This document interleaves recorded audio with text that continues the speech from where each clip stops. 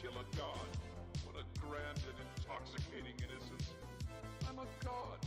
How can you kill a god? Shame on you, sweet Marabar. I'm a god. I'm a god. I'm a god. God. I'm a god. I'm a god. I'm a god. No recall or intervention can work in this place. There is no escape. No recall or intervention can work in this place. There is no escape. No recall or intervention can work in this place. There is no Whenever I try to draw a penile, hey, what can I say? I am quite phallic. What can I say? I am a model dick. I am the very essence of it, Ninja. Also, how are you doing, man? Hope life isn't kicking our collective stress levels too high.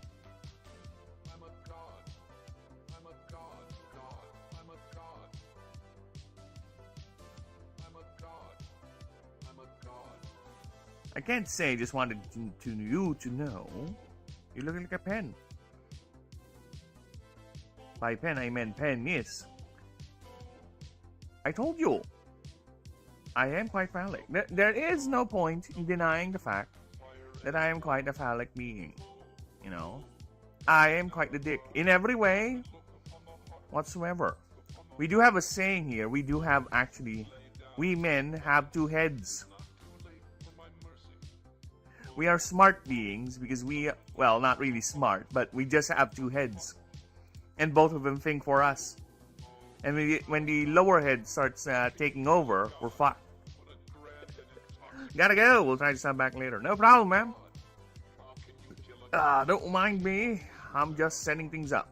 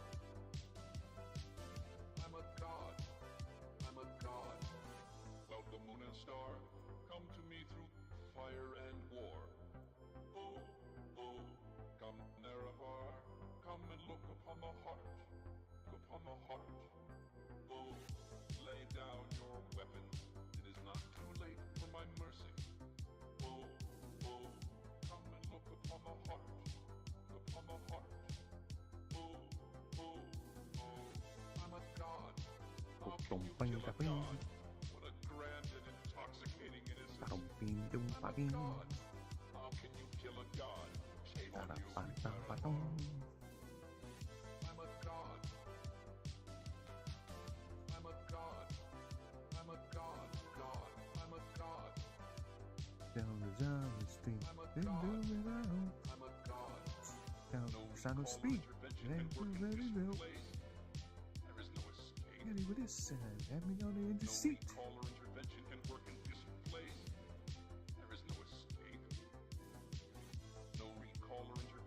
One bites the dust. Another one bites the dust. Down and another one down. Another one bites the dust. Hey, protect you too. Another one bites the dust.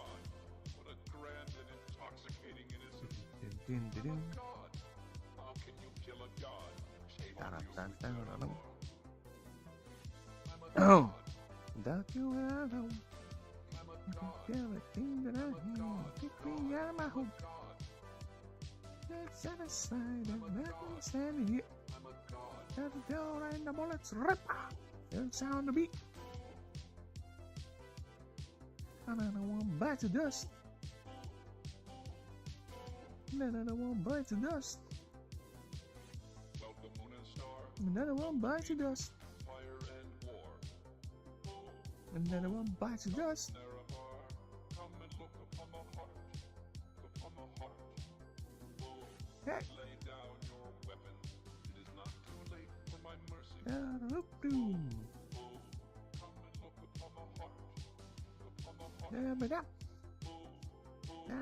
Hey. Verb voice, I'll be with you in a sec. Just setting up.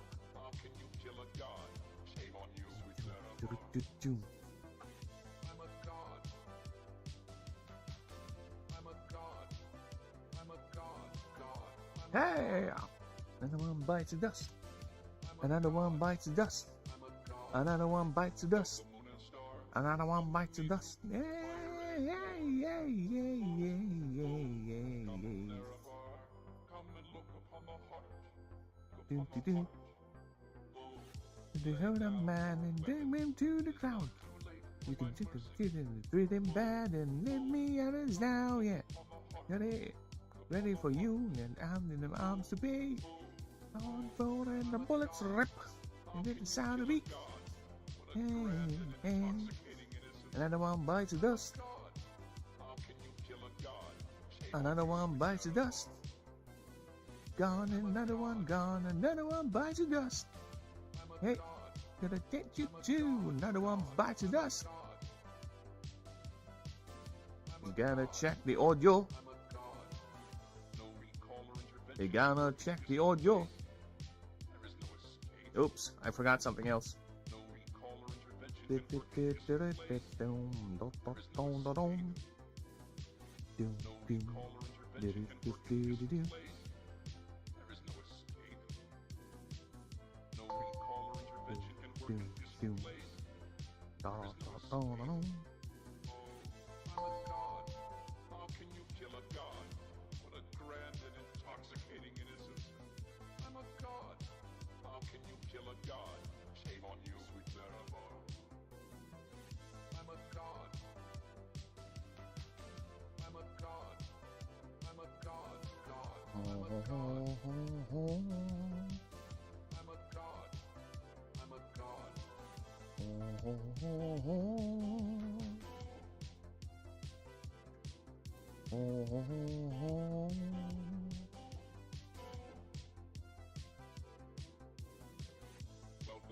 Everyone's kung fu fighting.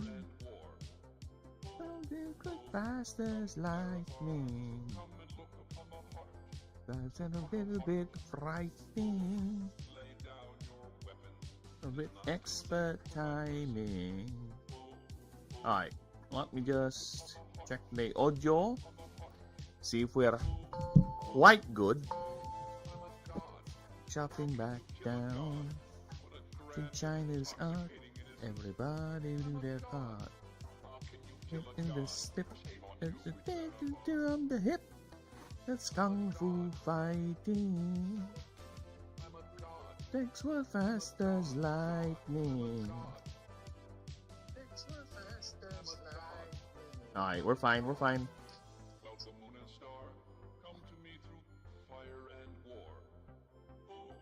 Funky Chinatown and little Sammy Chum. Take down the big boss. Woo! Let's get it on. Let's go. Come on, let's stand. Private mating with the hand. He slipped into a brand new grip. Cause kung fu fighting. Kicks were fast as lightning. It was a little bit frightening. Expert timing. Whoa. Oh, oh, oh, oh. Oh, whoa, whoa, whoa. Oh, whoa, whoa, whoa. Kung fu fighting. It's what fast as lightning. That was a little bit frightening. Yep, expert timing. Oh, oh, oh, oh, oh, oh. Whoa, whoa, whoa, whoa.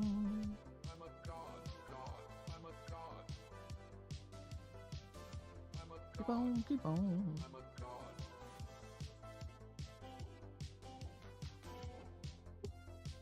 Who fight you?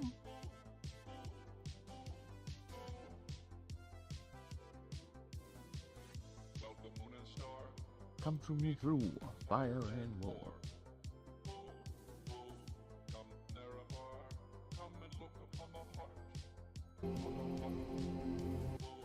go with Skyrim for today. I'm in the mood for some Skyrim.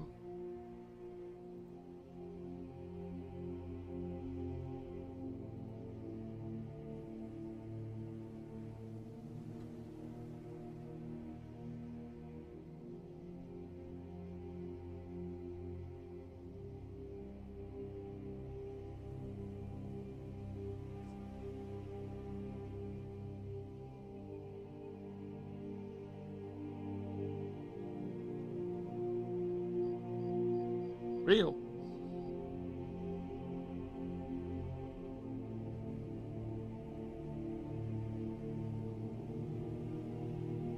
There you go. Hello. Wow, ignoring me. Real. Real. Real. No, you. Can you even hear me? You fuck.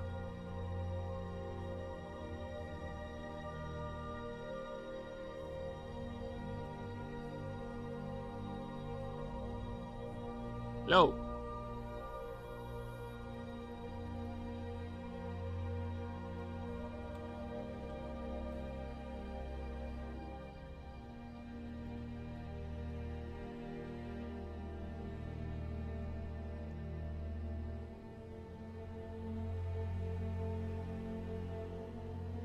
I don't think you can hear me.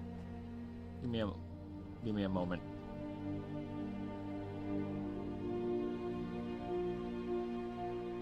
Yes, I don't think you can hear me.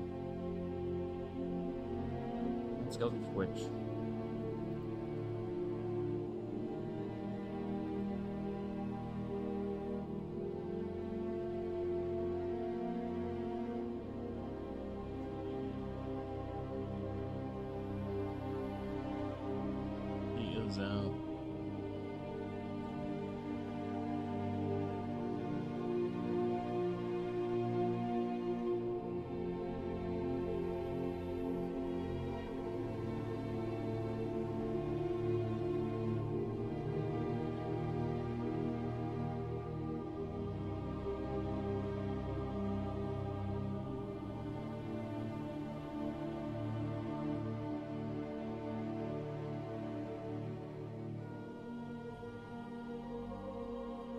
Really?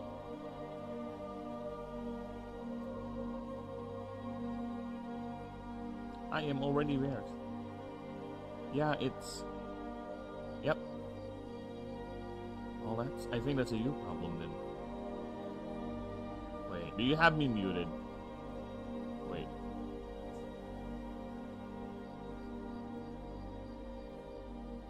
Do you have me muted?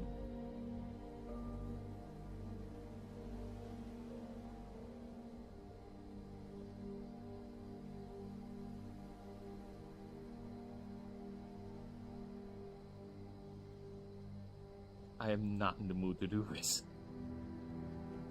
I am not in the mood to do this.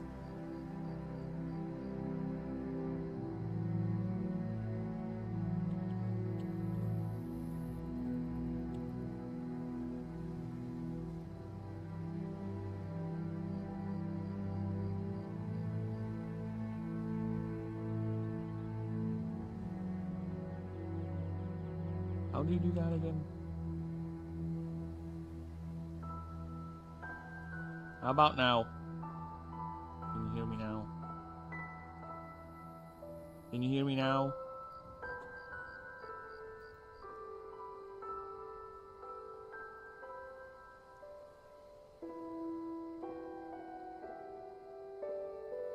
Yo! Oh, there you go. But you can't hear me on Discord, huh?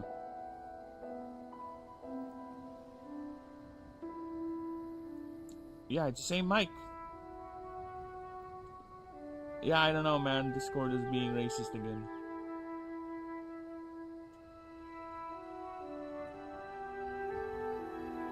I have not done anything. See, the mic is fine. It's the same speakers or whatever.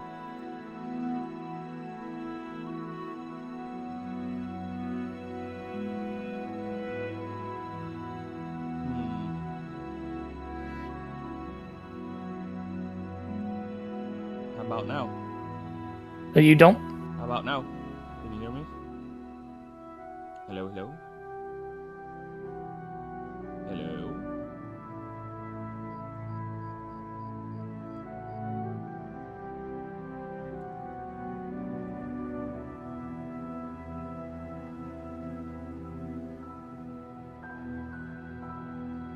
Let's move to my voice chat.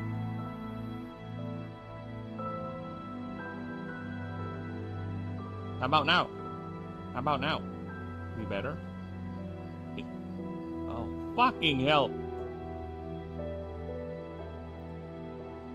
Is it Discord? Is it Discord? Is it really Discord? I am not on any of these mute things. Unless Discord is on full volume. What? What? Ah, racism.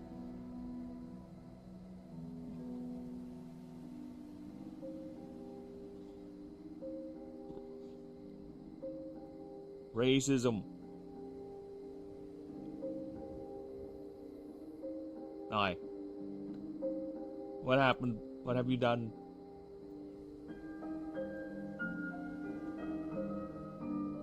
Oh, so you're on a different speaker, basically.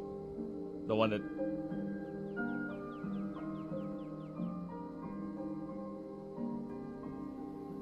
Yeah, they are a bit dumber on that.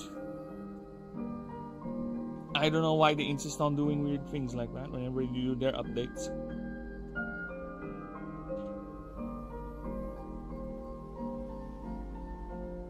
So I will be doing a lot of reading right now because I'm proofreading. Alright, so this is gonna be one weird stream where there's most likely you and me talking at the same time.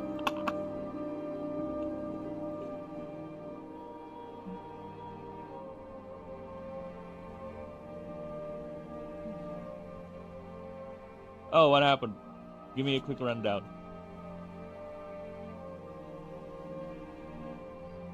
Really? It's... What's the gimmick? I feel there's a gimmick. But...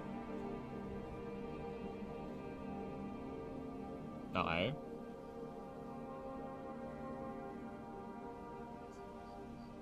In a sandstorm. Okay. So you don't get to see her. She gets to just automatically trace you wherever she wants. But you can't see her. You can't see her pets. Oh, so they just come out of the come out of nowhere, and you barely have time to react. For the most part. That's But cute. they can't really climb all that well, so like, she's up on little platforms that you want to climb up and stab her. And then, like, when you attack her enough, she'll do the whole, oh, I throw a smoke bomb and vanish, and you have to find me. You have to find her again. Yes. Well, at about half health, she stops using fire arrows, so you can't track her anywhere as easy. Oh, that's fun. So she basically And has... then- okay, go ahead. Then in phase 3, she stops using the platforms, and you have to fight her down where her immortal hyenas are. Her hyenas are like twice her level. It's the weirdest thing. Her ads are stronger than she is. Wait, are the ads easy to avoid or something? Why? What's the logic Yeah, there? for the most part. Like, if you fight on the platform, they can't get to you. So I guess their idea is, oh, since the hyenas are not capable of climbing platforms, and they're quite easy to dodge, so let's have them do massive damage. Yeah, but where it falls apart is she starts fighting down where the hyenas are about at 30% health. And there's nothing you can Now, do with the hyenas. And it's in a sandstorm, so you can't see crap. You can't really dodge them. Then, here's the real kick. Where is this jerk going? Why? Alright. Here's the real kicker. What's the kicker? When she gets down on the lower area, she still does her smoke bomb technique. But it breaks and doesn't teleport her. So you can just stun lock her for that entire phase. Oh. Because as you're attacking her, she'll do the thing, but it won't teleport her anymore. Well, at least that's something. Even though it's dumb, but, you know, at least that's something. A little consolation prize for autism. Have the gametism back on your favor. But yes, it is broken. Yeah, but, like, I would prefer the fight, like, work. To be actually like a fight, yeah. Oh my god, that isn't... Just you telling me that is indeed some of the most annoying mechanics I can see in a boss fight. Where it's like, you have to find her while dodging enemies and you'll have to climb shit, right? In a sandstorm? Let me guess. Some of the platforms are not visible because there's a range of the sandstorm, right?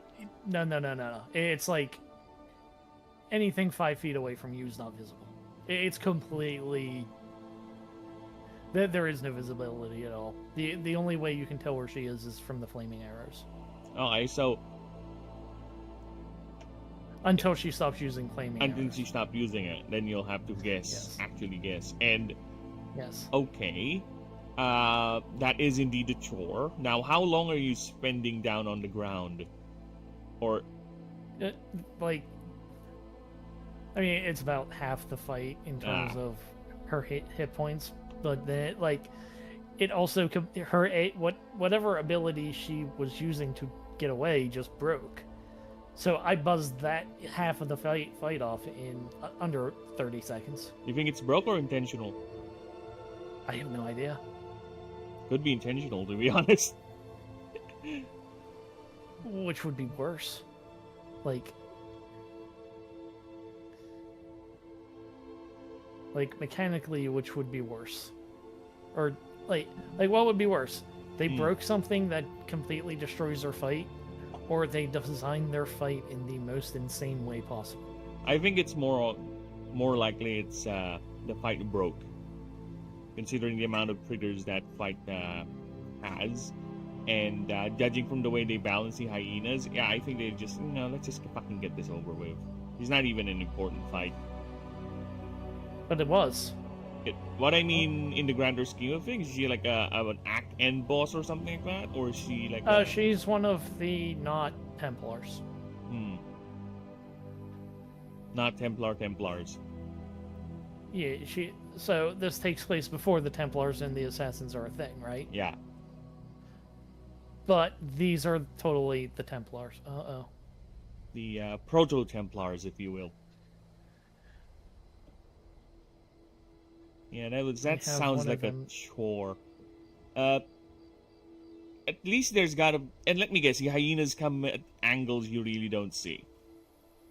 I mean, aside from them shielded by the sandstorm, they would come from your behind, your flanks. Kinda. I mean, the hyenas were, like... The AI on the hyenas really didn't go after you unless you screwed around.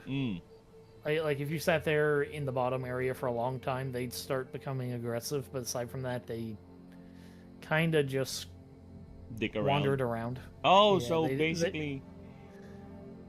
I'm picturing it now. There's an arena, so the arena... It's not like the hyenas are actively coming out of nowhere attacking you, like a boss move, right? So they're just wandering around, and just so happen while you're running around looking for her, they would... you would get in range of their aggro range or something like that. Then they would attack you. No, even if you're close to them, so long as you're not like actively screwing around instead of trying to get to the boss. Like at some point, they do start going after you. Just it takes a little bit, but you can watch them just kind of sniff their rear ends for a little bit if you're not. If you've not passed that amount of time, they'll just kind of... They will literally just go around in circles a little bit.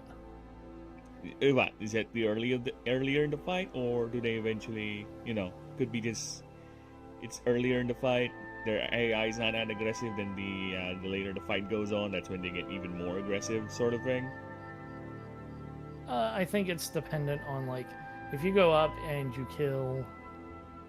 And you actively engage the boss, the timer on their aggro will get reset.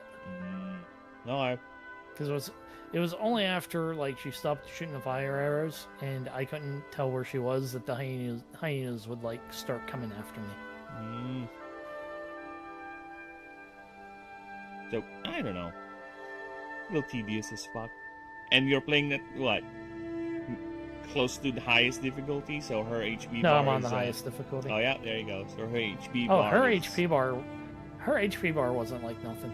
Like I said, I knocked a good half of it off in under a minute once her teleport broke.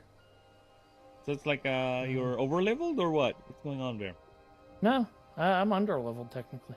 So she just has low HP. I see. See, that's the devs. I told you, that's why hyenas are over-leveled. They're compensating. That's their idea of balancing. They have no time to fix the fight, to fix the mechanics. They just played around with the numbers. I mean, she is a ranged character. She's like a ranger lady, so I would be pretty annoyed if she had a giant health bar to go along with the fact that she's ranged. And she's a boss though, so I was expecting, both level HP. But either way, I really feel that's that they're trying to compensate for how tedious the fight is. Yes, Lab? Oh, be right back. Okay.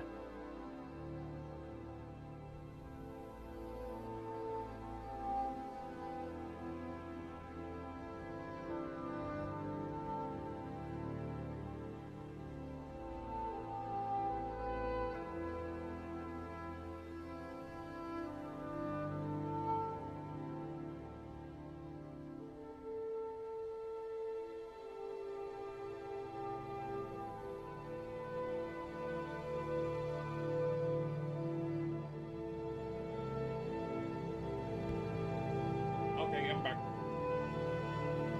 We back. Guess who's back? Back again. The burb is back. Backing back. Guess who's back? Guess who's back? Well, think of it this way, Ryu. There could be worse fights than that coming your way, so enjoy that. Probably. Because I don't doubt it. most likely, it's what? That's like early in the game or midway? I have no idea. Yeah. The map in this game is very, very gigantic and large, so I have no idea what my completion percentage is. It doesn't say. It should say something like how many things you still need to discover, like a completion thing. Every game has that, or at least every open world I have game no I've idea. played. I have no idea. Let me see if there's like an indicator. Yes, because that would be odd if there is nothing. Oh no, he's got the bull.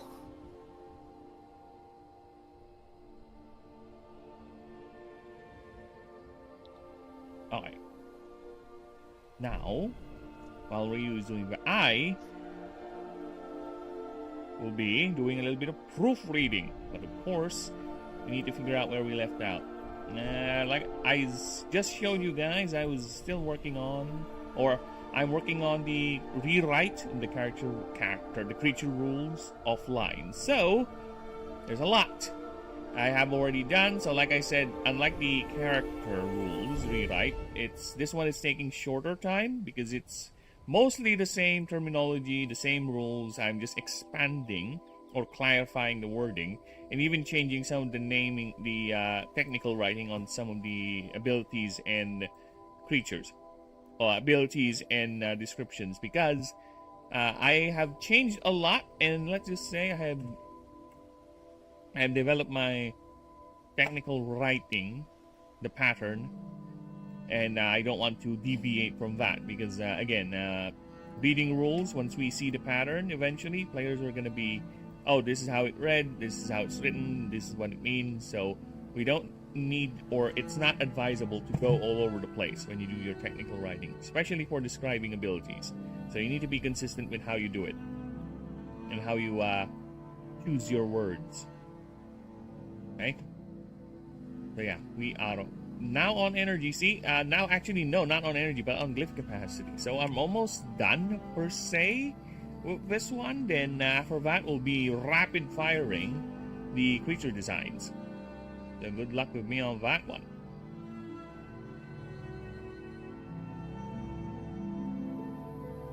Now, that is what I have been doing offline, and I will continue to do so rather. Once we're done with the proofreading bit online, then I'll go ahead and do the proofreading bit for the creature starter document. Then I will go ahead and probably most likely rewrite the other rules as well, because I think there are 2 other documents I need to rewrite. The world doc, which is basically the explanation how the game functions, and the combat doc, which basically tells you the combat, how it is, how it plays out. Because that combat one might do what's wrong with me? English, fix me. Most likely have a lot of rewrites, much like character rules, not expanding, but rather clarification. So, and changing up some of the rules with that. So that might take longer than the creature rules. As for the word, the combat doc, the word doc, sorry, my cat is doing cat things. As for the world doc, that too might be split into the overworld, which is not really my focus right now, and the expeditions mode. So I might just do an expeditions mode explanation document, and the other doc would be the overworld one, which is more like alpha of an alpha. So that's what we're going to do offline. But for now, we're gonna go ahead and do the proofreading. So let me just go ahead and prep the document. And you here? You alive? Sorry.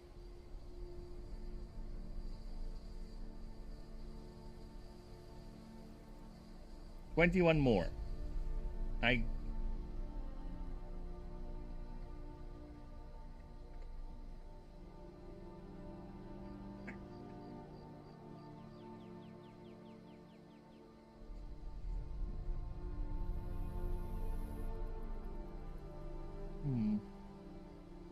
let me just Google. You wanna see how far you are in the actual missions? I can Google that.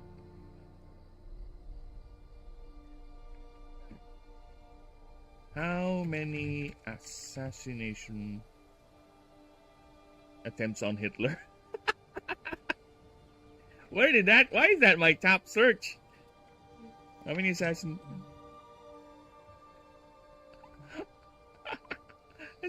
Hey, it's assassination attempts on Hitler, okay? Not that I'm trying to prevent it. I'm curious about it. Apparently, that's what Google thinks. What's that? Origins, right? AC Origins.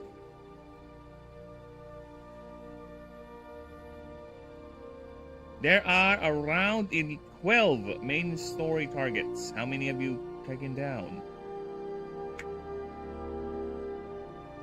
So I'm guessing the name of the hyena is Khaliset. Yep, she's here.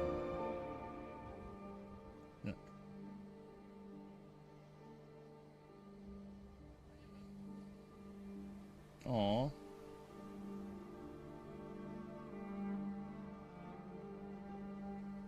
Well, yeah.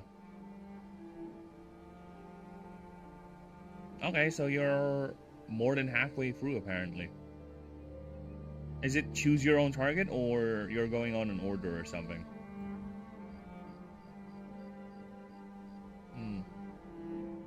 Because Khaliset is on the list. She's like number 9 in 11, 12, yeah.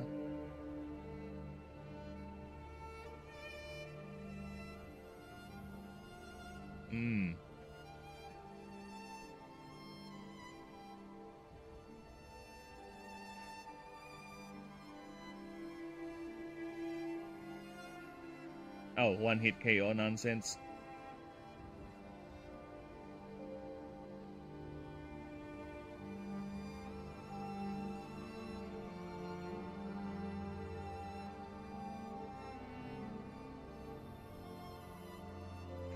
Aw. Good drugs. Happy drugs. Just drugs.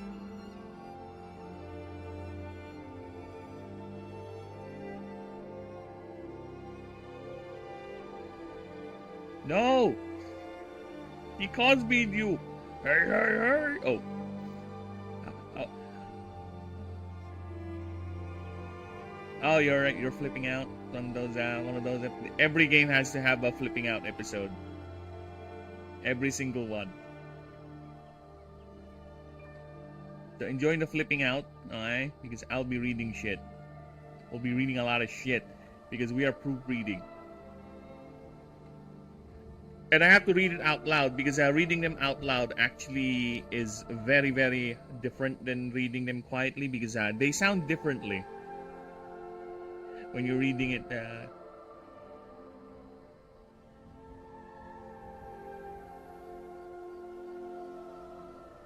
No, just stay away from the hippos, okay? You gave your pregnant lady drugs? No wonder you're tripping. Those things are... Of course you did. You allowed it in your body. Your body accepted it.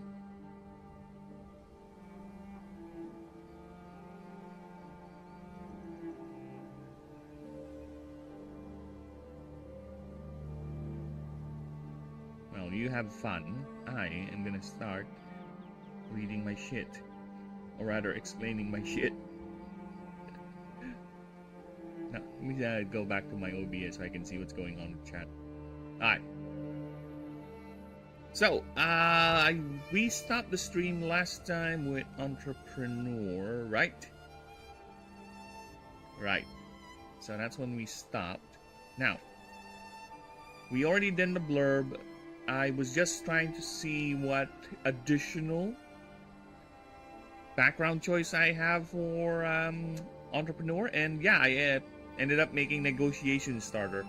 So basically, it's the idea: if you have a gun or a weapon, you are very good at negotiation.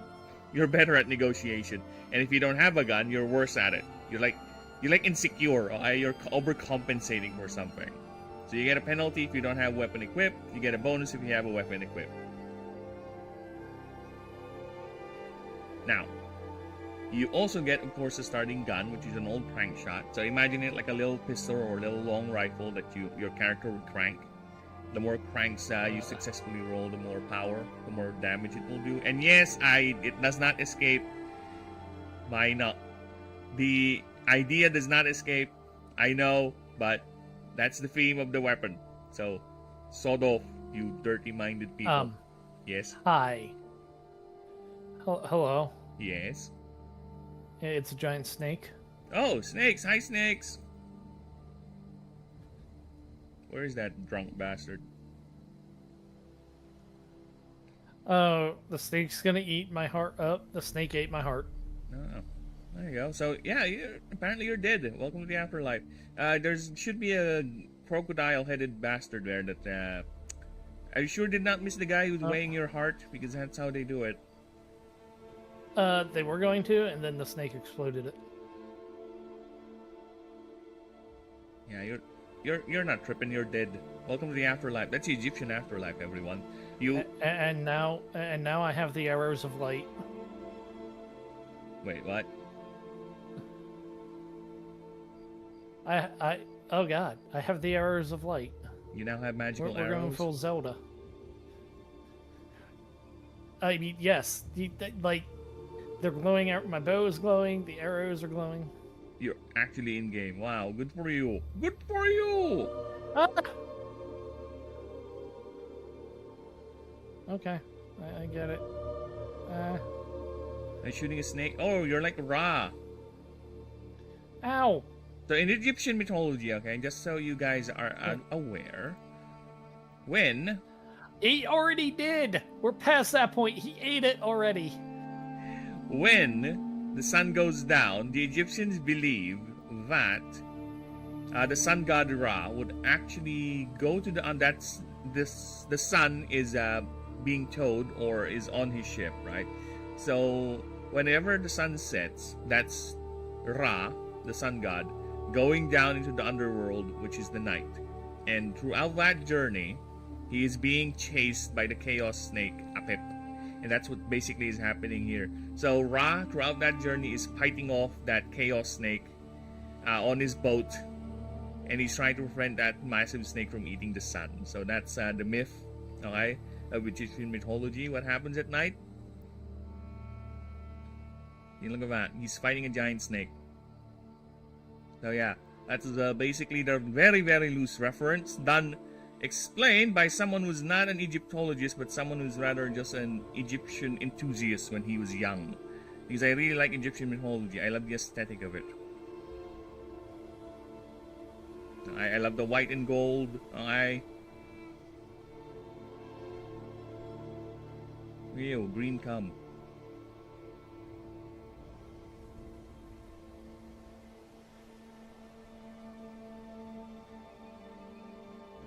Alright. Now with that little history lesson,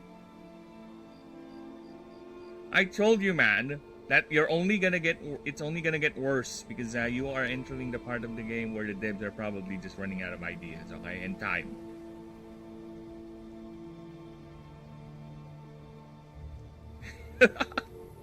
Hey, all those bosses are ideas.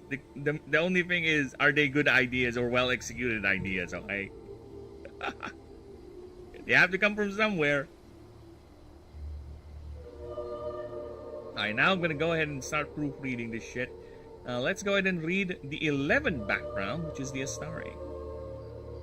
Because yeah, like I said, for you guys who haven't catched the previous streams, I'm doing the character backgrounds for the creature battler that I'm working on. So, you choose a race, of course, that's the quintessential RPG flow. So choose a race, choose a background for the race, and we are doing that, alright? So I have worked through at least 10 of the 19 backgrounds already for the rewrite and additionals.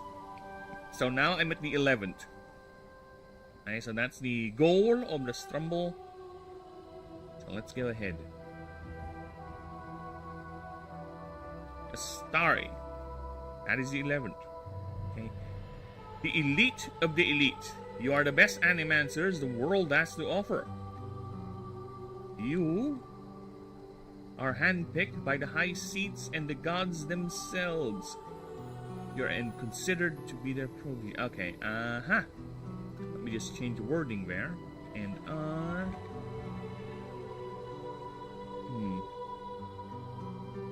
Too many?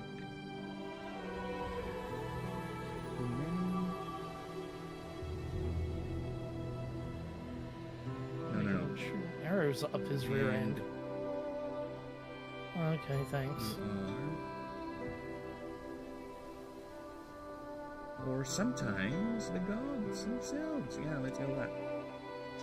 Oh, okay. Sometimes Thanks. the gods themselves. So yeah.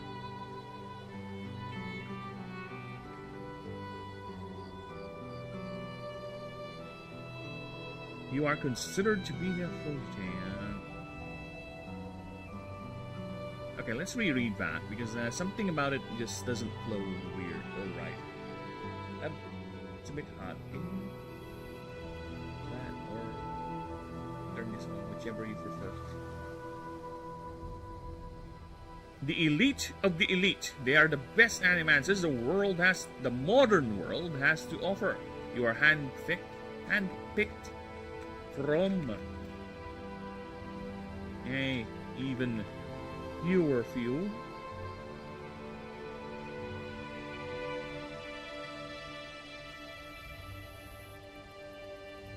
By the high seats of the Auric Confederation. Confederación. Or sometimes even the gods themselves.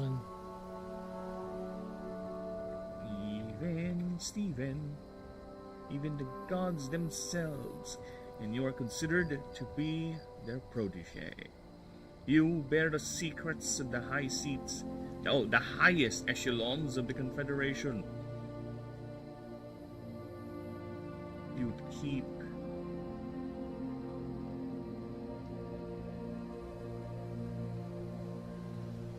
you have access, I think, is the better term. Could you like not act like you've? Oh, okay. Now, while Ryu is having fun with the giant plume snake, I'm just busy here. Oh, we got the phase 2, and he destroyed my boat. Oh, what's the phase 2? Is it fun? Let me check. It's the same thing, except for instead of a boat, I'm on land. Oh, so you're more on a static platform with possibly that giant statue is gonna crumble.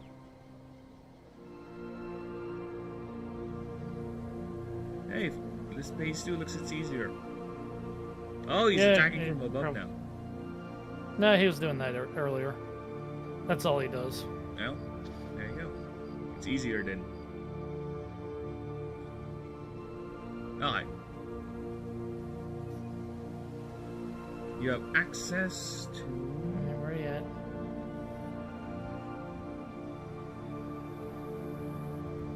It'd be like much more interesting if I could like shoot it in the face and negate its attack. Yeah, stun it, you know, or something. Yeah. You have clearance to the secrets of the highest of echelons of that. That's a lot of obs. You have clearance to view. Oh. And there. Oh. The highest. Okay, thanks, game. Thank you. The highest. Okay, secrets. that wasn't cheap at all. Just take away my platform and don't let me climb out of the water and instantly kill me. Okay, cool.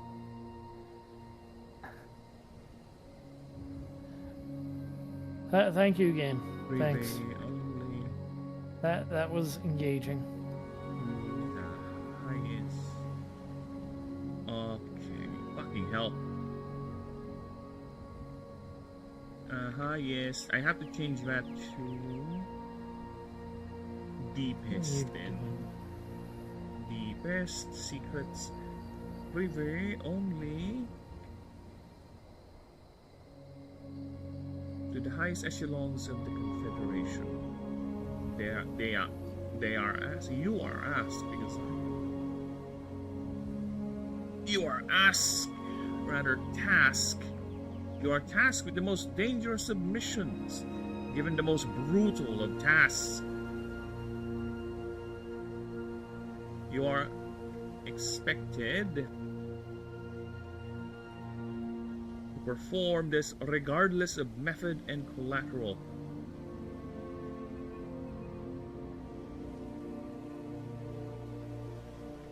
With every action done in the name of the greatest of goods, of the greatest of goods. This is Okay, okay, that just went right through the column to hit on the land. Okay. preservation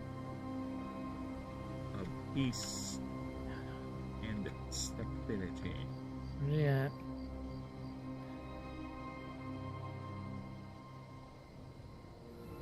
After all,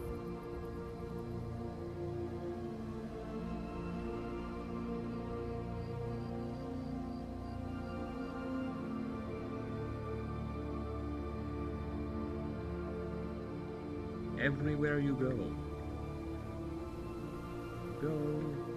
you carry the badge of this esteemed office. People look up to you, and people want to be you, and with you. You are the savior of the meek, and you are the very best that ever will be. And yet... That was the most unimpressive snake god fight I've seen in a long, long time. Snake dream god fight, mind you. Thinking about it. Let's just say, you know what? Let's just chalk that your character having a very, very boring dream. Okay? It's not imaginative, okay? What can I say? That's the best thing his imagination, his subconscious can come up with.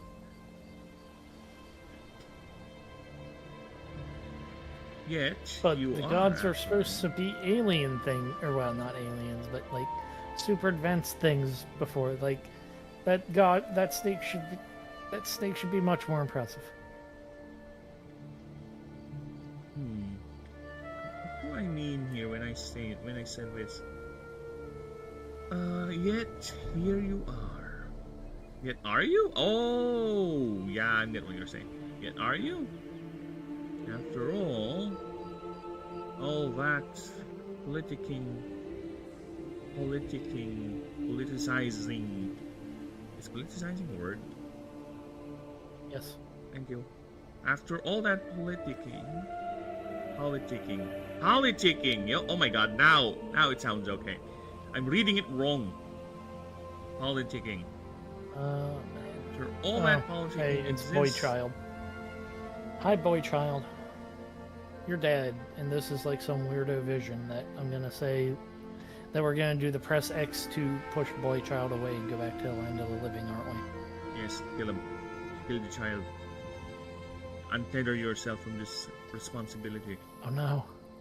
The boy child told me the Hillary Clinton's secrets. Now we're all gonna die. No, she showed you her emails. No. It's one of the signs of the apocalypse. Alright. Yet, are you? After all, politicking politicking does exist. And is rampant.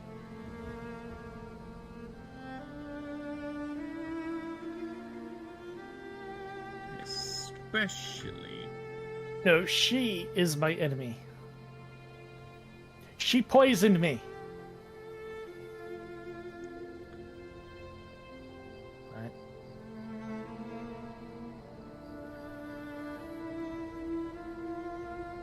Especially in the most highest offices. I think another word, because I used highest quite a lot already. So another word for highest, please, my thesaurus. Other words for highest. Wait, what? Yeah, I've been doing a lot of proofreading of late. I do not know what just happened. Tism happened. Oh, hi, Especially wife. in the apex of power. So maybe mommy and daddy paid for you to get in. Did you pay to get in? Regardless, are you even up for the badge? Maybe you got lucky and cheated your way in. But a hierarch getting a mistake? Impossible, right? I don't know, they seem to be quite desperate and very busy nowadays. And busier than ever.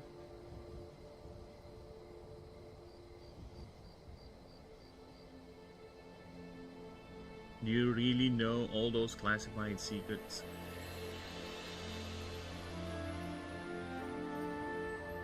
And do you really have the clearance for it? Clearance for it. Maybe they don't trust you yet. That's why you're here in the ass end of the world. Well, one way to find out, right? One way to find out. Get out there, oh great one, and remember, that fancy badge may not be that helpful when facing a real threat. Or I don't know. You're the special one anyway. Okay, so yep, the trilogy of starts. Yeah, 3,000 currencies. There you go. And you get to choose your patron hierarch. You get immediate access and animation chain and one free mark challenge. Alright. So let's reread that. just to make sure we're not hodging up the... Again, this is a proofread as well as an introductory stream, okay? So we are both doing that at the same time. Killing multiple birds in one stone. Because I am only one man, okay? I don't have a team. This is a team of me. So, we have to be thorough with our progress. The last thing I want is to be inconsistent. Yes? No, I'm talking to wife character lady. Oh, the other you? It feels like we're going to head for divorce. Oh, nah. Long time coming. She is a strong, independent woman, and you have not been giving her the thing for so long. You're like EDP's girlfriend. Have you seen that documentary, by the way? That Mike Klum documentary? I would take that as a no. Sorry, I was listening to the game. Oh, no. Have you seen the new Mike Klum documentary? The EDP one. Yeah. Not the whole thing, but I know about EDP. Yeah, I've seen it through the eyes of Nicholas Diorio. That's not something I would watch directly, because fucking hell. I can only take so much cringe in my life. I just put my hands in a giant pile of bull poop, so... Oh, neat. Oh, they're feeding the bull peaches.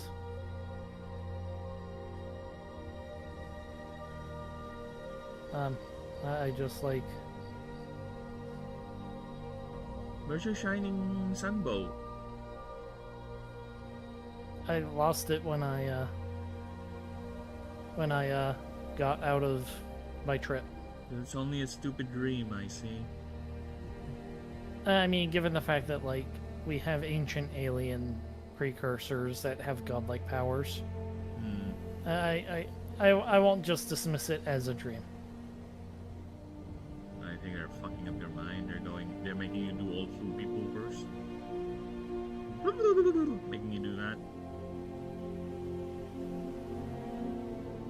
Oh. I didn't. Okay. No. We know that, like... We know that, like, two of the ancient... The Anunnaki were good guys. And this takes place before the third one got free, so, like...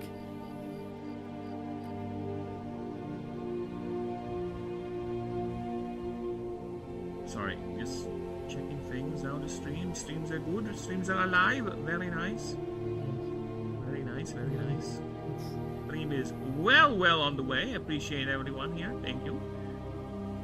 Yes, this is Rio Planeswalker. He is a good friend of mine. We do these schizophrenic streams every now and then, where you hear multiple voices speak. Alright, it's fine. You just need to learn how to isolate our voices, you know? One sounds American and one sounds he's not normal. So it's your job to guess which one of that's supposed to be which. Yeah, it's your job to know. Our job is just to talk. I did all the investigating. Okay, so let's reread that again, shall we? So Astari, the elite of the elite. They are the best animancers the modern world has to offer. You are handpicked from a even fewer few by the high seats of the Auric Confederation, or sometimes even the gods themselves. You are considered to be their protege. You are the... I kind of want to change this. This thing is a bit clunky. This is clunk. This is screaming clunk. I don't like this. I want it... Let's just make it direct, I guess. You are their protege. There you go. You are their protege. Hello, Alia. You have clearance to view and bear the deepest secrets, privy only to the highest echelons of the Confederation. You are tasked with the most dangerous of missions, given the most brutal of tasks. You are expected to perform this regardless of method and collateral, with every action done in the name... See, I'm glad we read. In the name of the greatest of goods, the preservation of peace and stability. Everywhere you carry the badge of this esteemed office, people look up to you, and people want to be you. And with you. You are the savior of the meek, you are the best that ever will be, yet are you. After all, politicking is, and very rampant, especially in the apex of power. So maybe mommy and daddy paid you to get in, or did you pay them to get in? Regardless, are you even up for the badge? Maybe you got lucky and cheated your way in, but a hierarch getting a mistake? Impossible, right? I don't know, they seem to be quite desperate and busier than ever nowadays. Time to get disgusting river water in my bumhole. It's fine. Your body's used to it. Okay? We have kids here swimming in the vilest river water and they're having fun. And by vile, I mean trash-laden, chemical waste-laden, dead pig, dead person, dead animal, dead dog, floating type of river. And they're fine. They're alive. They got through adulthood. Do you really know all those classified secrets? And do you really have the clearance for it? Maybe they don't trust you yet. And that's why you're here in the ass end of the world. Well, one way to find out. Get out there, oh great one. And remember, that fancy badge may not be that helpful when facing a real threat. Or, I don't know, you are the special one anyway. There you go, that's the blurb for the Astari character background. And again, the idea is not to give you an explicit origin, but rather to fill you with, inspire you. Give you a basic idea what the origin is, or rather the background is in terms of the setting, right? And the rest is up to you. You know, your origin, your history, whatever. You make up that shit, not mine, not me. Okay? And also, have a delayed hello, Alia. Yeah, Alia's in my chat too. Alia, you must be fighting a really terrible boss. Like, for real, for real. For real, for real? For snap, snap? It ain't fire, dog. Yes. It ain't fire. It's Full Valley. Alright. So, the trifecta is here. Yeah, 3,000 currencies. Nothing special there. However, if you start as one of the elite Astari, you get to choose a patron hierarch, which is one of the 17. So this is a massive choice, because originally in the game, this is how you start. Yes, originally in the game, this is how you start. This is how you normally start. And I just had the idea, or was inspired, to create the character background. So that's why we have downgraded, I would say, the Astari as one of the 11 backgrounds. Right? Before, you started up as this, flat. No issue, no caveat, no nothing. You started an Astari, no other choice there. You do you. Alright? But, again, because of the introduction to character backgrounds, here we are. Now, the original perk for it, or rather choice for the starting character, has been moved exclusively to the Astari. This is among the reasons why the world doc will shrink a bit and needs to be refined, because it's no longer applicable to this new character background setting. And also the favor system. So it's no longer supporting that, but rather is conflicting with that rule set now. So maybe carry this moron out? No. That's why we need to do all the rule sets. We need to have them all rewritten. Alright, we need to make sure they are consistent all throughout.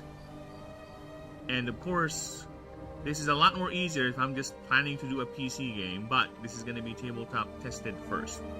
So yeah, we need to be consistent on that. And besides, once I get to making the video game, I think it's fine that we have discipline in terms of consistency with the technical writing, and of course already background lore and all that, because I can just easily translate it into the game, right? Imagine this part, this blurb here is going to be on your character selection screen. So yeah, it's serving a lot of purposes actually, which which is fun, which is nice. Efficiency through pain and tedium. Because this is all foundational. All of them. So let's continue. We'll be checking all the 17 checks. And yes, there is still the sub options. So we'll get to that. So let's go ahead and see.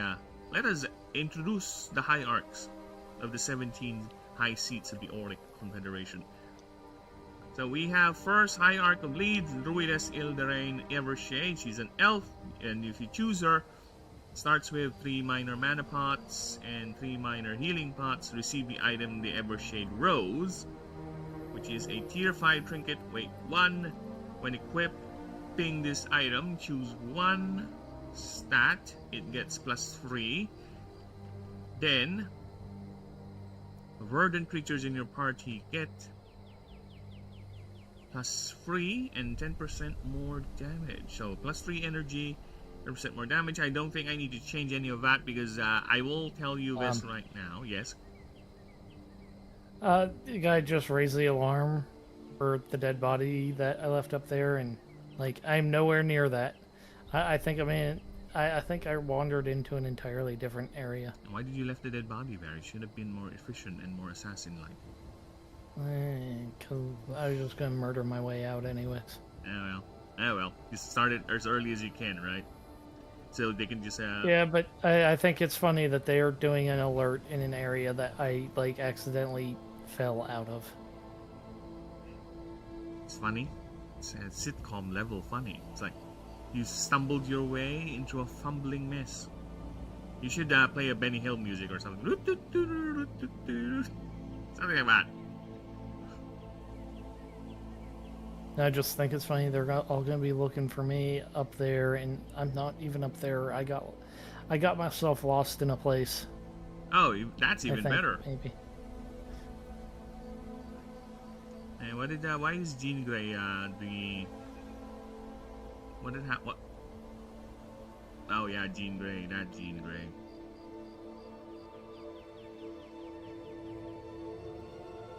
Maybe I'm not. Maybe I'm not in a different area. Again, it reminded me. I disagree. I do believe I snuck. I do believe I snuck up on him. Again, I'm being reminded that in modern writing, strong, independent female characters always get away with shit they've done. Boring. I don't know. That might not be the strong. That might not just be strong, independent females. Every other villain. Well, period. So in the current WoW the current WoW expansion, there's this guy called Zul'Jin. He's a troll. Wait, I know that. I've seen some items involving that guy. No. You're thinking of Zul'Jin,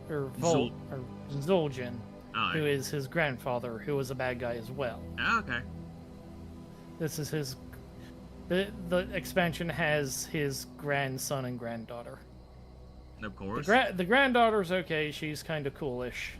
The grandson's an actual moron. Okay. Proceed. He has... Well, sorry, I'm in combat, so... Awkward silence. Give me a second to, like, annihilate these guys who I will completely decimate because... Okay, cool. Alright, while he's doing that, I was about to say... I was doing my god mode, and I attacked you, and you just ignored it and hit me. That's wonderful. So for anyone who thinks, oh, this is a bit low-key item, you know, it's just a starting item, it's actually not. I will spoil it right now. The Hierarch missions, like I said, you get their mission chain right away. They will... Part of the mission change is this item here is gonna get upgraded. So all the items they're gonna give you at the beginning gets even more stronger the higher you go to their mission chains. So there's something going on with that. It's sure it gives this much, but eventually this will become even more powerful than it is. Alright, sorry. You were saying something? You're about to continue your story? Hold up. Okay, so they are the sons of one of the big bad guys from WoW. named Vol'jin. Okay. He's like a raid boss. He's an Amani troll. He's a big bad. Well, in the current expansion, you kind of set aside your distaste for his tribe of trolls because they're getting attacked by the same people who are attacking you. Okay. Well, he's an idiot. Like, he's introduced torturing a prisoner to death.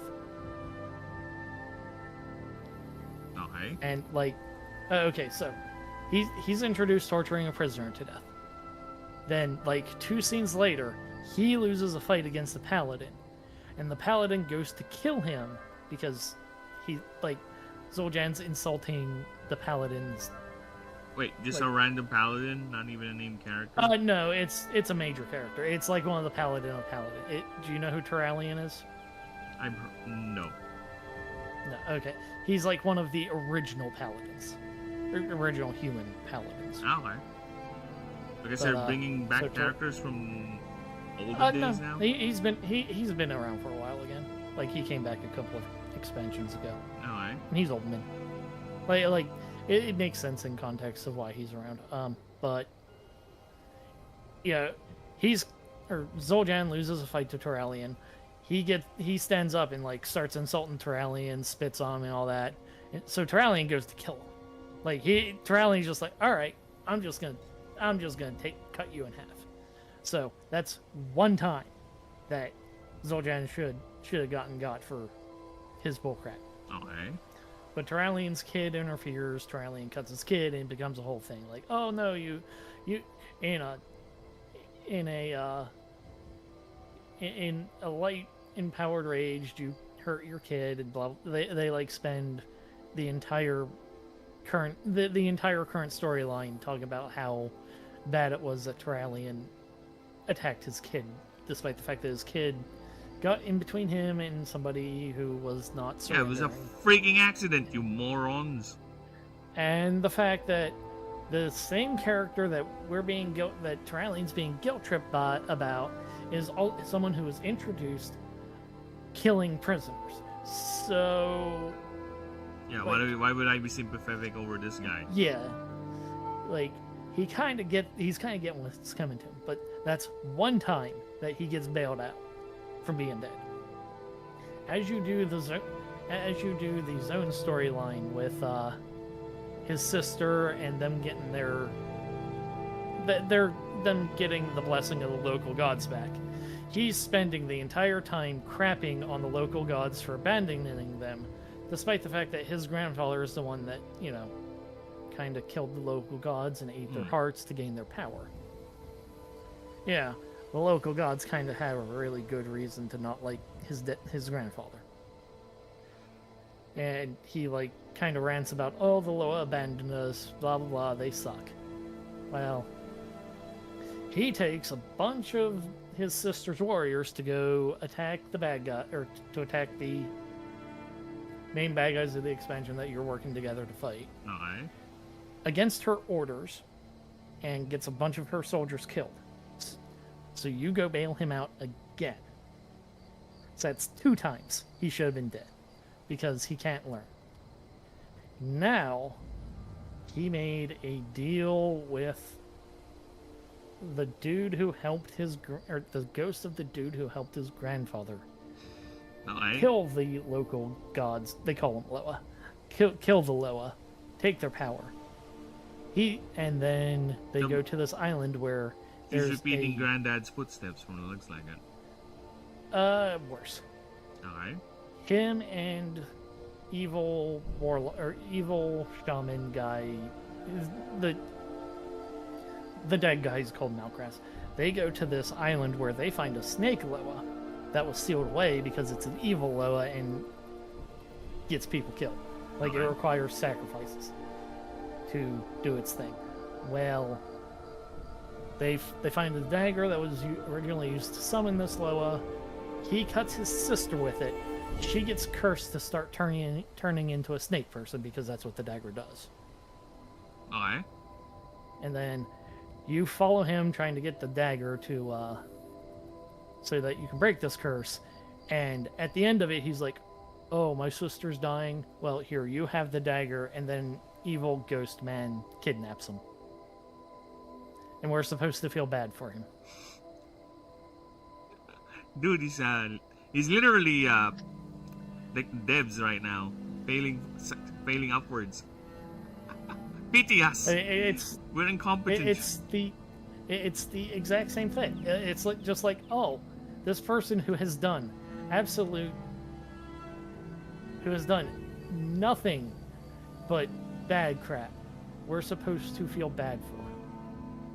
He's only misunderstood, okay? He's only doing things he thinks he's right.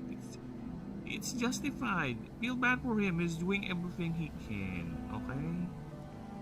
Being sarcastic, by the way. Yeah, so you don't get it. Other people, not referring to you. I got it. Yeah. Why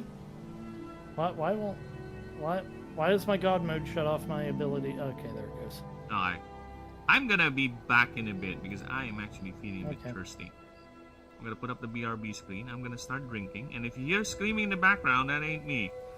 Even though it may sound like me. It ain't me. Alright? I'm gonna be back. I'm gonna drink a few. Ryu! You do your thing. Yes. Actually, no. Let me just put up... Instead of putting the BRB screen, I'm gonna steal your stream and just put it there. Okay, that's fine. Don't do anything. Don't do anything weird. Alright? Instead of putting up the BRB screen, I'm gonna have my friend here entertain you fucks. Alright? I'll be right back. Okay.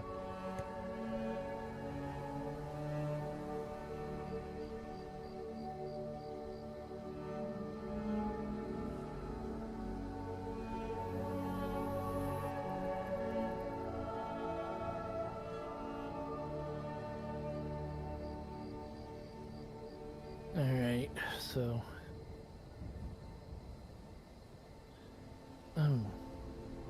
I just want to, like, dump this guy in the...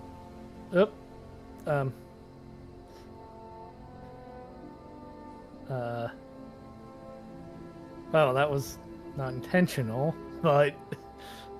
I did it, okay, I was saying I would just like to dump this guy in the river. And I kind of did. By accident.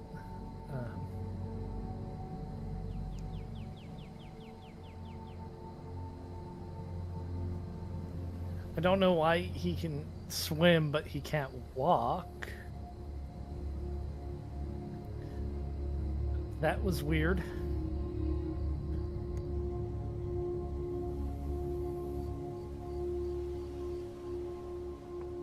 I go grab a drink, and I come back to Ryu just kidnapping a person. What's going on here? Why are you kidnapping that person, Ryu?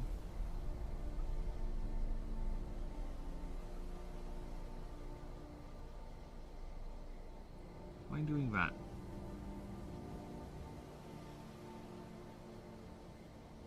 Oh, he's quiet. I think he's dead. Oh well, Ripperoonie. No. Here, watch this. I pick man up. I see you pick man up.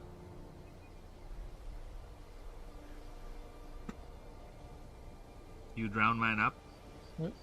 No, there he goes. What? Bye. Wait. Oh, what the fuck? Oh, he's back to normal. Hello. Hi. That was a refreshing dip. Okay. Can I have more? Okay, that wasn't where I was going with that. I want more. What? You really like that dip? Okay. Whee! I want to. Thank you for introducing me to the glory of the Okay, swing. now what? Okay, what's he do? He's gonna go. He's gonna get away. He's gonna get away. I think he's trying to get away from you. In the slowest way possible. Look at that. I think you can try to herd him back into the river. Get out of there. Get out of there before he gets away. I can't. Won't let me climb up. Dude, the NPC's better at climbing than you. What the fuck? No, hold up. Let me get out of here. Some tisms. Alright. While he's dealing with that, I'm gonna go ahead and continue reading my shit. No. Look at what he did. What he did. Oh, just chilling. Oh! I just suddenly remembered I'm actually supposed to be down. He just had a heart attack. Bye! Oh my god, look at that. Alright, sorry. This is some... Okay, where's he going now? He's not... Dude, just let him... Let's watch him. And But that's what I'm doing. I think he's trying to get to a surface, alright? He's going to get out. Then I'm not going to be surprised if he's going to walk a bit and eventually return to his default falling position. Because that's the game trying to correct itself. Look at that. Come on! Oh, he's not going to get on the ladder? Where is he going? Even... Where are you going, you fuck? No.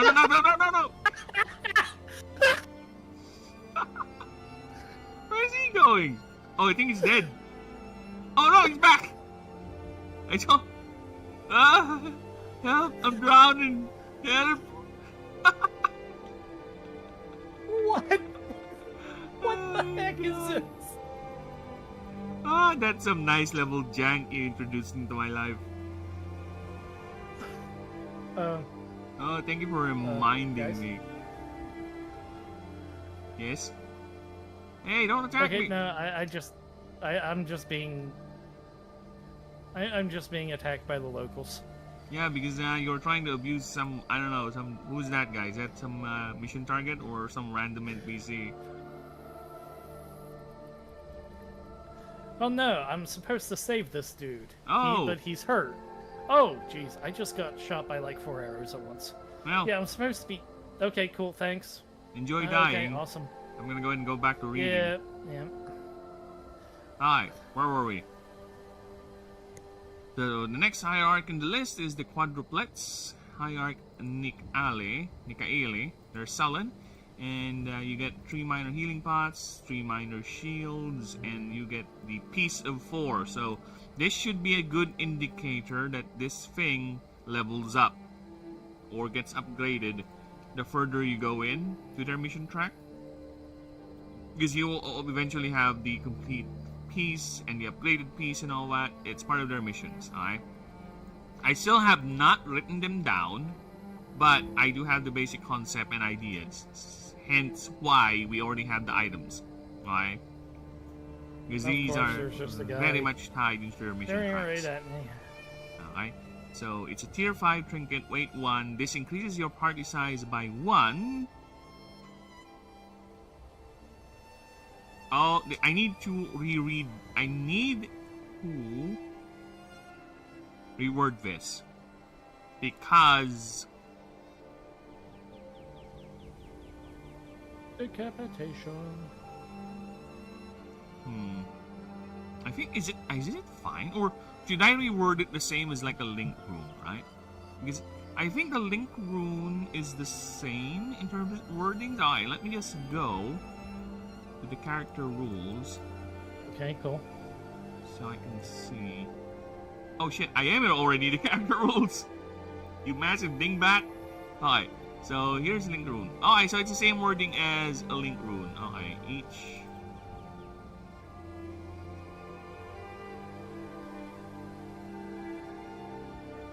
Oh yeah, alright.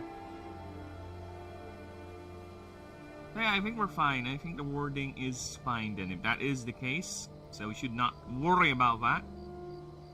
So let's go ahead and continue back. One by one. If you unequip this item while you have a creature that exceeds your party cap, you must return one. You must return... the excessive... No, you must return creatures to the bank to match your current... Oh, come on. You can do it. You can fall. I wonder if the game will let me. Okay. Nope. Normal type creatures get plus 3DR. Again, this there he gets goes. better. Okay. This gets fucking better. But yeah, I forgot to italicize the numbers. So let's get right to it.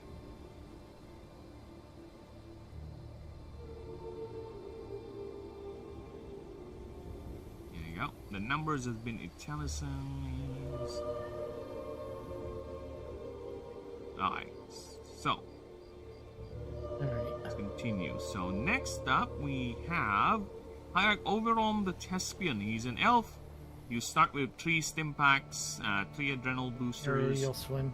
and you receive an item called the Mundane Mask. So it's a tier 5 trinket head. Okay, so This is so stupid. I guess you can equip it both as the trinket slot or the head slot. Okay. Okay. I need to clarify this then. As long as this item is equipped via the head slot. Phoenix. Yay! His wounds are making him very tired. Oh, is he falling down? His wounds are making him very tired. Oh, he can't walk. No. But his wounds are making him very, very tired as he swims. Is he gonna... Oh, so... Wait. Is he gonna do... Oh, look at that little jar floating by. His wounds are making him very tired, chat. I'm watching. When is he gonna... Come on! Pull over! Pull over, you fuck... Oh, there you go! I can't do this anymore. Craft a thing? You can craft a thing? I can't do this anymore.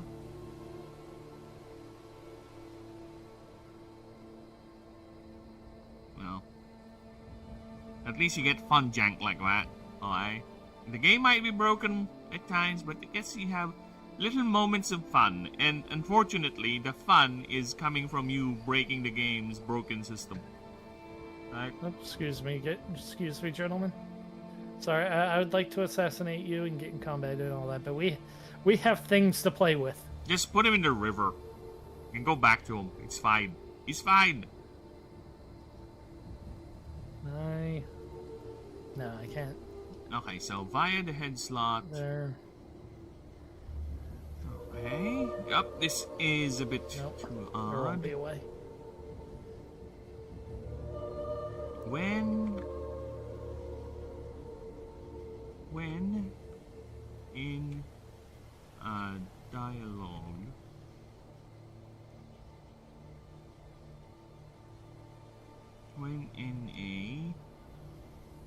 with stat check.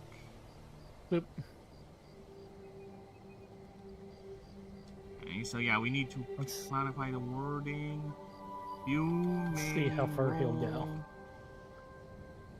a 1d20 on 12 up. This character gains +5 wits. Alright, very good. Fey creatures in your party get +10 speed and +10 more HP. Okay, so that is betterer. That is better worded, so you can have it equipped on your trinket slot, right? To get the item bonus for your Fey creatures, or you can wear it and get you the chance to roll for Why would the AI not have him swim over here, where he can just go up the steps? Because the AI is dumb. Exactly. Excuse me. If we're... He just jumped back in the water. He loves the dip, okay? Poor hit. I think it's the AI trying to figure out the quickest way to whatever he's trying to go to, and the water is somewhat in that way. I think that's what's going on, but I don't know. He's going. But I don't know. But he was on land. He could have just laid down. Is he going to a specific direction, or is it just random? I think so, but it doesn't make sense because, like, he's trying to go somewhere he can be picked up at. Yeah. But he's just like swimming past places that he could be picked up at. He just likes to swim, okay? You introduced him the coolness of the water, and he just wants to swim. That's it. It's not that complicated. And now he's in a place that he can be picked up at, and he's not doing the thing. Give him a moment. He'll get tired. Alright. Next is Hierarch and CEO of the Busterfield Corporation. Where are you Spendgolden going? Grabhammer. Okay. He's a dwarf, and he starts with 3. Okay, you start with 3 glyphs. 1 healing pot. What did he do?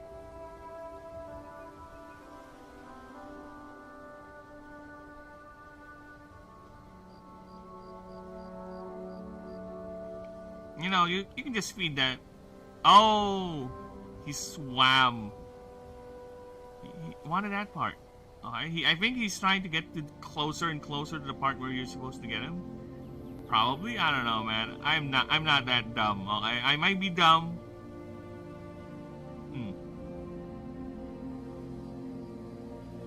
Oh, he's going away. He's probably returning to his endpoint then, to his origin point, not the endpoint. Ah, then fuck off, AI. Alright. CEO, spin golden Bramhammer. He's a dwarf. Starts with 3 glyphs plus 1 healing pot. You receive the item called BCID, which is basically Busterfield Core ID. Just so we are aware, because apparently the whatever. It's a tier 5, weight 1. Now this is interesting because this one is a bit confusing when I read it the first time. So let's see if I can reword. Okay, grants a +5 modifier. I need to word that in modifier. In whatever child is chosen in negotiating with merchants, grants the additional +5 modifier. It's an additional +5 modifier when negotiating with a dwarven merchant. Fire type creatures in your party get +2 power and +10 more HP. So I think it's fine. Again, this thing will get better eventually. And the fact that it's just an ID and it's making your fire creatures more powerful is quite something already. I don't know how that works. How does that make sense? And I'm the one who fucking made it. Alright. Oh, you're lucky we have that effect already. Don't question it.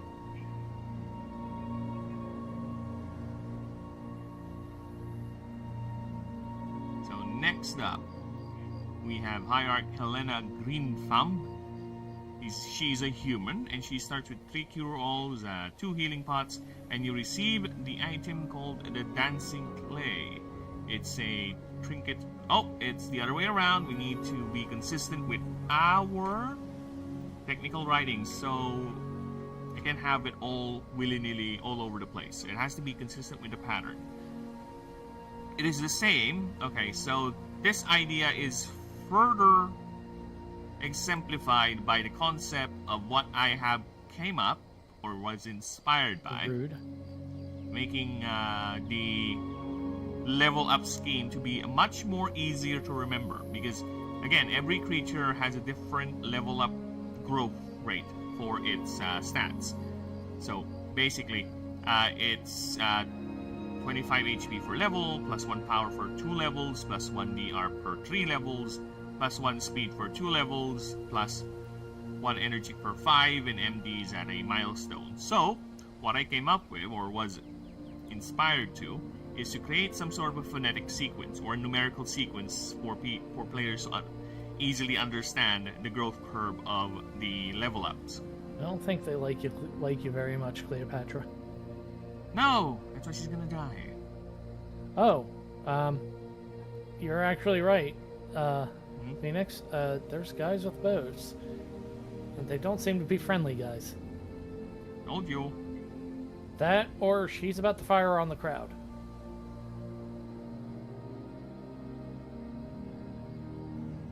No, she's not. She's at the moment of realization or something like that. People hate me. Okay. I must kill them.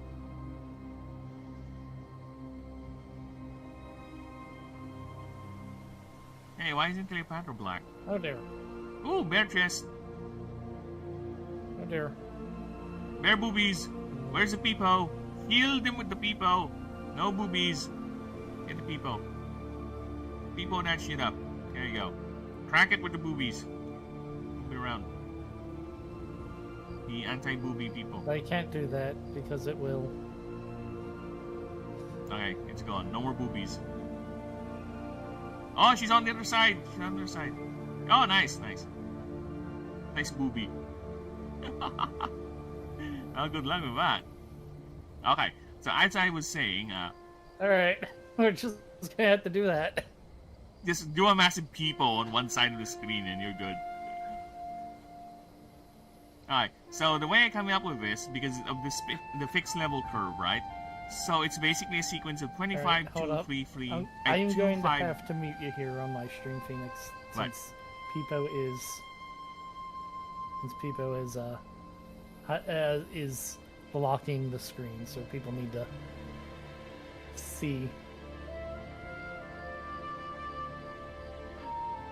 That's how big the tits are? Oh. Is everyone's showing off their tits? Is Cleopatra showing off her tits now?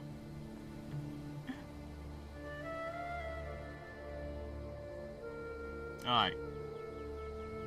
As I was saying, 5, 3, 5, 2, 3, 2, 5. See, this is how bad with numbers I am, so that's why I need to come up with this system. So it's basically a way for people to get familiarized with the level up curve, right? Of how, when a stat is gonna grow. So basically it's gonna be odd number, that's odd number, even number, odd number, every fifth. Is it? Wait, every 2 levels, so... No, it's level up 1... Yeah, so it's even number, odd number... 1, 2, 3, yeah. Even number, odd number, even number, then fifths. That's basically the idea of it, so people can get a good indication of that. And as for creatures with specific focus stats, like sama ka? Lumpiang gulay, ah. There you go. Have some Filipino culture, chat. Enjoy the Filipino words I just spoke. Alright?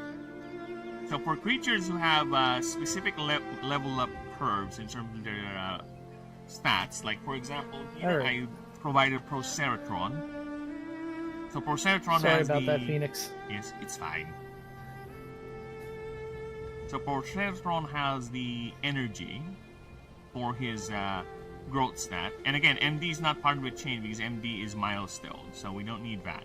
So we only have the numerical sequence for the first 5 stats. So, energy, so that's why his sequence is going to be 25, 2, 3, 2, 4. Right? So, there you go. Same thing with the DR, so his is going to be 25, 2, 2, 2, 5. And S, because he's a swarmer type. Swarmer types don't get the plus MD up until the first 50. Level 50, that's when they'll get their actual level up or the MD increase normally, unless you do anything else, right? So we have an S for ethereal types like Void, Arc, Void, Mythical, and Luminate primary types. They would have letter E at the end. So that's a good indicator for that. And how about for creatures like Illumiwon, where his primary stat or the asterisk is on the move? Then it would have a U for unique move. And how about SU? Then it means it's a swarmer type with a unique move modifier or primary type. So it's basically like that. It's just shorthand for people to easily understand things, right? And it's something they can use to remember the curve by. So yeah, that's why I need to be consistent, because this is in sequence to how the stats are arranged. Actually, well, as I was doing this yesterday offline, I noticed that the stat alignment is different from the creature dock and the Pantheon dock, where the speed stat is actually over energy. So I had to switch them. I had the wife do the painstaking job of going through all 48 creature starters and switch the speed and the energy. So it will be in line with the rule, with the reading. So we don't get confused. Alright, so moving forward, if you ever do see a creature, stat, block, or whatever, and it's made by me, it will follow this pattern, this line. So HP, power, DR, speed, energy, then MD, then cliff capacity. It's always like that. So we can be in line with this, and people don't get confused. So yeah, like I said, the power of consistency is strong, especially in a game system. Otherwise, you're going to cause all sorts of confusion. Do you want people to get confused? No. No. The game is already complicated enough as it is, okay? You don't need to confuse them even more with more shit and inconsistent shit with your rulings, alright? Yes, and moving on.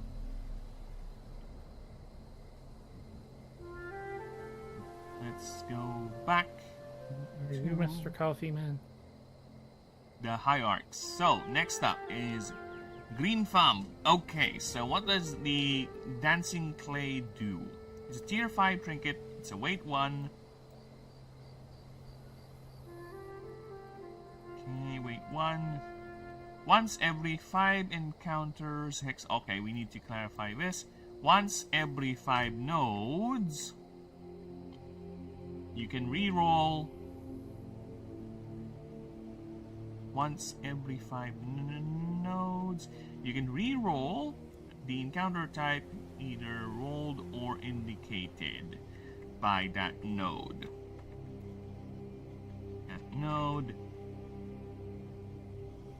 And let's put the caveat there. This can only be done on non-unique or special nodes. So see, we need that cleared up. So again, when people who are reading this, the moment they just see this exact word alignment, they don't need to read the whole thing. It means they've seen this wording so much that they just need to see the first few parts of it and just move on because they already understood what it is. That's how another advantage why you need to be specifically consistent with your technical writing for rules, right? It's like once you get so familiarized with looking at Magic the Gathering cards, you just see the key cards and the first few words of the ability and you know what it does already. Because you've seen it so much. Yes? We used to. We used to. Not so much anymore. Why? Is the abilities also topsy-turvy now? Or what? No, cards just have like 4 million words on them a piece now. Oh, they're doing the Yu-Gi-Oh thing. Yeah. Wait. Kind of. Kind of? They're still doing the keywords, right? Yes, but like... Well, they have pulled back on it, but a couple of years ago they released a set called Strixhaven. It had like twice the amount of words per card than any other set before it. Why? What's the gimmick? I mean, the Planes gimmick? Yeah. Harry Potter? Oh, no, why is the reason, so you just wanted the designs that are overly complex or something like that? Yes. And it was incredibly complex worded cards, plus the fact that it was a set with double face cards, so you would have really, really long words, or really, really wordy cards with 2 sides on them. Wow, text overload. You know, that's one thing that I am really, really against the idea that there's so many sets being released per year. I know it's their idea of getting things fresh, whatever. But every set, they would add a new keywords. Like, so you spend the set, you make it this new set, and you have to explain all what the set does. So that's adding more words into the card. And you're gonna let go of that keyword most likely by the next expansion. It's like, is that just bloating at this point? They bring back keywords when they are relevant to the flavor of the set. Yeah, that's it, right? But they would at least add one more or a couple more, and sometimes they would go back to it, sometimes they won't. It's just adding more bloat. But I'm okay if they would add keywords that replace card descriptions for some, like remove from play. I think they added a keyword or that, a couple of other things. Exile. Yeah, exile, right? Okay, so there's two types of keywords. Ones that are usually set based, like I'm trying to think of something from the most recent set, which was returning to Strixhaven, but it was not as wordy as the first time. I don't think they had as many double face cards. Kind of let go of that. I'm trying to think of what mechanic. Well, okay, Marvel was the most recent set, but I don't think it had any specific keywords to it. So there's no Marvel like gimmick or keyword to it? I mean, it was like tribal, kindred heroes and kindred villains. I don't think it had any specific like keyword well, no, there was connive. Villains had an ability called connive, but that's not new. Yeah, that's not new. I've heard that. Wait, speaking of that, technically, sorry, go ahead. And technically speaking, connive works really well as a villain mechanic. Like that's flavorful. The word itself, right? Oh no, Heroes had something called teamwork, which is just kind of kicker, but for instead creatures, like banding. Well, no. Instead of extra mana, you would tap creatures to pay the kicker cost. Oh, okay. So it's not like banding. I was thinking maybe like banding or something like that. That's an old. What was your question? Did they even reuse that keyword banding? I think that was that's. No, they never have. They never have. I mean, it's not worth it. Yeah, it's confusing as fuck. I understand. No, I understand banding. I understand how it works. I've used it. It's not worth it. Like, it doesn't, as complicated as it is, in practice it doesn't do it a whole lot. If I recall correctly, that basically just turns a creature into two creatures into one creature, right? Give or take. The effective thing is, instead of the person controlling the damage, deciding where the damage goes, the player that controls the band decides where the damage goes. In essence, it's a little more complicated than that. But 90% of the effect is, hey, the controller decides how damage is ordered instead of the opponent. What are our old effects they no longer use? Echo. Shroud. What? Prowl? Shroud. Shroud. Is that the hexproof? Is the blanket one, right? Oh, rather, it's the opponent effects only, right? Hexproof is opponent effects only. Shroud is everything. Yeah, I can see why, because hexproof is better. Shroud is just blanket. But hexproof, like hexproof is objectively better, but Shroud is more fun because hexproof just means you can load something up with enchantments and the opponent can't do a whole lot. Yeah, because I think hexproof is more balanced, right? In the sense that this is the drawback. Right? No. I'm sorry. Shroud, rather. Yeah. Shroud. Yes. Yeah, hexproof is more of the safe one because it's pure positive. Like, how do you deal with a hexproof creature then? You use AoE effects. You play around with the targeting rule, right? That's how you deal with it, or just if you can kill it outright, one by one. You use edicts. Yeah, target player sacrifices a creature, but there's ways around that. Hexproof is just kind of miserable. Okay.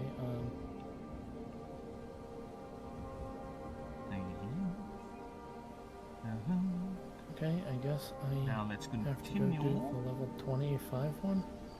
Where are we at?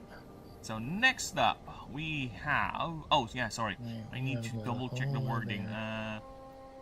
Once every 5 nodes, you may reroll an encounter type to either rolled or indicated by that node. I don't think I need to put this in. I think it's already fine. You can reroll. I think it's already understood, but I think I'll just leave it in just to be safe. Earth-type creatures in your party get +10 more speed and +3 more energy. Plus 10 speed at the very beginning. I know we're referring to Earth types, which are usually slow.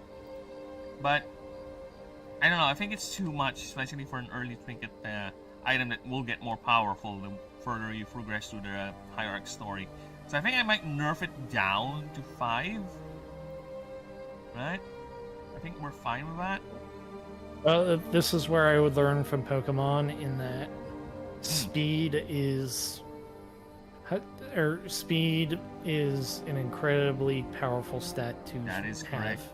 Yeah, that's why I'm nerfing it down at certain intervals. I introduced a lot of methods and ways to deal with speed, right? I even have a rule where any speed in additions or speed calculation does not affect the current round turn order. It will affect the next one on the next turn order, because that's another way you can interrupt by doing speed stacking, and it's just gonna fuck up the turn and gonna deny people their moves. So yeah, I don't want that. So any speed changes will happen next round. Oh. That's another way. And if your creature is really, really fast, like it's because I have crafted the system where the faster your creature is, the more moves it will have. Where the more moves your creature has, yes, that's true, you get extra turns. But once you get to a point, your creature is gonna require a accuracy test, an accuracy roll before it hits the target. Because again, that's kind of broken already. The fact that you're moving like 3 turns in a round is kind of too much already, right? Yeah, because Pokemon, that is correct. In Pokemon, the best speed is stat. The best stat is speed. There's no two ways around it. Considering everything in that game is a multiplier, a high speed weakness hit is gonna fucking end the fight. And most of the fights in late game Pokemon are either a 1-shot or a 2-shot. It's fucking rock, paper, scissors to the extreme. There are always outliers. Very, very specific and rare instances of a Pokemon lasting for 4 hits in a high tier or late game Pokemon fight. But other than that, no. It's always gonna end up either with a 1-shot or a 2-shot, which is fucking boring me. That gets even worse in quote-unquote official competitive play because it's always 2v2. Oh yeah, they can just gang up on one Pokemon, right? I don't know. Yeah. People actually 2v2 is much more popular apparently than 1v1 Pokemon. I don't see why. I don't know, but it's just that has been what Nintendo has pushed forever. Maybe it's because it's faster? I don't know. I don't know. I have no idea. I don't understand it. I just know that that's always been what as far as I've ever paid attention to competitive Pokemon, 2v2 was always the thing. Yeah, right? Because every time I would see a video about a tournament about Pokemon high level, and it's always 2v2. Where's the 1v1s? I think 1v1 is I prefer 1v1 to be honest. But even though I'm designing a game that can be multi-creature fight,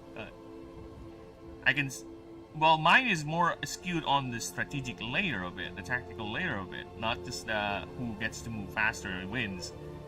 True, speed is a factor in turn orders and extra turns, but I have lots of ways to deal with creatures with fast speed, okay? You can just switch out your slowest creature with a decent speed creature is gonna fuck up the enemy's turn order next round. So that's a simple way of getting around that.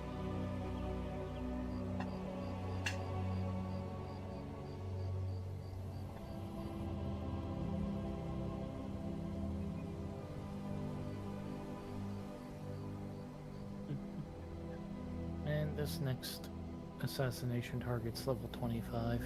Oh, is that one of those bosses? Enjoy. Come on, get to it. Fight it. Fight it. Fight it. It's forever away.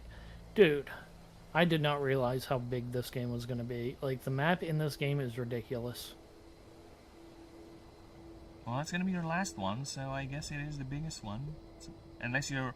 How many did you say there was in total? 12. 1, 2, 3, 4, 5, 6, 7, 8, 9. So this will be number 9. So I have 3 more after the crocodile.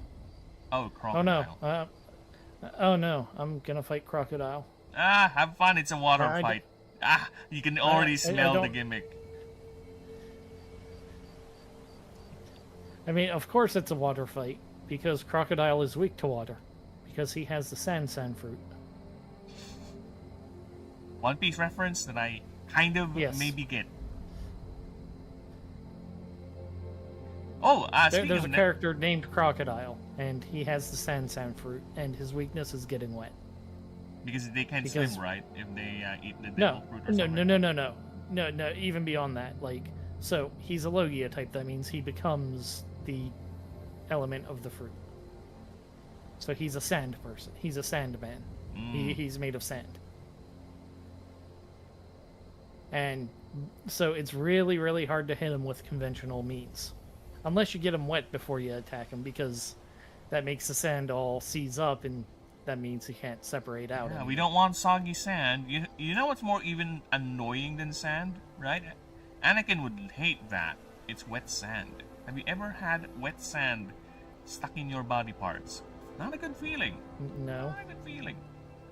Uh-oh. Phoenix, Yes, your cousins are going to make my life miserable. they're not my cousins. They're my servants. They're birds. The birds. I'm the god of birds. They're nothing but my servants. They're my worshippers. And they are indeed assholes. Look at them. Oh, Dude, this is the most aggressive pack of vultures I've ever seen ever. well, that's because I flew into their. I like jumped into their lair. Even so, they would just, be vultures and probably fly away or, do that. Not constantly Dude. attack you. I just killed one of the vultures.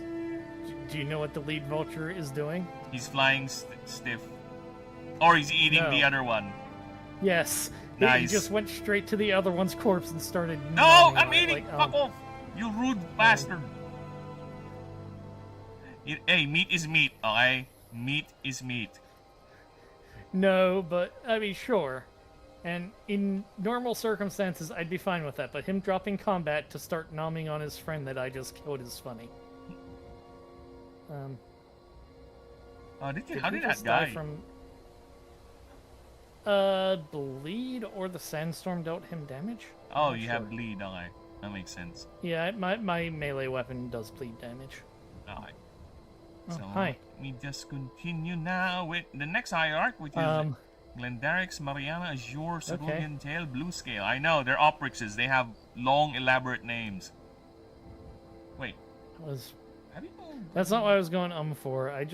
The AI on the last vulture didn't turn on at all. It just completely shut off.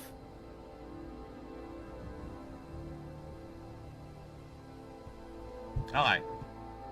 So next up, what does Miss Blue Scale do? So she gives you with 2 restore gels, 1 revitalizer, and an item. Her key item is the Spirit Flask. It's a tier 5, weight 1. Okay. And Oh, once every 5 encounters, this ambushing me. item has this effect. The wordings. This item have this effect, or gains this effect rather. Gains this effect, and this should be 5 nodes now. Again, 5 nodes.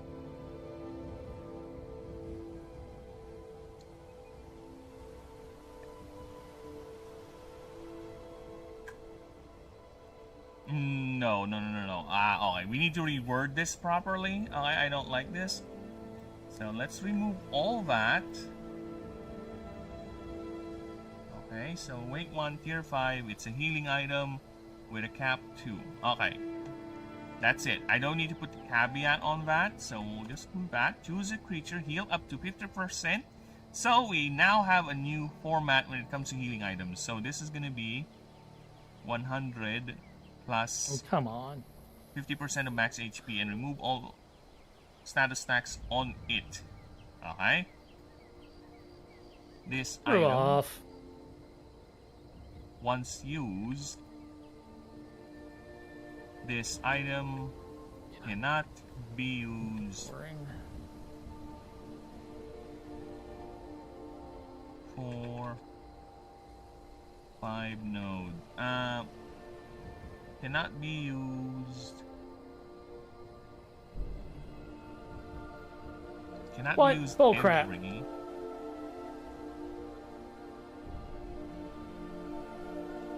Five nodes taken. Is that clear? Once this item is used. Once used, this item cannot be reused till 5 nodes. Alright. We're all dead. Or are taken. Or used, rather. Oh. Okay, No that other counted types as in your party, the blah thing. blah Okay. blah. Plus 1 DR, plus 1 power. Plus 2, rather. Okay, so we're fine with that. Okay, actually, give me a moment. I will be back in a long while because I'm feeling the munchies. It's...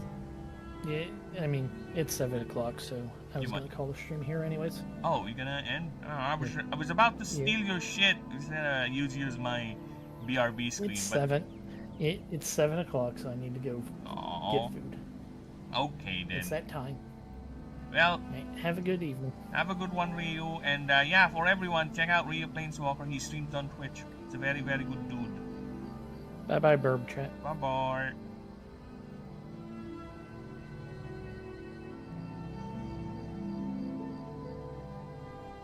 Okay, now, since Ryu is gone, I have no choice. I have no choice but to...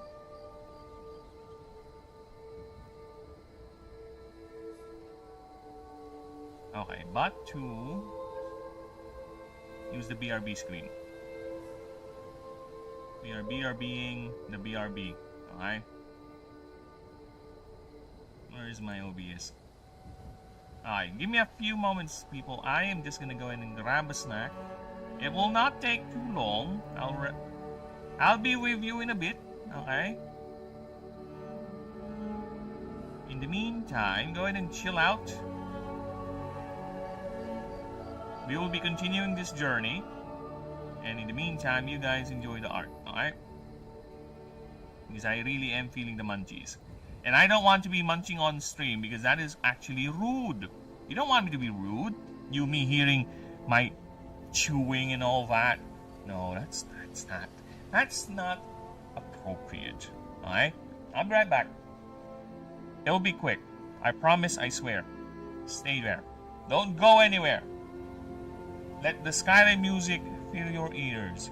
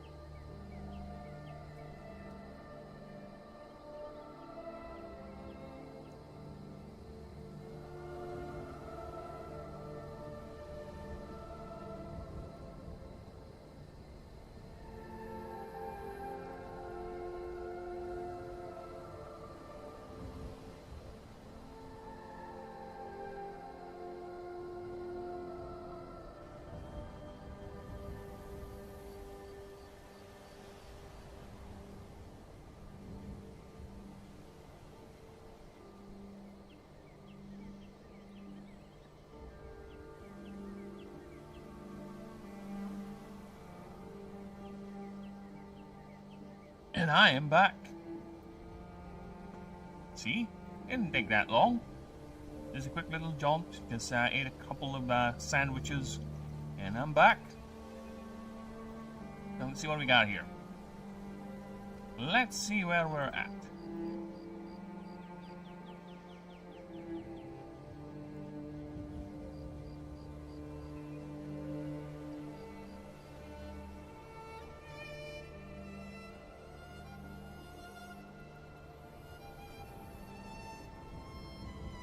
Okay, OBS, show me what you got.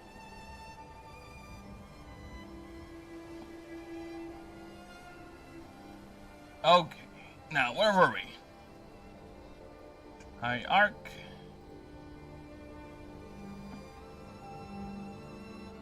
This item cannot be reused.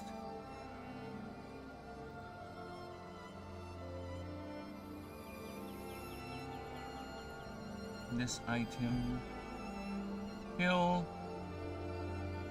5 nodes are, or till until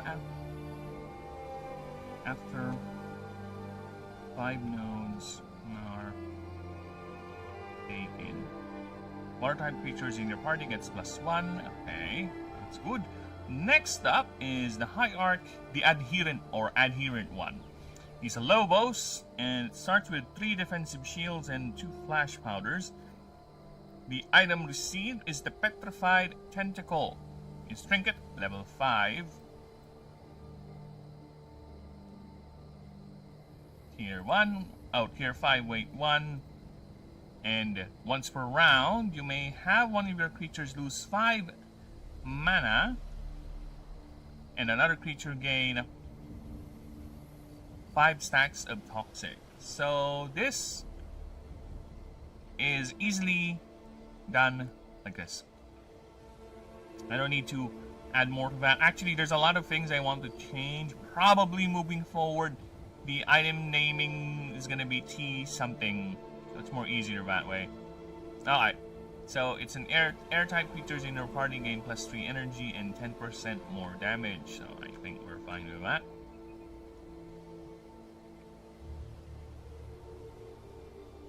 Okay. Next up, what do we got here?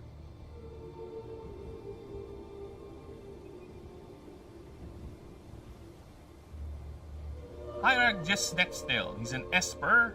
And you start with 3 minor mana pots, 3 stim packs, and you receive an item called a hilt. It is a weapon trinket, left and right hand tier 1, weight 1. When equipped in either actually, I have now changed weapon trinkets to be basically trinkets. They don't occupy hand slots. Hand slots are reserved only for gloves, gauntlets, anything like that. Your trinket slots will be your holster. Alright. So that's how it works now. There is technically no weapon slots for the game because weapons are not really a part of the game. They're additional. So they are on the trinket slot. Technically, you can carry more than 1 weapon trinket as long as you have the space for it. So you can carry 3 handguns if you want, or the hilt, then a handgun, or a hilt or a sniper. It's just up to you when you're gonna use it. Okay. So it's a tier 1, weight 1. When equipped, once for combat, you may deal 20 piercing base damage. Again, we have to put the typing. Or no, it's a martial type damage. Martial type damage to a target creature. This damage does not incapacitate a target creature. Martial type creatures in your party get +2 power and +10% more damage, which is a bit redundant, but you know, power and more damage are 2 different things, so I think we are fine with that. So okay, next up, Hierarch and CEO of the Nova Power Corporation, Hildra Elena Hustine. She's a human. She starts with 3 minor mana pots, 1 decoy drone, and you received an item called the Gilded Handkerchief. Alright? So it's trinket. Here 5. And weight 0. And I don't know. It's not a move, so we'll have to remove the flash tag. Once every combat, anytime, during anyone's turn, during any creature's turn,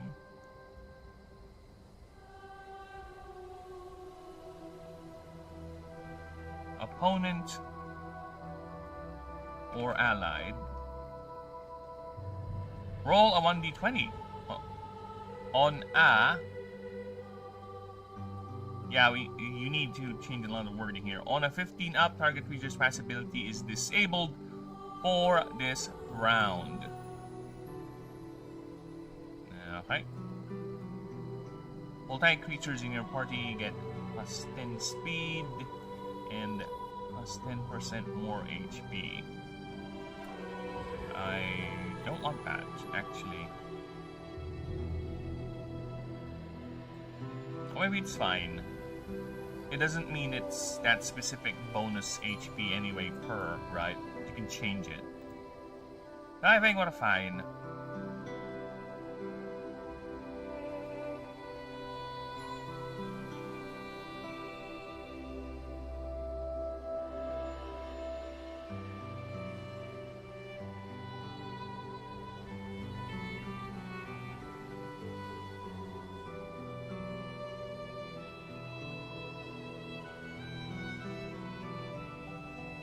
Definitely fine on this, so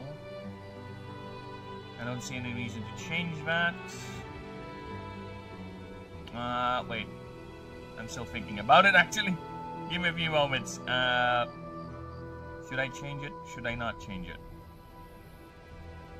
Should I change it or should I not change it? Damn it.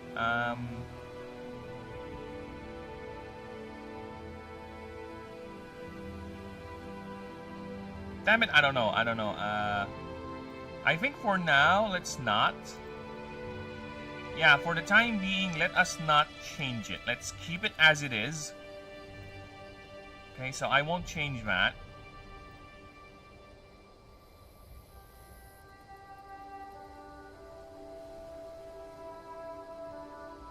Yeah, I won't change that. We'll keep it as is. 10 more damage, 10 more HP, because it's fine. I can just keep the 10% HP boost and just not upgrade it or have it be more powerful per preceding upgrade or rank. So yeah, we're fine. Okay, next is Hierarch Darius Gelder. He's another human. Yeah, I know. What can I do? Another human, he starts with 3 nullifiers and 2 glyphs. Receive an item called a tuning fork. It's a...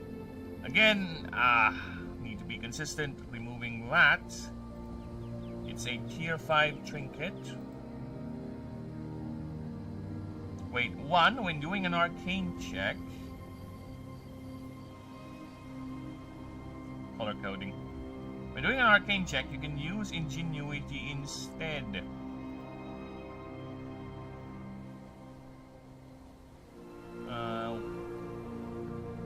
As you can only move. Also, okay, let me just read this carefully. You may also move to any node on the next rank.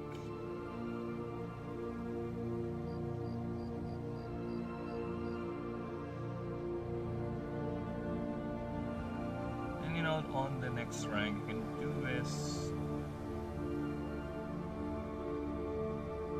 This can be done. You can use this 3 times per expedition. You We also move to a node next to the rank. Okay. Are there any other effects that does this? The jetpack. I need to check the wording on the jetpack because I don't know. This is an old wording, so let's see how it holds up with the current wording for this type of rule. There you go. See, this one is better. See, this one is better. Let's go back. Let's go back to lay the tuning pork. Riding from the south side, slowly looking all around. Choosing outlaw, losing, running for the whisper on each hip.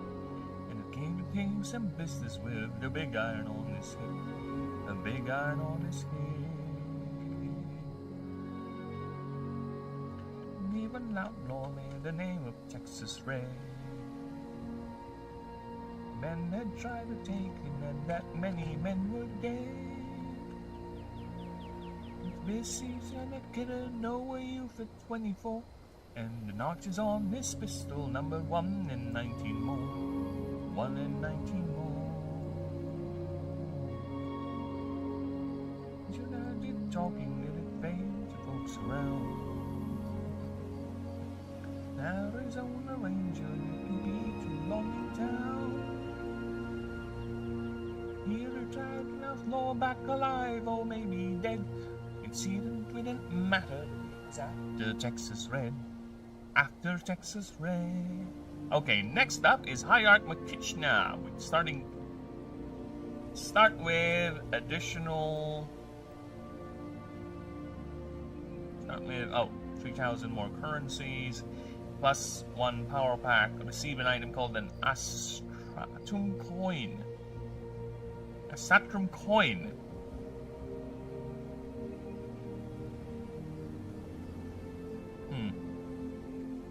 It's a tier 5 weight 0. Whenever you gain currencies, you may roll a 1d20. At an even number, you gain 50 more. At an odd number, you lose 50 more of the gained currencies. Yeah, that's it. It's as simple as it is, and I don't see any reason to change it. Next creatures in your party get plus 20 speed, which again is a bit too much. Okay, plus 10 is fine. Okay, next up is Hierarch Primarch. Mortari Roxley, Arian, Bleak Claw, Red Claw, Great House of the Oprix. Yes.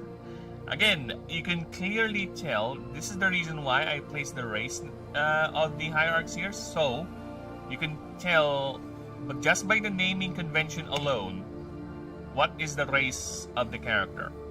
Right? Because I will do that.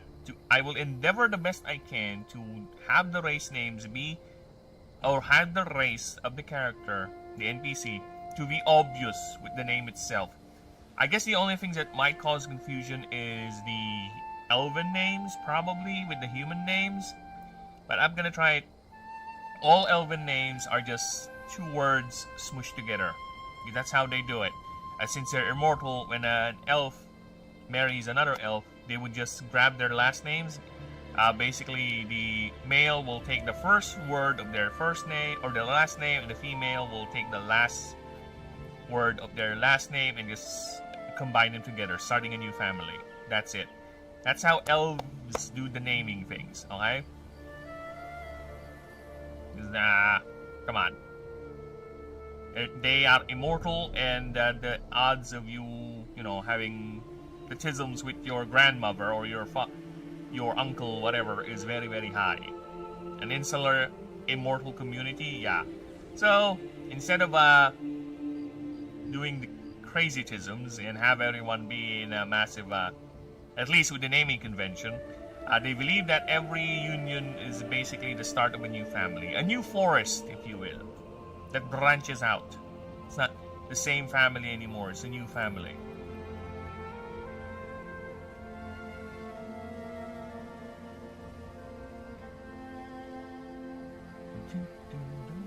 Okay, now next. Makitchna, Astradum Coin, yeah, or actually you get 2 revitalizers 2 minor shields, and you receive an item called a mauve lantern. It's a trinket that can be equipped the left and right arm. Yeah. Wait.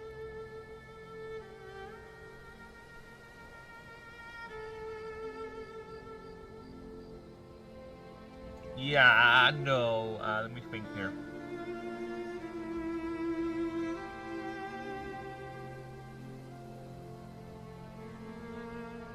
So weapon trinkets are weapon trinkets, but non-weapon... Oh, I need to double check. I need to check the staff. Where is the staff of the priest? It's a trinket too. Okay. So yeah, so with the lantern, it's gonna be another trinket item, which is fine. We're gonna go back up Veil and change that.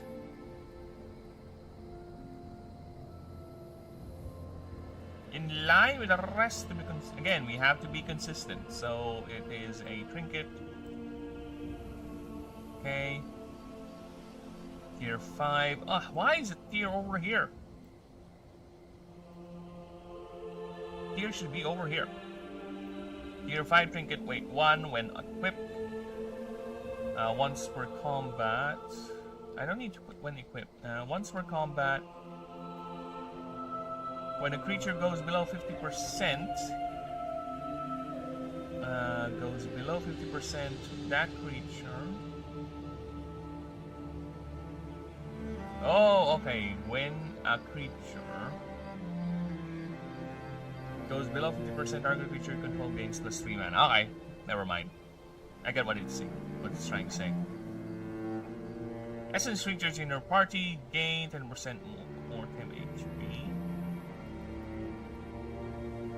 Oh, from their skills, okay. Gain more and deal 10% more damage. Okay. Next up, Hierarch Marvin the Inscrutable. He's a human. Start with 6 mana pots, and you receive an item called Aetherifics Volume 1. It's his book, by the way. It is a tier 5 trinket.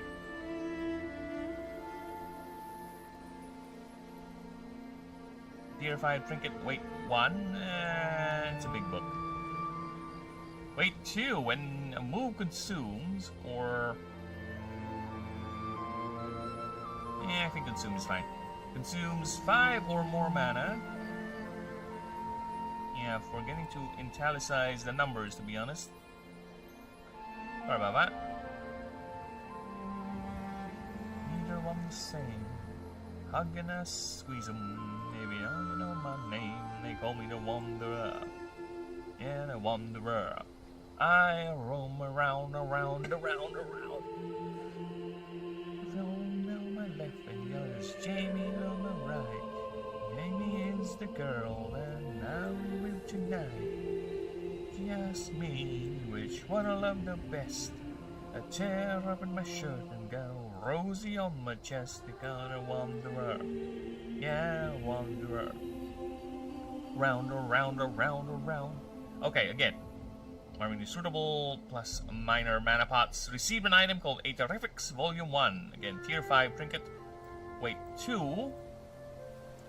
When a move consumes 5 or more mana, that move gains 30% more damage. Aether creatures in your party gain a +3 energy and 10 more XP. Alright. I'm falling for some girl, man. Hop right in my car and then drive around the world. Next up is a Hierarch, he which calls foes. He's a Lobos and he starts with 4 cure rolls, 2 minor healing pots, and 1 minor mana. Okay. You receive an item called Arriving Jar. What does it do? Arriving Jar is a trinket. Ah, what's that? That's all it does. Trinket. Guy that likes to roam around down there on one place, rolling down the town and 5. I think it.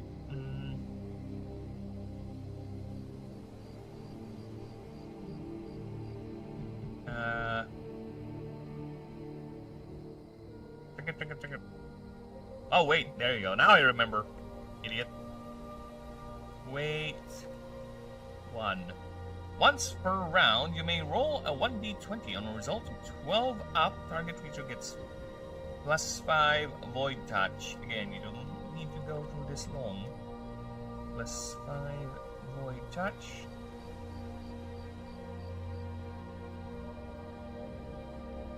There you go.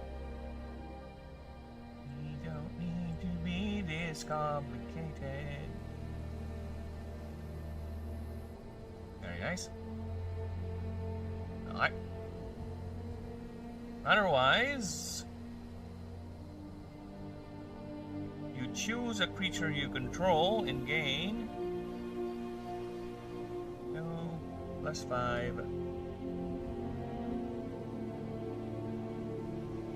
Where's the plus? Damn it! There you go. +5 of void touch. Void type creatures in your party gain +10 more HP and damage. Alright, next one is Hierarchy. High Adjudicator.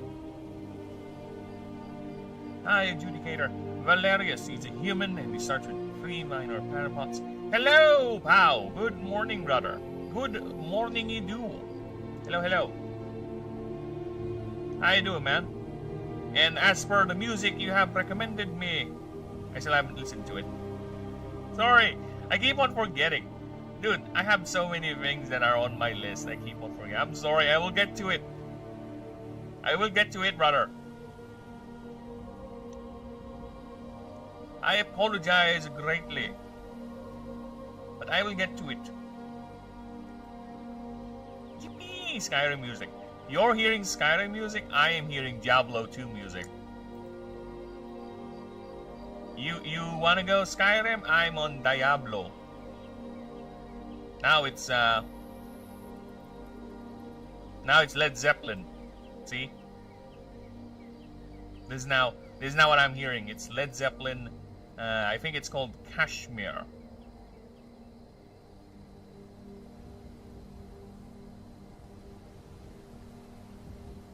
Oh, I don't mind, Lamau. Honestly, when you're at the music chat, just click the link and listen to it for a bit. No problem. But I feel bad getting all these recommendations and saying that I am gonna do it and I still haven't done it.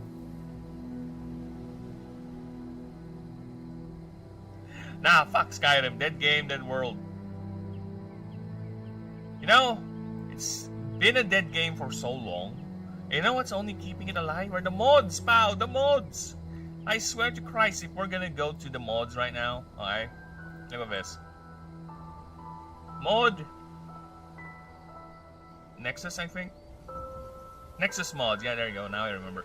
Nexus mods, alright, we're gonna go to Nexus mods right now. I don't know if this thing will auto-connect or log in my... Well, it won't, alright, whatever. If we're gonna go to Skyrim right now, see, Skyrim... Look at how many mods here we have. Look how many mods this fucking game. Alright? 487 results. For the last 7 days. How about we go old time? Old time, there are 118,246 mods in this fucking game. And to this day, look at that. The recent mod that came in is like a minute ago. I don't feel like modding. It's actually easy nowadays, to be honest, pal. It's actually very easy to mod Skyrim, to be honest. All you need is a Nexus mod launcher, right? All you need is a Vortex launcher. Let me just show you, okay, how easy it is. You need to go to Vortex, open this fucking thing up. It's not like back in the day where it's very, very, very hard. Okay? Like, literally you have to download the files and manually create a folder and paste them in. Nowadays, all you need to do is just go ahead and go to Nexus Mods, okay? download this launcher, this app right here, alright?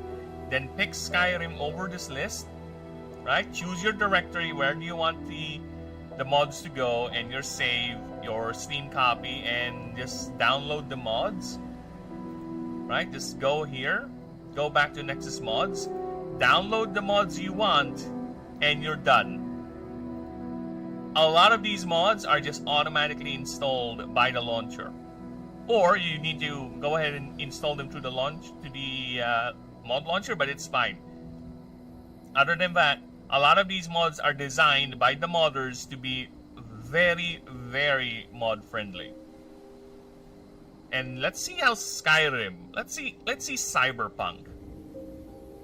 Nah, that's genuinely the only reason why Skyrim. Yes, exactly. Something new. I think I want to see that in Skyrim. Yeah, it's just so easy to mod. No, I don't think the difficulty. I just want to play Skyrim. I just don't want to. It's understandable. I like Skyrim so much too, but I don't play it anymore. Actually, no. I don't think I have the qualifying reason to say that nowadays, because I have not touched the game in a long time. Okay. Like, maybe in the far future, I don't do a roleplay journal series. Maybe. Why not? I'm sure there are mods that can help you out with that. And as for, look at that. Cyberpunk has 20,000 mods, brother. 20,000? And I think a lot of these are extenders and mod fixes. Oh, what's this? What's this? Equipment manager, extra slots, better vehicle handling. I think someone who uses bikes would actually use this. Save editor. So yeah, this is some of the. Oh, of course there is texture rework, duty romance enhance. Yeah, there's a couple of mods you can go ahead and explore with Cyberpunk as well. I think my brother used or downloaded some mods. That's why I have. Yeah, I'm not logged in, but if I log in using my Nexus Mods profile, I think I'll have a couple of mods already downloaded for this. But I haven't downloaded my Cyberpunk game, if I recall correctly. Yeah, look at that. There are a lot of mods for you to have fun. So it's up to you. Just make sure they're updated and they don't break your game. Lamau, they know Judy's romance is boring as fuck.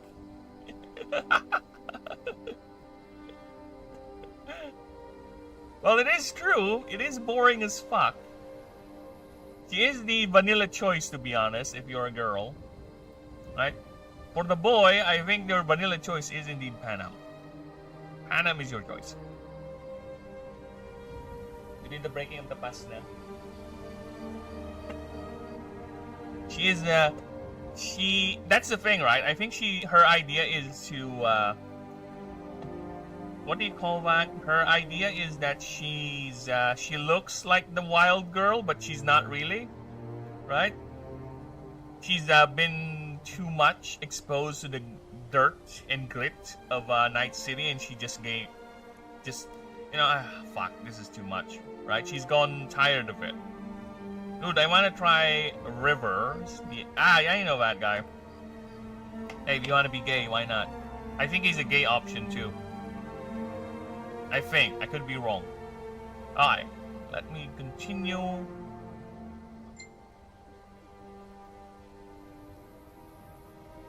Ten more XP. You need to. And we're still on for later tonight, right, pal? It's Saturday. Alright, it's Saturday. We are good. Very good.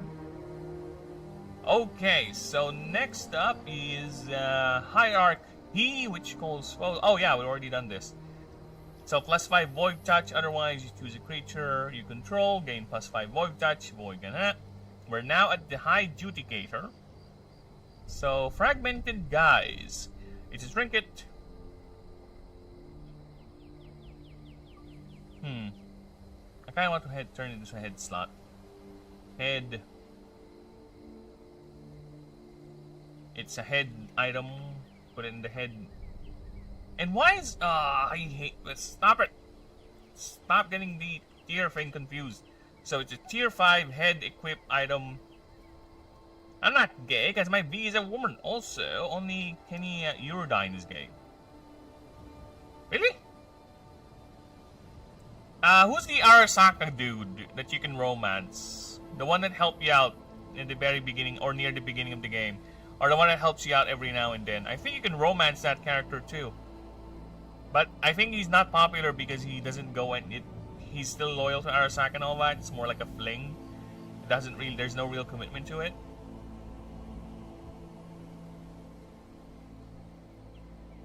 Also, you cannot roam. Really? You cannot?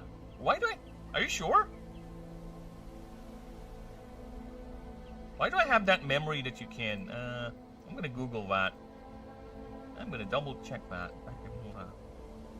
Cyber punk romance. Oh yeah, you're right. Okay. I tried already with my Norman B. Corpo. Yes, I was wrong. It was like, oh no, I do not like you American swines. I only like the Japanese woman. Alright, she likes the Japanese, okay? She likes the geisha. Your character is more like a dirty monkey, unfortunately.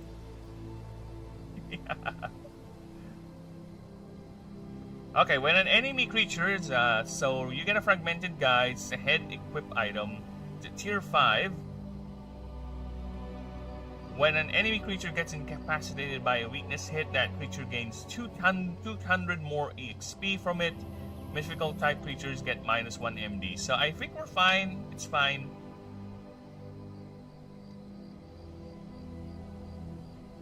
My apologies, V. I am married to the grind. My heart belongs to one man. His name is Saburo Arasaka. Gay. Hierarch CKA, also currently known as Jessica Albright. She's a changeling, currently in a human form. Starts with 3 healing pots, 3 quick heals, and why is this not bold? 3 healing pots, 3 quick heals. Receive an item called Me. I don't know why whenever I have the AI read this, right? It keeps on reading it as ME, when clearly it's just Me capitalized. I don't know. I don't know why this is confusing the AI, right? They always read it as ME. When there's no periods to separate it, it's just the word Me capitalized. I don't know. The AI can be weird and dumb. Actually, it is like 90% of the time, to be honest. Okay, so tier 5 trinket. Wait, 1 at the start of a combat. Roll a 1d20. You gain these based on the result. Okay, so you gain the effect based on the result. So I have checked the numbers. They are very good. They are fine. So plus 10% HP, plus power. To keep that color scheme up and running. Oh my god, why? Dude, this is another thing I find odd with Word. I just selected this, and for some reason it also changes the color on the thing that I did not select. It is most frustrating, to be honest. I just want this thing to be changed, but the fucking no, we have to change everything. Shut up, Apu. Also, you're right on the Nomad ending. I think it fits the my Street Kid V that I'm currently playing. Big dreams, big ambitions, but through all, she realizes the simple life is perfect. I told you that's the best ending. And leaves with the Aldecados. I don't know, either I don't understand the word or Excel, but I should.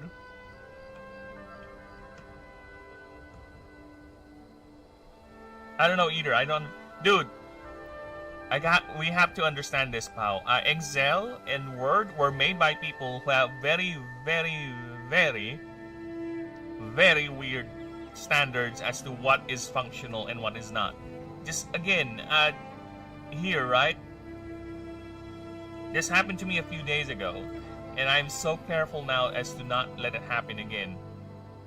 I don't know if I already told you this, pal, but this happened to me. Okay? Just to give you an idea how painful it is. Okay? See this? The entire move doc? When this happened, I have like 200 moves already filed. Okay? Now, each row is basically matching the move name, right? The move name, the cost, whatever, right?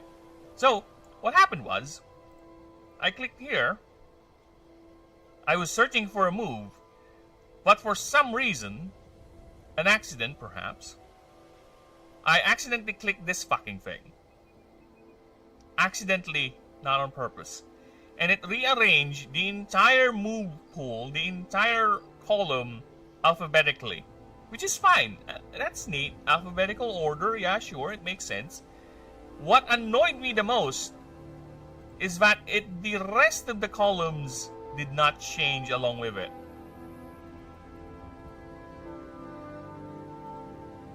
So, I have an alphabetical order arranged name move pool here, but then it's all mismatched. And Control-C didn't... It worked, but here's the fun thing. I saved it. I didn't notice it at first. Because I thought it just rearranged everything. And everything is still in order. So I saved it. Yeah, no indeed. Fucking hell. So I saved it. Mind you, we're around 260 plus moves at the time. So I saved it. And then I only noticed it a few hours later because I was putting in a new move, okay, and looking for a move for a creature. Then all of a sudden we realized, wait, this is not how that move works. This is different. Why is this move this type? It's not right. Then I checked it and was like, oh, what the fuck? Yes, what a dumbass. I know. I don't know why Word does that, or Excel does that, because obviously this table is basically this entire thing categorized, right? Did you have to sort all through 100? Yes. I have to rename all 200. Lucky for me, okay, I have these. So, you know why this made me lucky as fuck? Because what I do is when I make a new move, I would, example, right? I make a new move. Here, I put in this move. Once I'm done with it, I copy and I paste. So in a way, there is an order to it. So there is an order to it.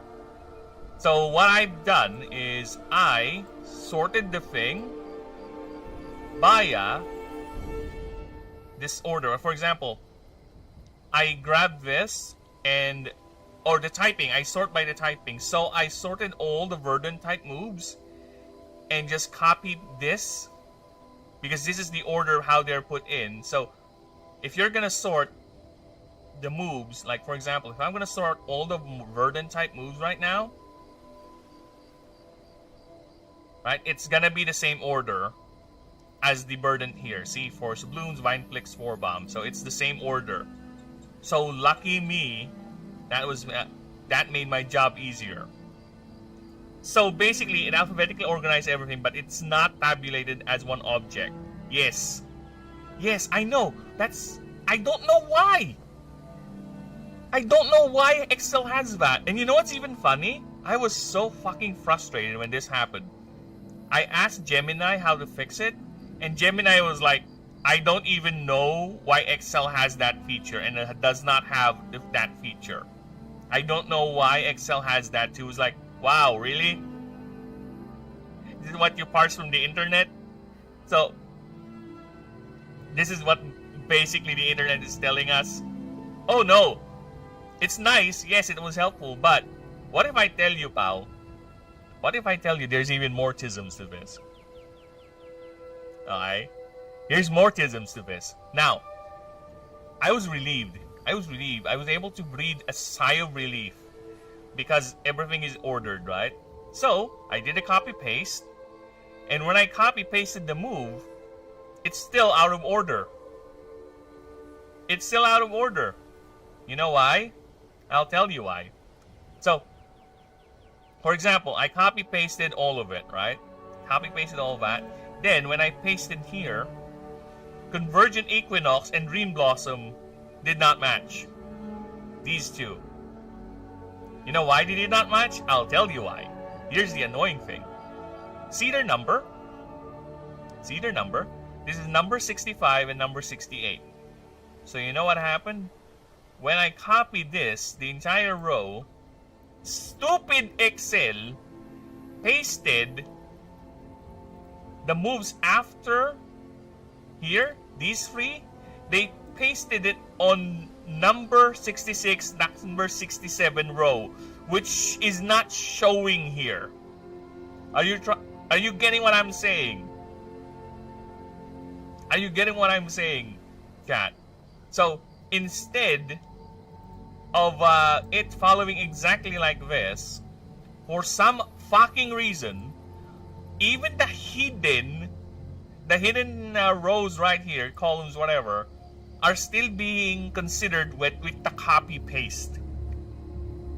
I was like, Excel, they're hidden for a reason. Why are you doing this to me? So the copy pasting went along, so to the point that I have to double check if no, it's not 67 specifically. Here, look at this, Lotus Pods and Venom Crush. Here they are, right? So 12 and 13. If I grab these two and I copy pasted it here, it's not gonna change Venom Wave. No, it's not. You know why? Because it's number 99 of 162. So it's gonna paste Venom Crush on the number 100. Whatever that number 100 is. You're seeing the problem, right? So this is verdant. What if there's a move that's not really that familiar, that does not have much moves that are done in sequence, exacerbating the problem, right? So it did reduce the work. It did reduce the work, but I have to make sure the pacing is correct. I have to make sure that they're in the same number sequence. If there's a skip, I'll have to stop the pasting there and just copy paste one by one or by 4, since this one breaks at 229, so 231. So I'll paste it up until there, then start a new copy paste here, then end it here. Then here. Start here new, then end it there. Yeah. It was a bit of a hassle, but at least it's not as bad as having me to redo in one by one, work through the entire document and match the moves.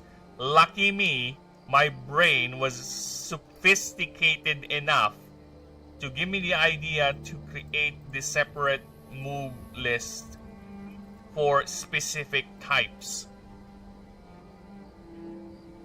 So every single move and number. Yeah, it's fucking stupid, right? So yeah, lucky me, I have this. Otherwise, I'm fucked. Dude, I was already fuming. If you were here at that time, at home, with me, you would hear me screaming. I was like, literally losing my shit. Angry is an understatement when that happened. Angry was an understatement. I was brimming with so much hatred at the fucking Excel that I am already looking for other apps that I can use that can functionally do this better and will not cause me problems. But lucky me, I was able to notice that, and here. Now, to this day, I am so afraid to click this, because it might cause that same problem again. So if I were to look for a specific move, I would just control F. I would just do this instead and just gradually work on it. That's how I'm gonna do it now. That's how I've been doing it moving forward. Ever since that specific problem, that specificism, whenever I'm looking for a move, just type the name, just do that. I'm not gonna fucking sort it like this anymore. I'd give up on the project. I was already... I can't give up, dude. I'm just that too deep within, man. It's just, I have to redo it. That's the thing. I'll just have to swallow my anger and just get back to work. It's very frustrating. And lucky me, we're able to fix it.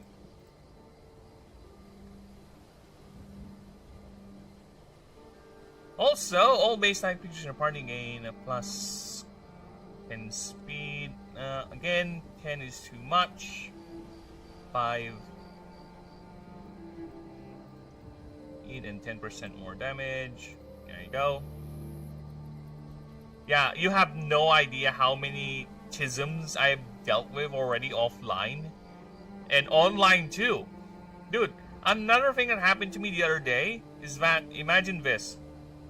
Imagine this. I spent an entire stream working on a creature profile. Alright? Working on a creature profile, right? This particular thing. Oh, I spent how many hours on this guy's creature profile? So I was able to finish up until here. Like the whole stream, we're done. The movesets, the tables, everything were done. But when I opened it the following day, it did not exist. None of it. The only page I have is this, I think. I don't have the passive ability. I think I only have one passive. Nothing. And you know what happened? You know what happened?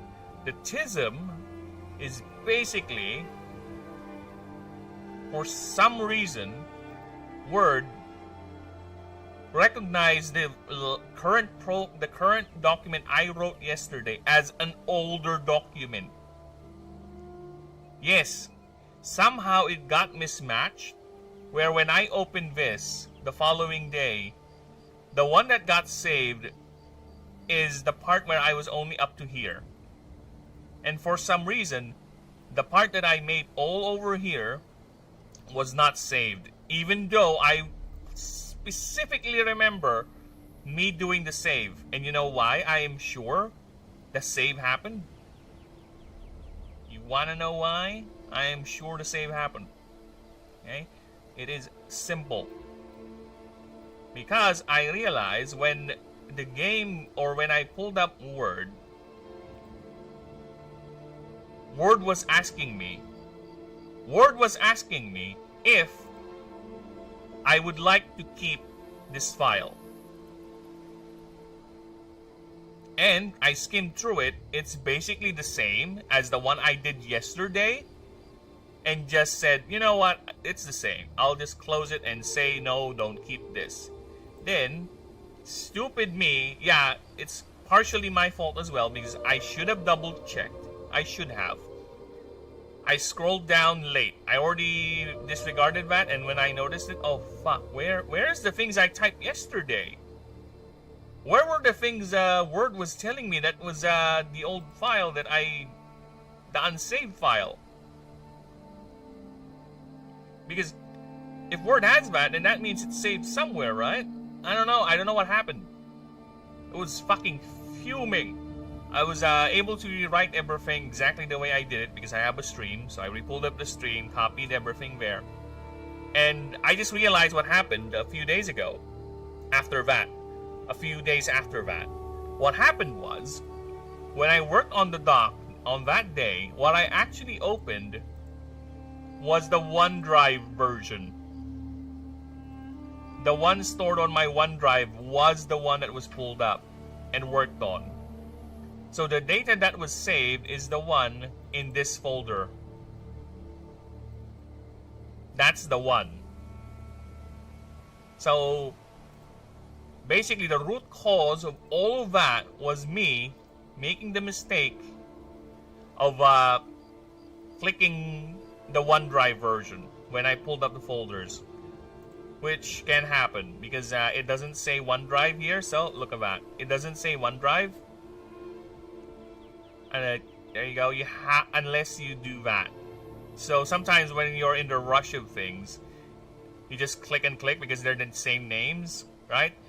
So yeah, moving forward, I have been very, very careful on what I click on. So I wait for it to appear. Just look at that, same creature folder, but different directories. This is the one on the PC. This is the one on the OneDrive. So yeah, I have to be very careful. And I also pinned them now. So the ones that are pinned here are the folders that I need to work on or pull up whenever I start working on the project, so it doesn't happen again. So yeah, there's a lot of lessons, man. A lot of lessons in tedium and amazing, almost mind-shattering bullshit I have encountered in this project, which is fine. You do you. Now, let us continue. Tangent aside, let us continue. Okay. OBS said my stream disconnected. And now reconnected. Are we still alive? Stream.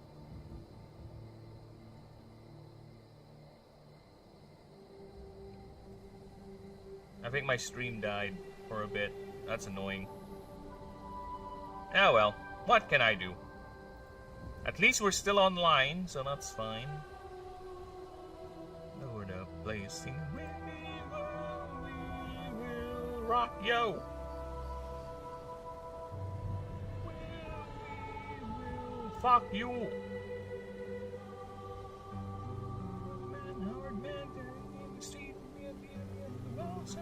Okay. Let us now continue. Alright, next up is the Steward Hierarch Lunaneth. Starts with 1500 AXP, so that's a good experience boost for you. You receive an item called the Golden Thread. It's a healing... Oh my god, what? Back in your face. We will rock you. I'm removing the flash tag. He's already powerful enough as is. Okay, weight 0. Okay, heal and revitalize all... Oh, I need to check the terminology on that. Let me just pull up the perks. Because there is that one creature that actually revives, uses the term revive. I'm not sure if I use revive, revitalize, or whatever. So we need to be specific with the term or uniform with the term. Because that could mean two different things in game language, right? So where is Mossianic? Mossianic has a passive where once per combat you make the best at revived. Alright, so revive is the term we use for that. So revive it is then.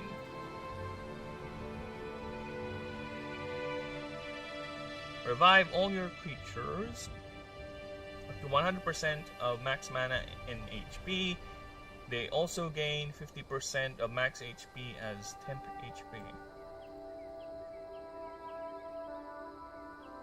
There you go.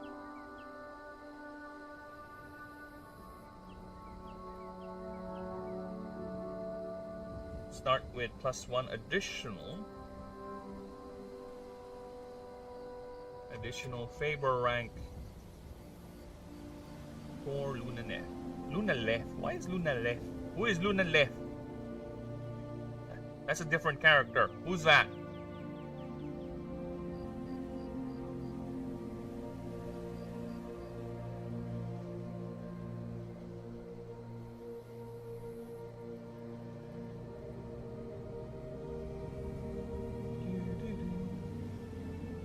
Okay, so what we got here? You can also choose one of these. Your blank.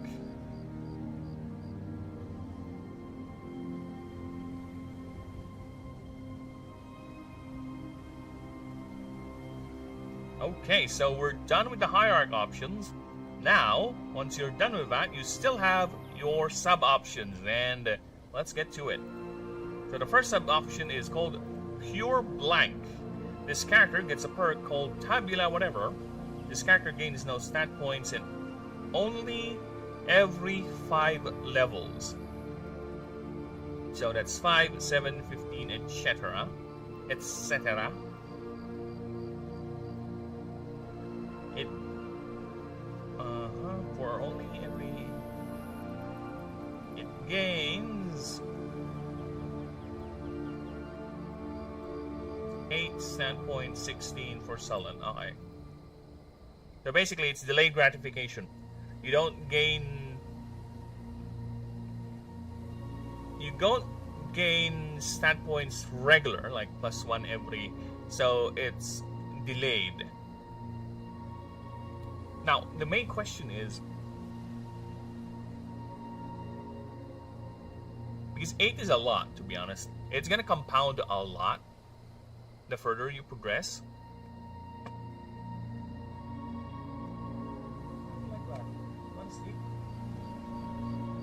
What are you waiting for?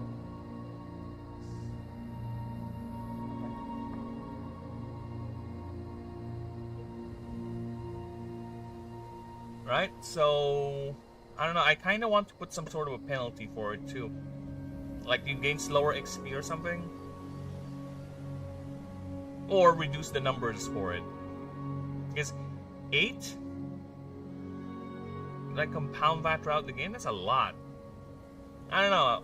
I want to change it, but I want to keep it. Maybe you start with less experience. Because you're a bit of a slow grower. I'll keep it for now. I don't see any reason for it to be changed. But I have my eye on you, Pure Blank. I have my eye on you. You might be changed. There is a very strong possibility you might. Okay, next is Tuggo Patron. Choose an additional patron. Choose an additional patron. This character also gets this perk. Overwhelming attention. This character cannot take any other missions from any other hierarch until they complete both mission tracks. I think that's fine because you're gonna get both 2 items. Right? 2 items. So I think we're fine.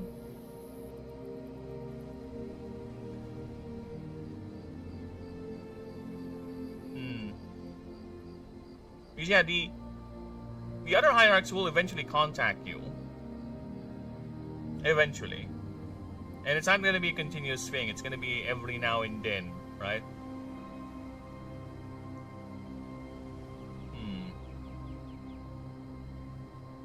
The thing is, the balancing for this is how quickly can you get the first hierarch mission? And is it going to be a random roll, right?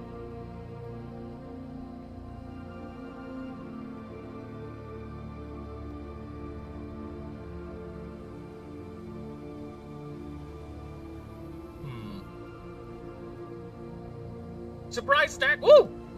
I dodged it. I dodged it.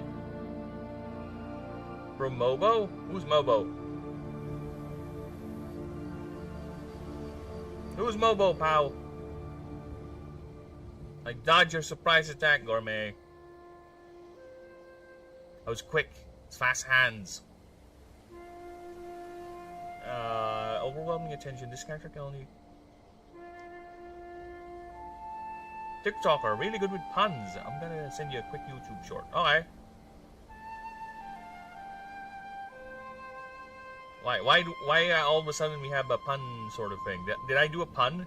Did I accidentally do a pun? Choose an additional patron. This character gets this perk, overwhelming attention. This character cannot take any other missions from any other hierarch until they both complete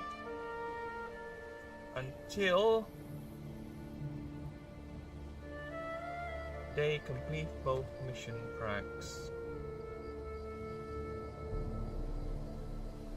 I don't know. Did I make a pun?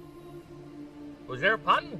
What's the puntastic pun you think I heard I said? I'm sorry. I have to do this, people. This is among my favorite songs, okay? If you don't know where this is, well, not my problem. I can't play it because of copyrightisms.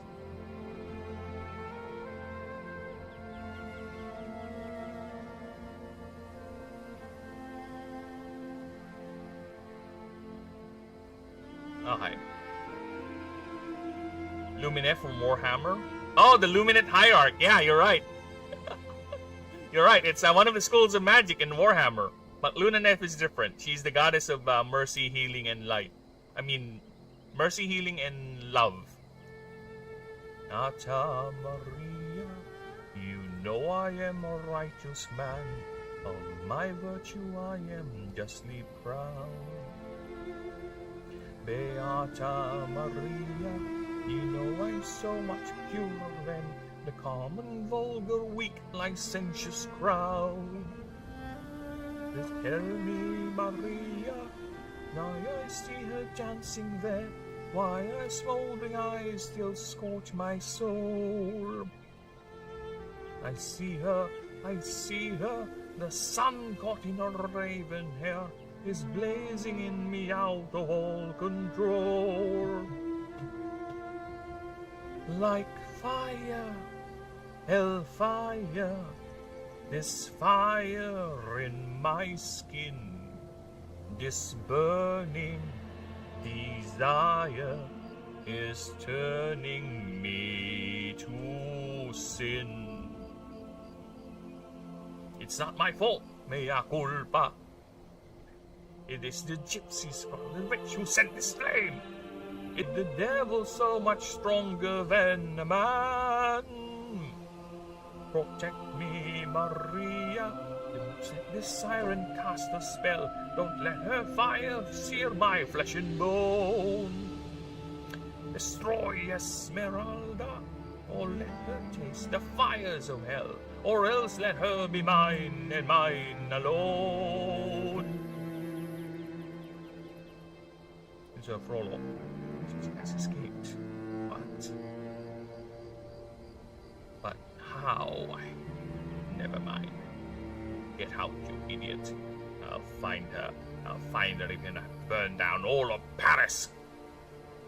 Hellfire, dark fire. Now, Gypsy, it's your turn. Choose me or your pyre. Be mine or you will burn. God have mercy on her. God have mercy on me. But she will be mine or she will burn.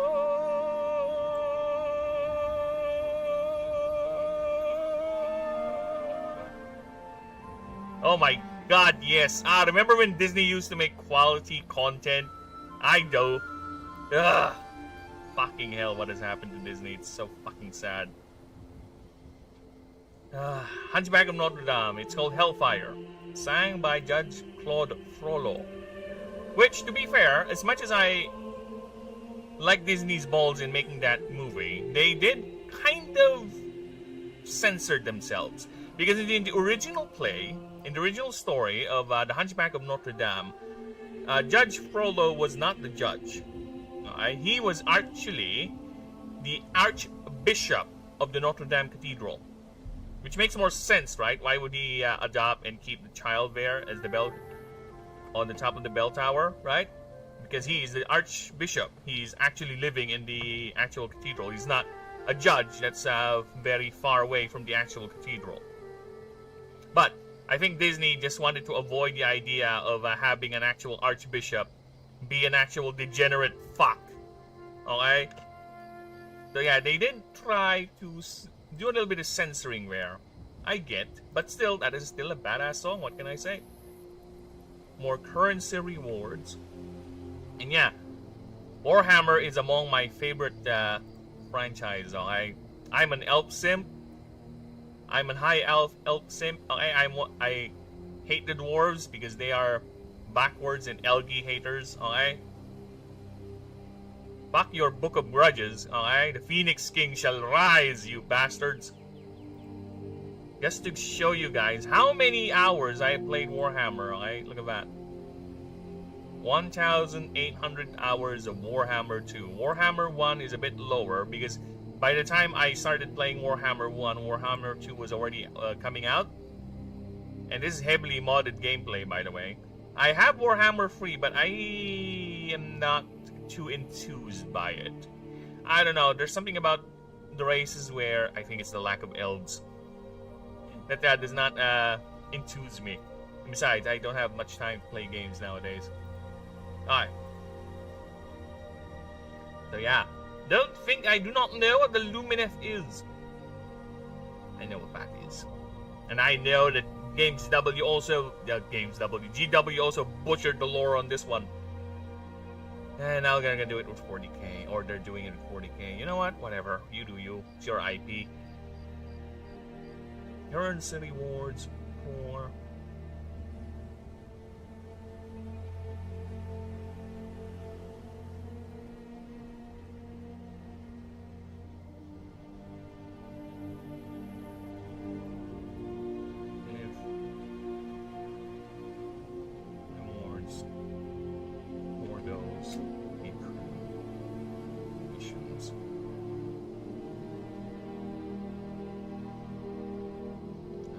So yeah, let's put a little bit of a thing here because technically speaking, yeah, you do get 2 patrons at the start, but the patron missions will come to you eventually via random rolls per run selection.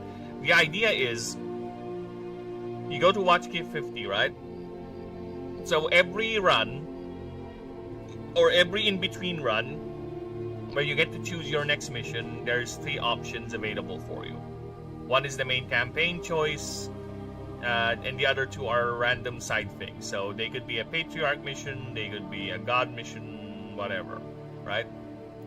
But of course, or they're just some generic mission. So it's up to you which one you want to take, right? Or it could be 3 randomly rolled, 1 side quest, 2 random things, and by side quest I mean story track for whatever, and the actual main campaign mission. So I could do that. That's the current idea.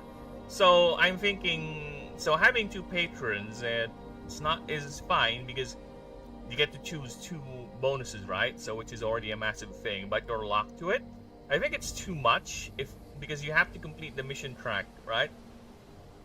For you to be able to get other missions from the other patriarchs, hierarchs rather. So yeah, I think it's fine if I put this in as a way to balance it out a bit, and a way to incentivize players to actually go ahead and quickly finish the mission track, so they can get access to the other ones. I think we're fine with that. So, plus 2,000 more currencies. Starts with 2,000 more currencies.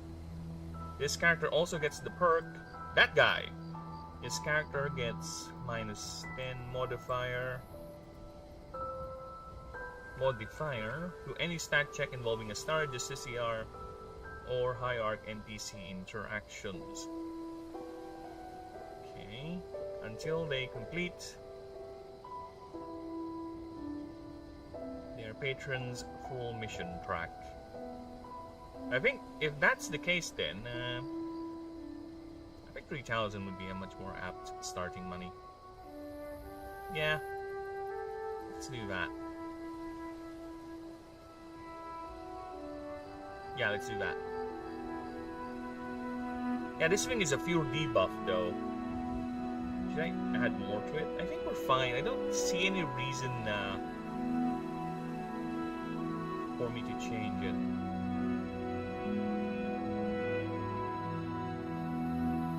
Okay.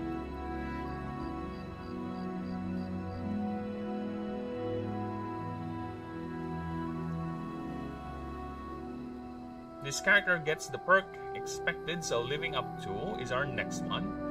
Expected. This character gains plus 20% more mission currency and EXP and favor rewards on expedition mission completion. This character gains 20% more mission currency, XP, and favor rewards on expedition and mission completion. However, this character suffers a minus 50% modifier. Or no, minus 50% on max morale if this character did not complete or failed the last run, the last mission. Let's have that clear. Alright, there you go. So yeah. Get the thing. The sub options for a Starry for me needs to be a bit flat than the rest. Because you already have these. This is already a massive glow up. So I think it's fine they're a bit too flat. Alright, next is born into the job. This character can only pick this if they did not choose a hierarchy. If you do get a... If you...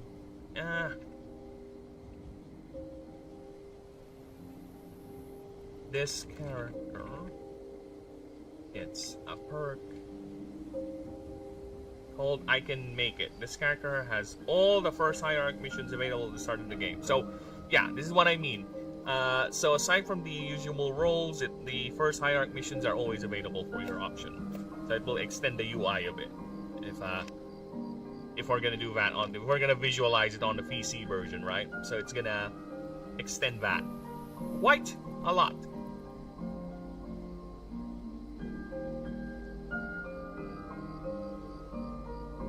And is there something? But then again, having you play their first hierarchy mission is guaranteed gonna give you the item. Their first item. So I think we're fine with that. It's gonna guarantee give you the item, the trinkets they have. So yeah, I think we're fine with that. I don't need to change that one bit. Now, what would be the addition, if I'm gonna put an additional thing to the Astari, right? Because again, everyone is having an additional background of sub option. So again, it's a bit unfair if Astari or anyone gets left behind. So this is the one that is actually consuming a lot of time. Because I'm thinking on what to do and what must be done.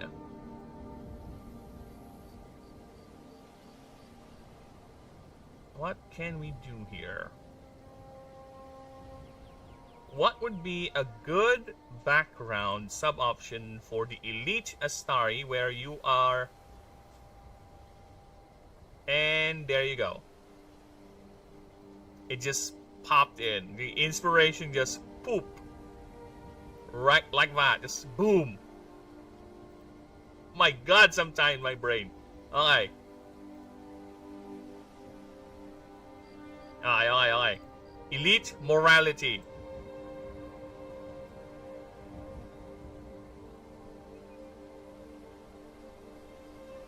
Okay. This character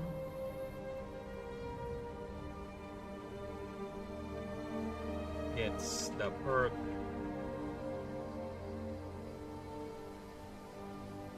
anything. No, let's just call it for the mission. For the mission.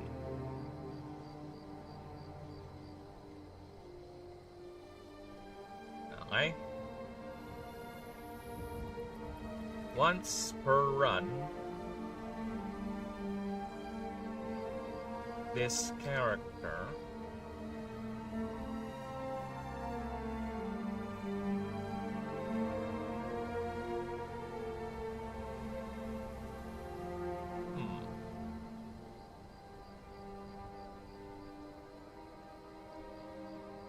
how can I word this? Hello, Gourmet! Hello! Woohoo! Welcome. Happy Friday for you. Saturday for me here in the land of Philippines. But you know what? Either way, it's the weekend. I hope you're doing good. Okay, so once per turn, this character... I'm thinking something where either the character does a crime and does not suffer for it. Oh, it's Saturday for you already?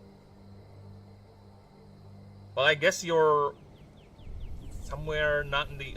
I guess it's almost time in the US to be Saturday too. I think. Look, time, all that is a conspiracy, okay? It's only time. These time zones have been designed so they can divide us. Yes, this has been designed by Big Time so they can just divide us, people. That's it. It's a massive conspiracy. There are no time zones. The world is flat. It's all one the same time zone. They're just there to divide us, people. Okay? To confuse us.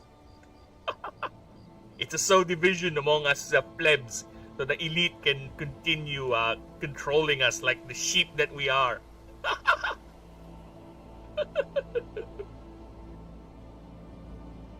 Yes, it is Saturday on my end, 8:27 a.m. to be more specific, and I have been awake since 2 a.m. my time. So yeah. My brain is running on fumes right now, but you know what? It's fine. It's fine.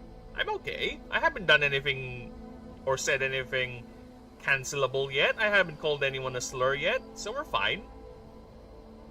Once per turn, this character may opt out of any mission rewards if they do so, this character does not suffer any criminal consequence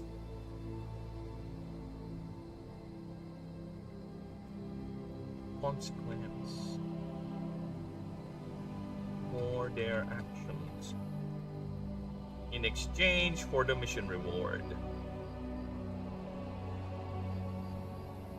So, yeah, basically you let go of whatever mission reward is there, right? But, at least, anything you do will not bite you in the ass. Now, this thing is too powerful. We must give it a cooldown of sorts, right? This effect cannot be used again until you complete a mission. Until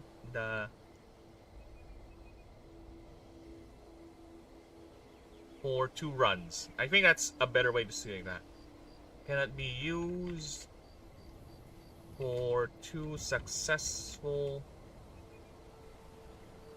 runs. There you go. Okay, so yeah, this is basically you bulldozing the map, doing every horrendous shit to every NPC, assaulting, stealing, right? Everything you want to do in exchange for not getting the mission reward for completing that map. Okay?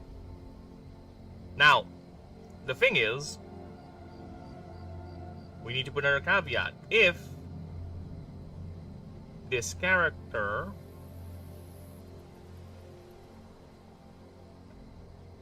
activated this during this effect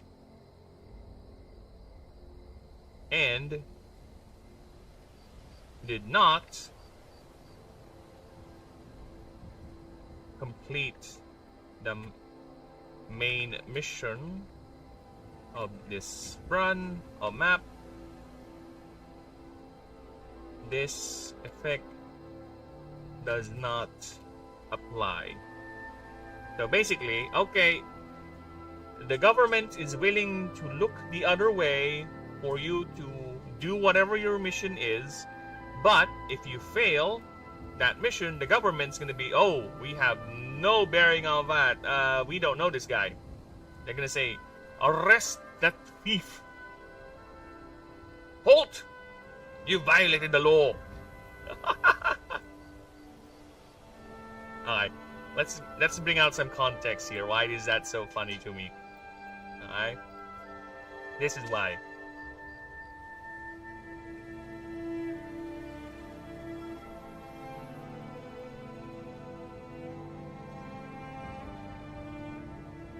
It says stop. This one never stops in being funny to me. This one. You violated the law. Pay the court a fine or serve your sentence. Your stolen goods are now forfeit. Stop! You violated the law. Pay the court a fine or serve your sentence. Your stolen goods are now forfeit. Yeah, that thing never stops being funny to me, okay? And don't ask why Hitler is on my screen. Don't ask why Hitler is on my recommended for YouTube. Because I recently watched, this is a history channel I watched a lot. He's called History Buffs. So again, I think I said this yesterday. Basically, the dude reviews historical films and assesses it whether it's historically accurate or not, right? And one of the movies he reviewed was Downfall. So, you know the Hitler meme, right? The Hitler meme where he's screaming, Stalin! That one, where just people just replacing the subtitles into whatever. That was a meme back in the day. So that scene that was shown in that meme is from this movie. So yeah, so he reviewed this movie, and you know, I just played it in the background while I was working on shit. And yes, as you can see, he has a lot, and they're all very, very good ones. If you want to listen to something on the background while you're working on something, right? Here's a good one for you. Here is a good one for you. Go right ahead. And you love history so much, and you can see how movies can be both historically accurate to a degree or be respectful of the setting or the historical context they're trying to work with, while also being well written, right? And yes, the Odyssey shit. People like it, good for you, but it's not the type of Odyssey movie I would go out of my way to watch, so fuck off. Enjoy your pretentious shit, everyone. Alright, moving on. Next we have Devout. What is the Devout? What does it do? Devout. This background is faith. What is faith? It is the raw, unfettered, unfiltered, and unreleased expression of devotion. You are not begging for a favor, nor looking to earn. You are the aspect, that domain, that belief, especially the power. You are not fettered by the structure of those pretenders in those safe and clean temples. Tuck there all... Oh, that's a bit redundant. Tuck there all... clean.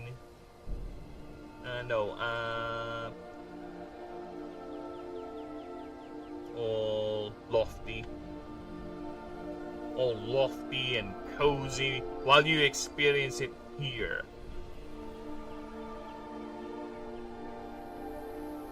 Where every day is a test of your devotion. There you go. Wrong spelling. Where here every day is a test your devotion.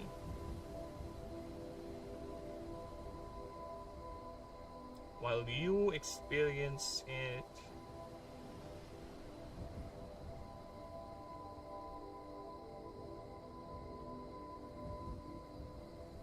in the wild, in the very end of civilization.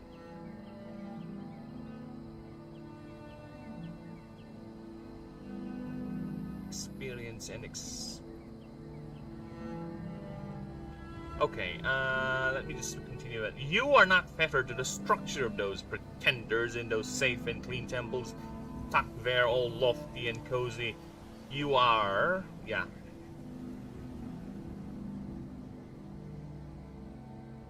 You are here, living in the moment.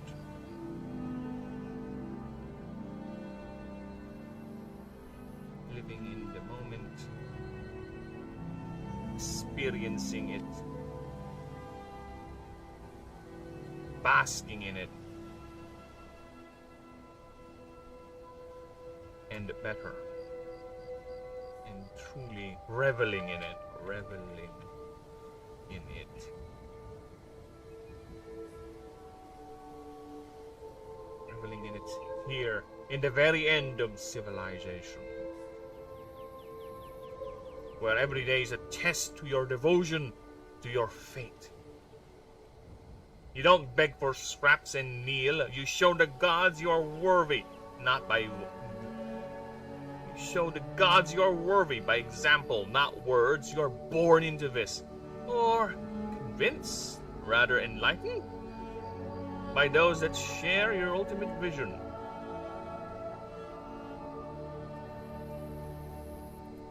To be the avatar of the living and dead pantheon of Ashen. Who maybe... Who know...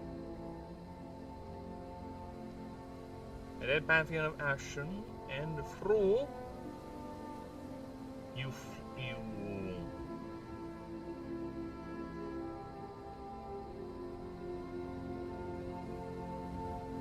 one day believe that maybe one day soon, through your sacrifice, your disregard for those blinded fools' so-called morality, you might be the new ascended, the new chosen. For your fate is more than this vessel can contain, and is worth more than it is worth more, and is nothing, and nothing is worth that price, or so it seems. Have you even met this god? Or so it seems. Yet, never lose. Have you even met this god you worship and willingly throw everything away?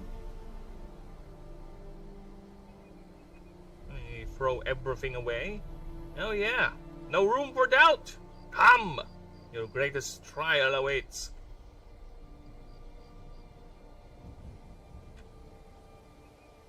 We are the champions, no time for losers, 'cause we are the champions of the world, my friend. And we'll keep on fighting till the end. Well, the thing is that this thing already has 6, right? It's more like everything is in line with Devout, but then again, Freelancer did got an extra one. Now it's up to 7, but that's Freelancer though. Yeah, I don't know. I don't think I want to add anything more to Devout unless... Ah, fuck.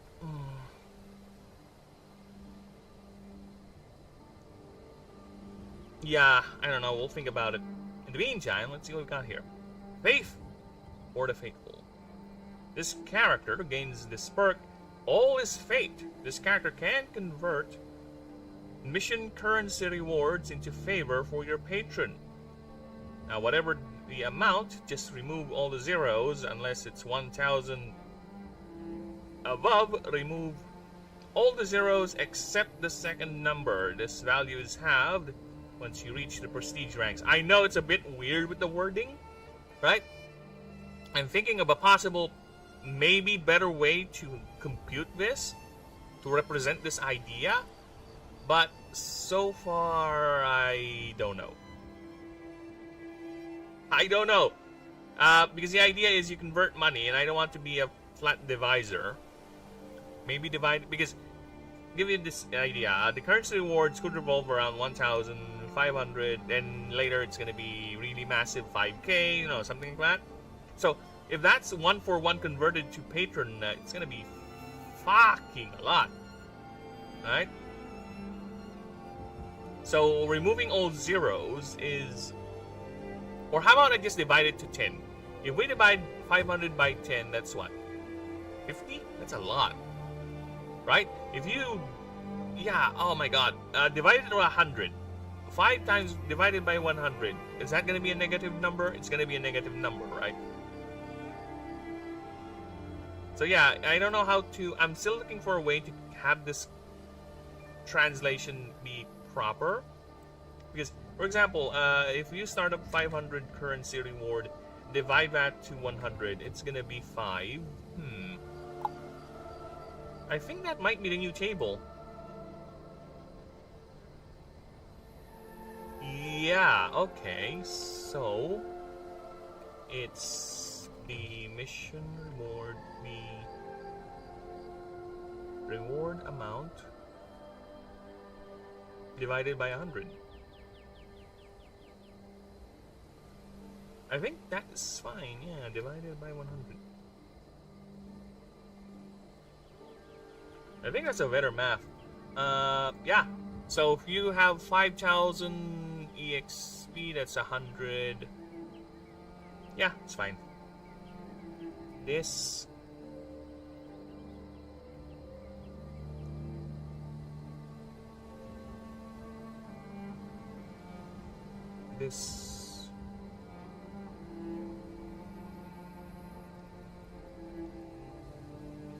why do we have an open close parenthesis on that? This amount is, this value rather, this value is have on prestige mode, on prestige ranks. There you go.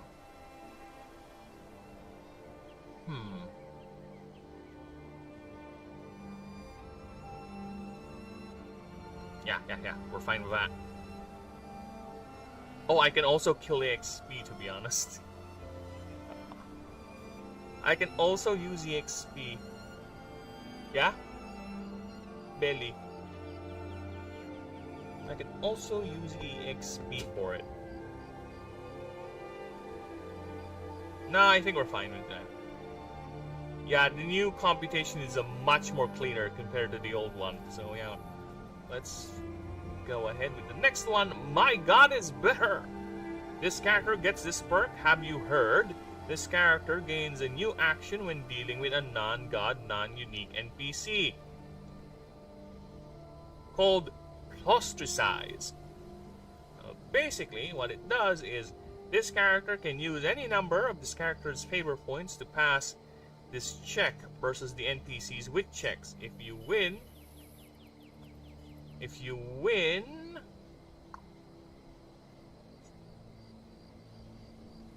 pass a perfect negotiation check for merchants.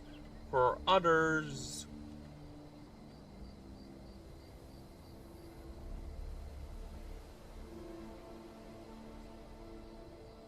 oh, okay. For non-merchants,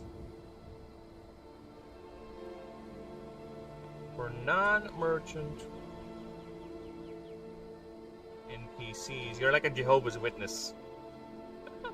Imagine us saving someone in the wilderness, and after you save them, have you heard about my god? He is quite the nice god, actually.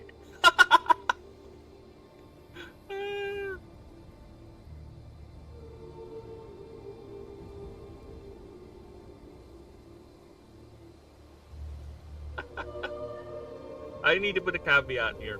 Lost favor points. Used favor points can lower your favor rank.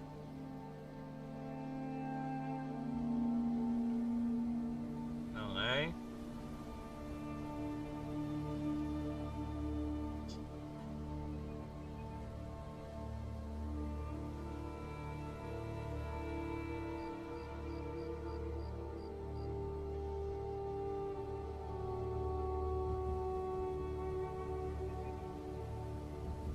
This character starts with...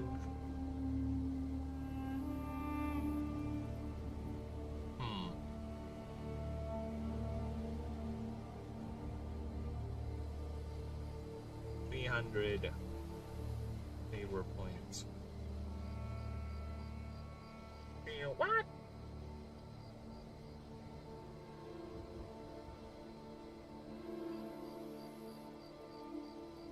$150. So that way you're like halfway through the next favor rank, right? So you have at least 50 to play around with. And you don't go lower. Okay. Okay.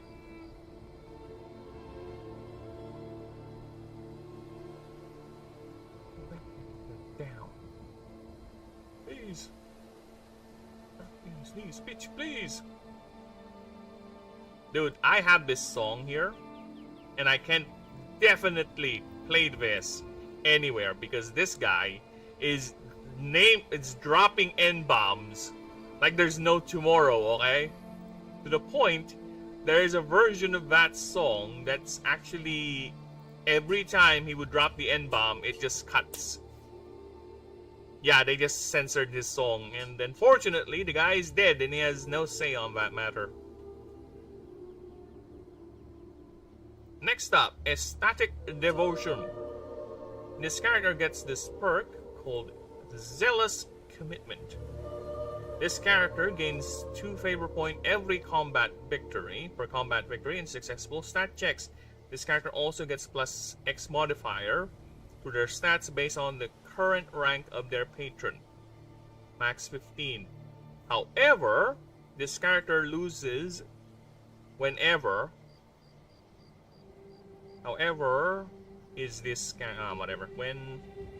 whenever this character loses favor, it loses triple that amount, and also 10 morale, if applicable.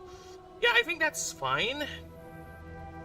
Right, so you'll have to choose a god where it's either easy for you to get rankings or points, or you have to be very, very careful when playing with a god mission, right?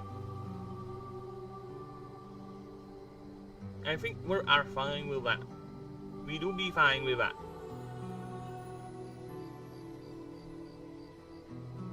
Stand for yo. Bold. What? Don't let it go.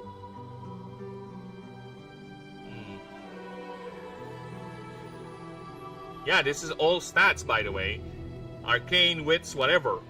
So yeah, I think we're fine with that. This is powerful enough as is. Because by the time you max this out, you get plus 15 additional to all your stats. So that's all 4. So we're fine. We're fine with that.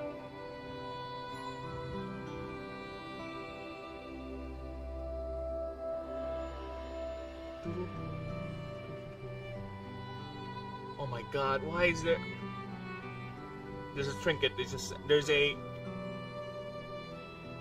there is a creature mark that just came into my mind right now. Fuck! Oh well, whatever. Next up, Begone Pretenders. This character gets this perk, You Are Unworthy. This character gains plus 10 favor, half prestige ranks, when beating religious NPCs. If this character is beaten by religious characters, this character loses 40 favor.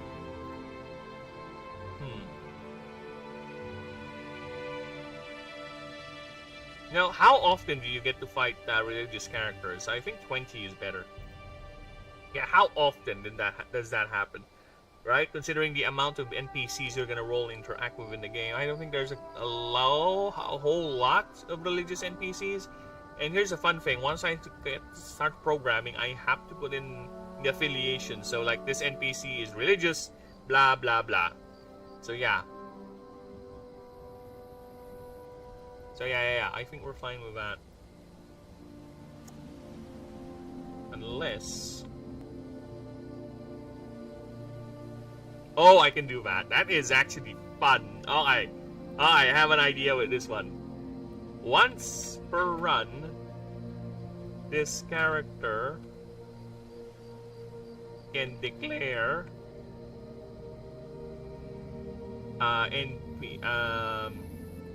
opposing NPC as a heretic.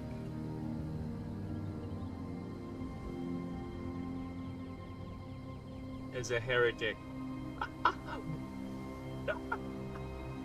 You do not follow the whims, oh my god! Heretic!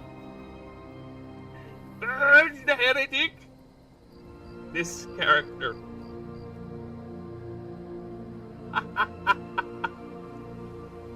This character is treated, or rather this NPC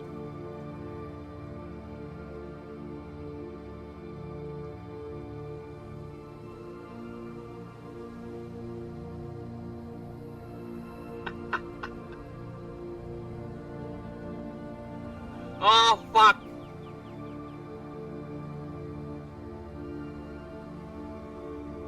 I need to change a lot of the wordings on the game because this is gonna be a multiplayer game and I want this to be done with other players too, right?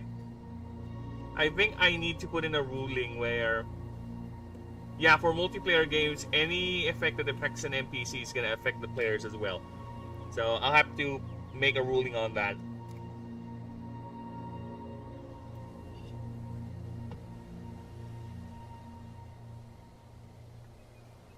This NPC is considered a religious character for that entire encounter. There you go. Begone, heretic!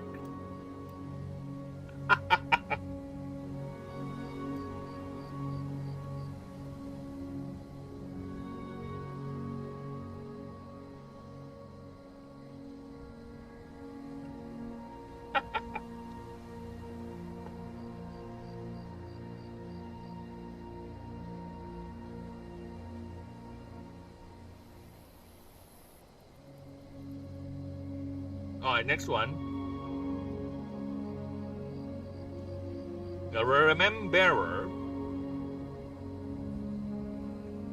This character gets this perk of burying the dead. This character can take multiple dead god bonuses up to their max, up to their current level. -5 per buff. It gains 50% favor from other gods, from the living gods while under the get any dead god buff. I think that's fine.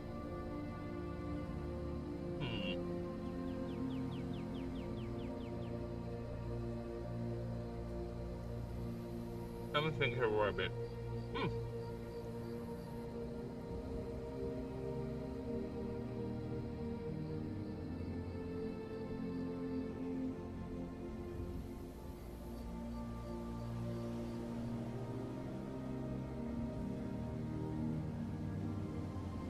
I think we're fine.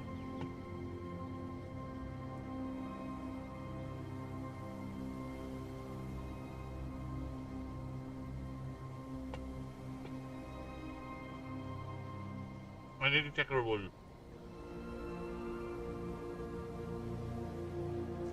Sorry about that. My wife prepared some oatmeal for me.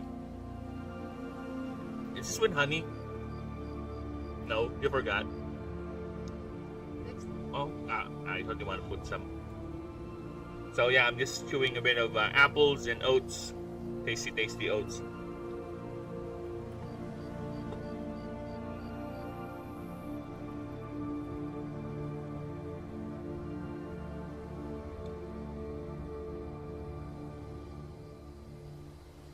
Okay. Typically says one. Okay.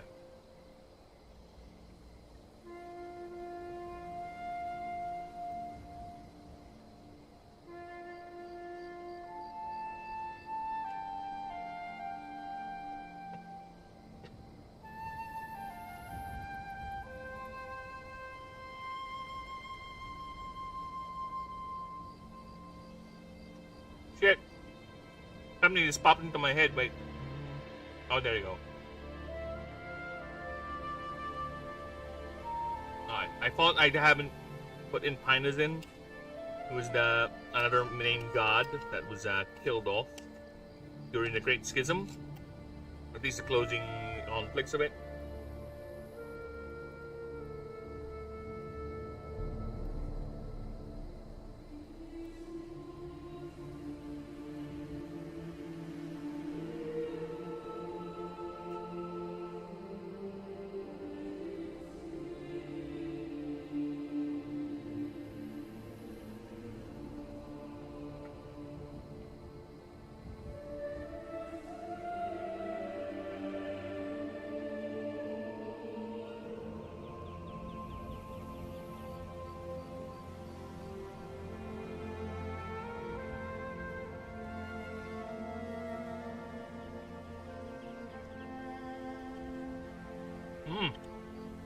I have another idea.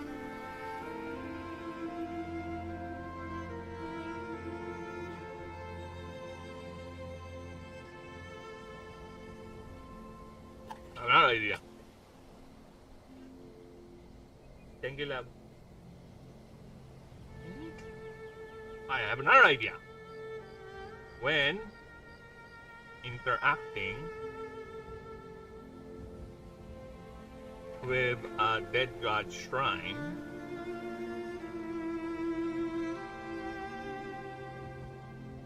this character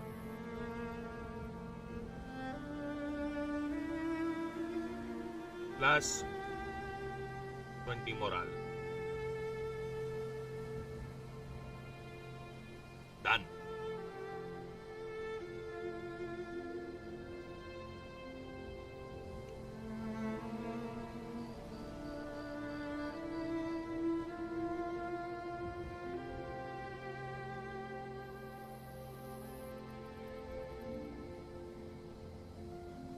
Why I left the homestead, I really must confess.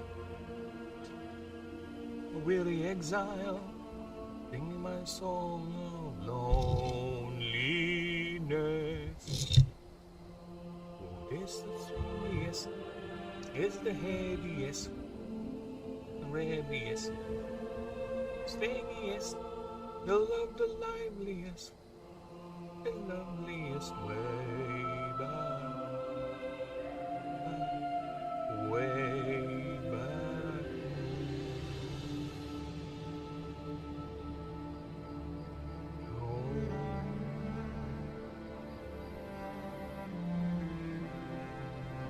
Okay. Question: should I add more? Should I add one more, because this is already the 6th option and it's a bit unfair. This is not a freelancer where it's literally the class or the background is literally just jack of all trades. So that's why it makes sense that I have a 7th option to it, right? Sorry, too much. Because I really do want to make some sort of a class where it's you're hearing voices in your head sort of thing. So I might put it into Outsider or this one, because these are the 2 classes that can, or rather classes, I keep calling them classes, backgrounds that can fit with that idea, where basically you're becoming too crazy and you're hearing voices in your head, right? So let me think about that. And in the meantime, let's reread Witness Me. This character gains a perk, Shiny and Orate. Once during combat, during our creature's turn, this character can roll a 1d20, deal piercing damage to the creature, to a creature, based on the result multiplied by 10 on an 18 up.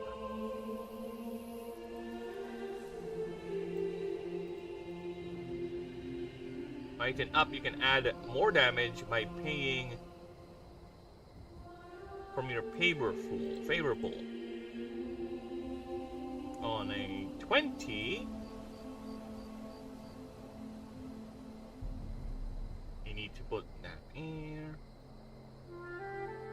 Happy Sydney. But men rock. On a 20, you gain favor to your patron god equal to the damage done by this effect. Morale drops 10 afterwards. Greatest song in the world? No. This is just a prelude. Unless roll a 20. Unless rolled a 20. Gain 10 morale instead. There you go. Oh, yeah. Best song in the world now. Whoa. Oh, oh, oh, whoa, whoa, whoa, oh.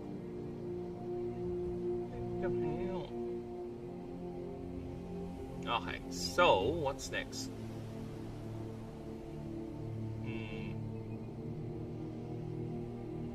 Yeah, I don't know. I kind of want to add something like I hear voices sort of thing, right? Where basically the sub option is you're hearing voices, and that's why you're devout. You're like a void cultist or something.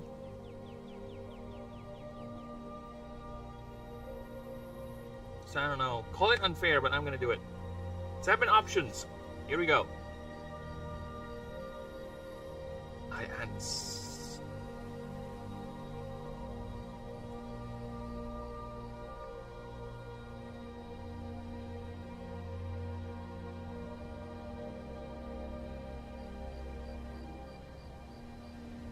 This character can choose Primodus as their starting figure.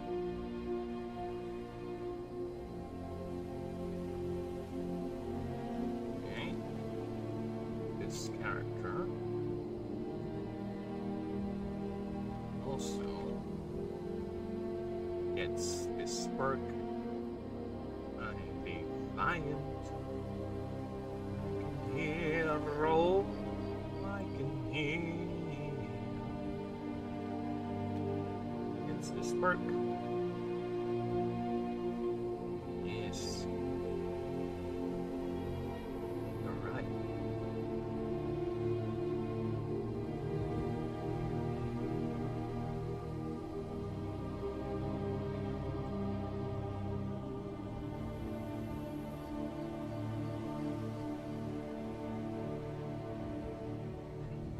Every time,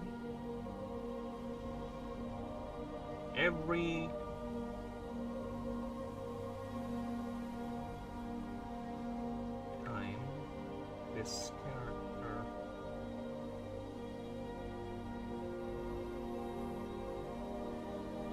interacts with anything none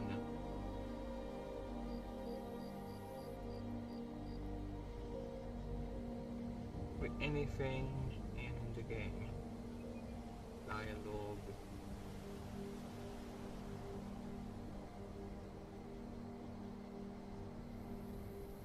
Stat checks.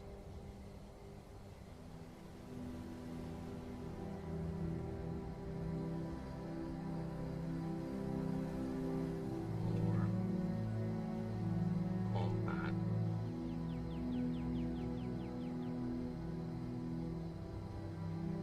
Yeah. Roll 1d20.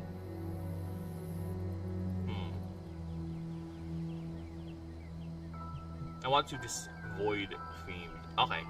Roll a 1d20.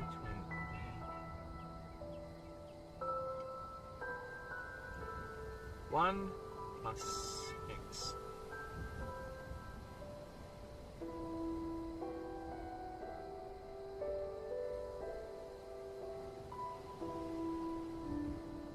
On a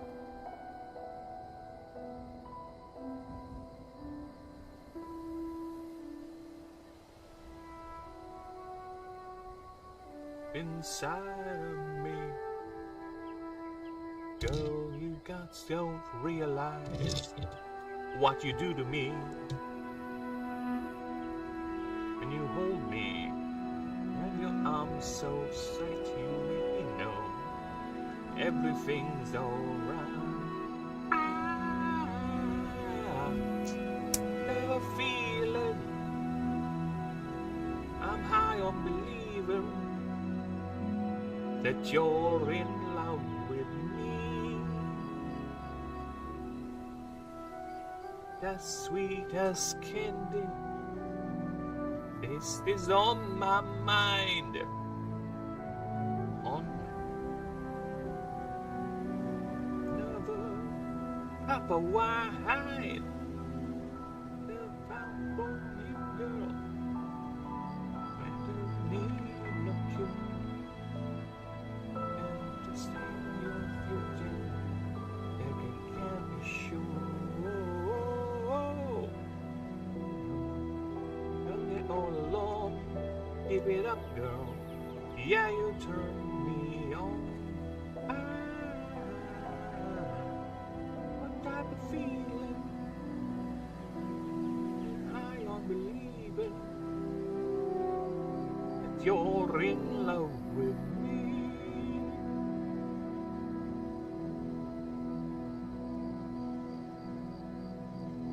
Whatever the result, minus x equals 5.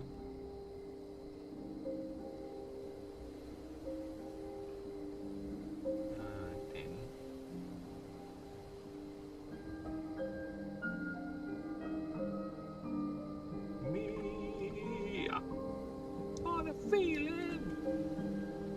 And I'm high on believing that you're in love with me.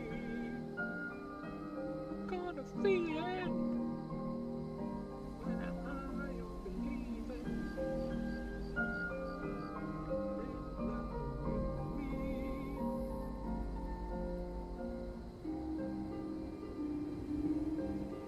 Whatever the result,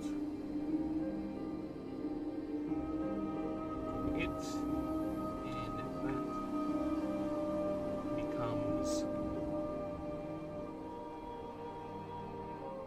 a modifier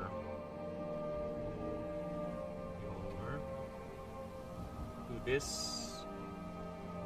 and to your characters.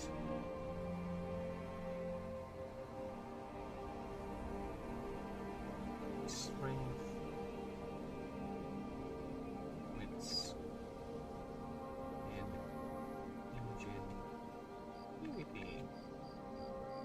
That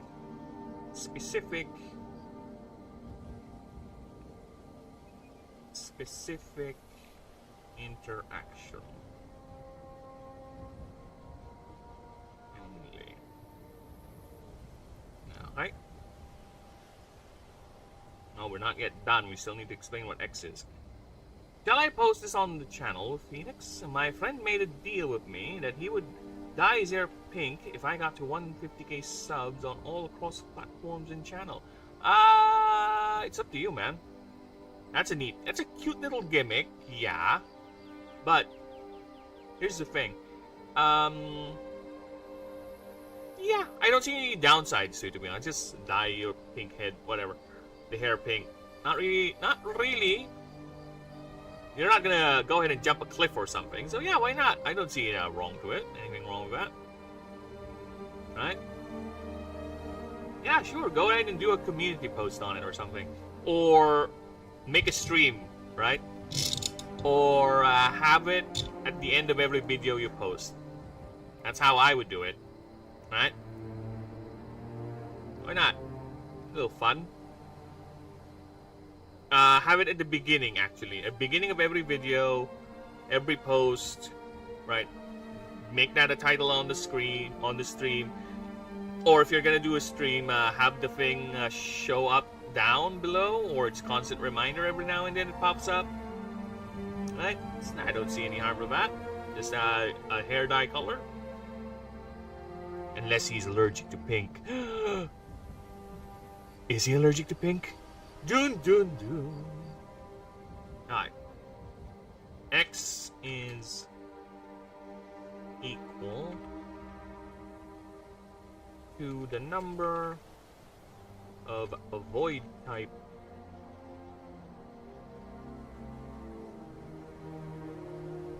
creatures in your party.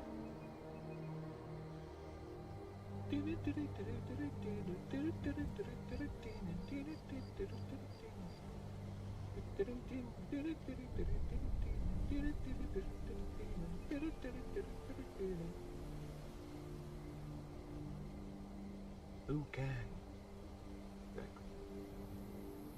Cage. Zero. Sonya. There you go. Okay, that's fun. You have an imaginary friend. Yeah, that's the bonus though. You get more stats raw. In the meantime, void creatures in your party gain plus X HP.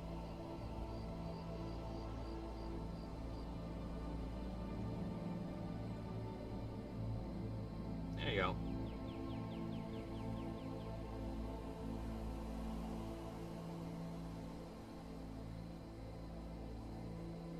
Your might.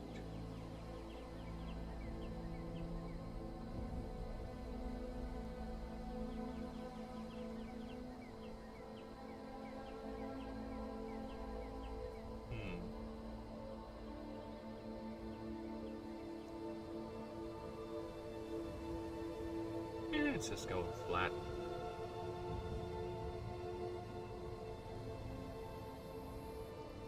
No, I have a better idea.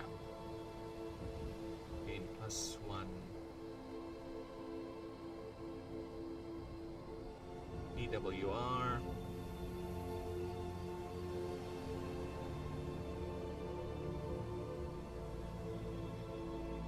I have a fucking better idea. PWR per void type creature in party. Max 15. There you go. Okay. I like that. I like that. That is fun. That is funzo.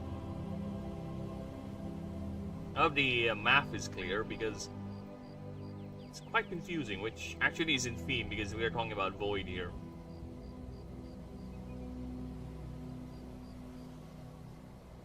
This character can choose Prime Modus as a patron. This character also gets this perk. Yes, you are right. Every time this character interacts with anything in the game, dialogue, stat check, or combat, roll a 1 plus X d20, whatever the result. -10 plus X equals 5 to it, and that becomes the modifier for character's strength, wits, and ingenuity for that specific interaction only.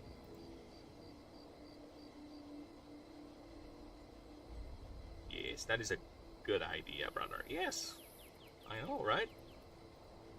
Very, very nice. Alright. So next up,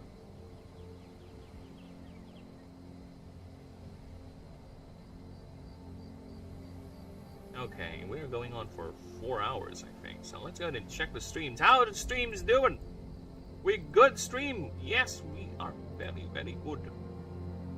How about you? Oh, yes. Very, very good. Thank you, everyone. Thank you for being here. Appreciate that.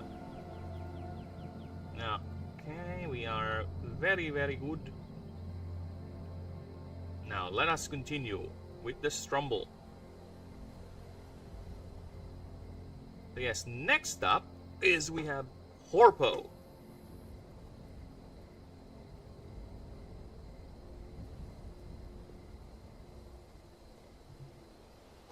Horpo, welcome to the newest member of our family. You are tasked with one thing: to see our interests expand into this new expansion, this new horizon, actually. And this new endeavor.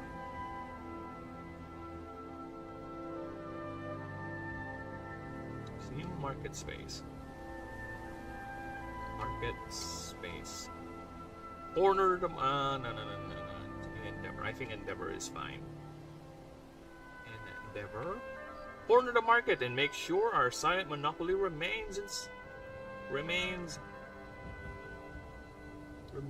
and is secured.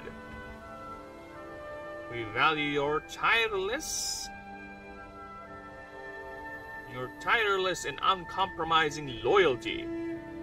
You who only know that the betterment of the company goes beyond anything else.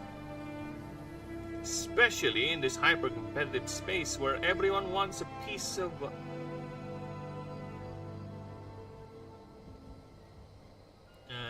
everyone wants a piece of what? Of what we can offer. Of what we can offer. And what we, and we alone, can bring into the market.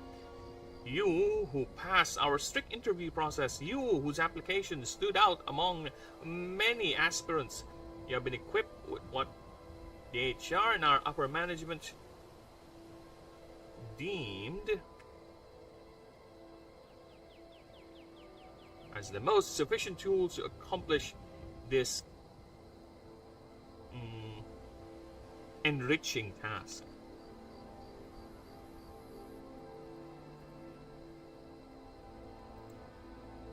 Okay. Now, enough of the corporate spin. You know why you're here. You know why you're here. You know why you're assigned to this post. Why you are no longer part of the grander culture.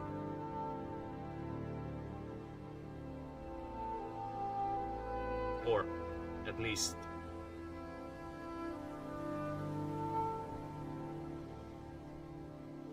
that click of yours.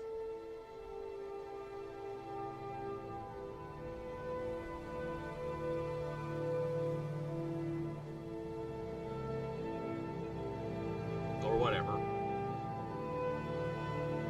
Or whatever it is. It does not matter. It does not matter. You have a quota and a timetable to complete, so enough slacking off and get to work.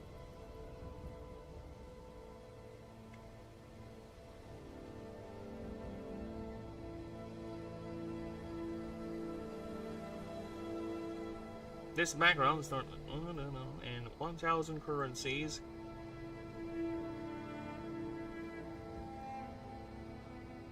Yes, you start with less money as a corpo because you are a corpo. You are one of those people who exist to, eke out a living.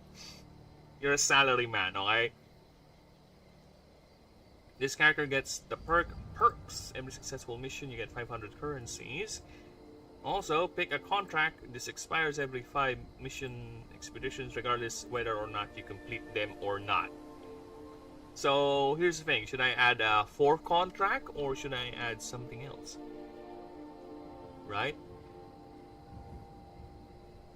Like, should I put in some sort of a corporate punishment sort of thing? Or maybe just add a 4th contract?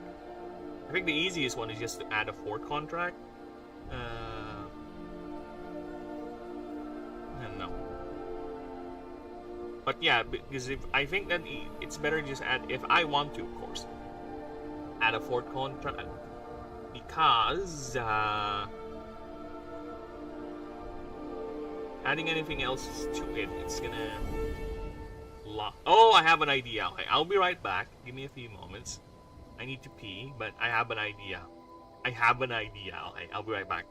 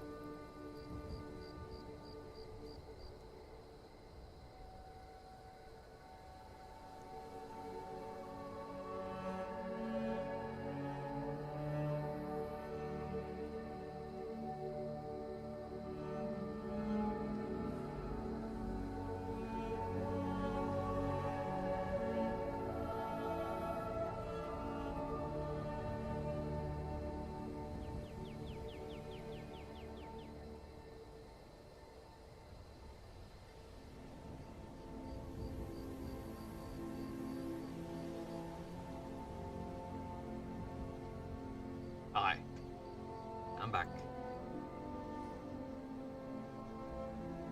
Okay, I have an idea. You'll see what I mean later. Perks. Yep. Now, secure investors. Talking to a non-unique NPC gives you an option to secure investment. This is a strength, wits, or ingenuity pass. Check pass. Pass it 6 times. Pass it 6 times, and by the time this contract expires, you get 50% of needed EXP for the next level up. Also, you get a bonus of 100 currencies per success beyond the 6th.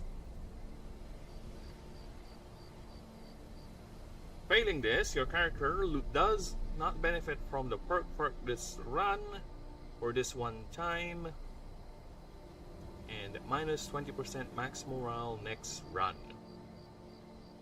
I think that's fine. And devious. When encountering random nodes, you can choose to ignore them and send the data to your company. You need to do this 12 times.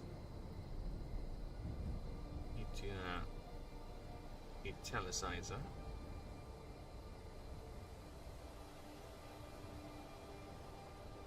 Alright. Passing this gets you a fair 3 item you're choosing from a random pool of 3. If you do 20 or more, it's a tier 4 item instead. Failing it, you must hand the company a tier 3 item or lose the perk this one time. And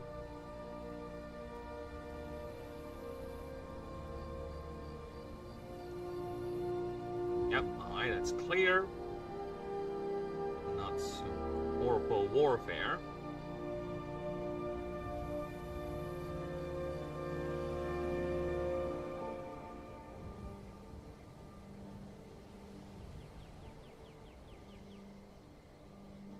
To pass, instead,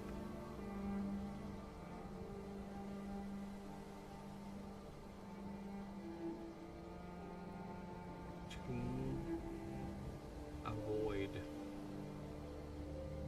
the failure,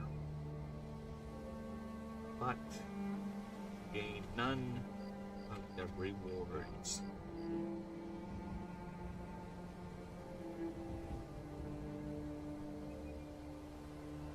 This is counted as still a fail. Alright, that is a clarifying clause that I think should need be there.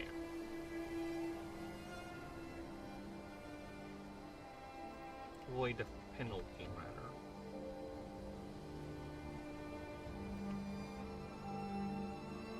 Alright.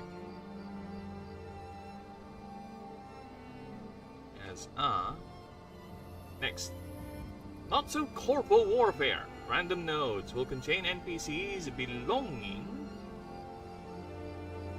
to other companies. Beat them in a fight or pass an arcane ingenuity check. Arcane whites or ingenuity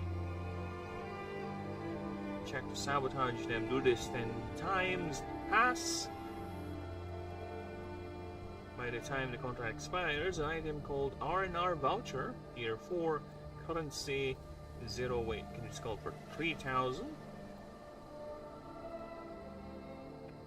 And you can choose to skip, or you may use this to skip a contract for 5 expedition missions. This must be done while choosing a contract. Okay.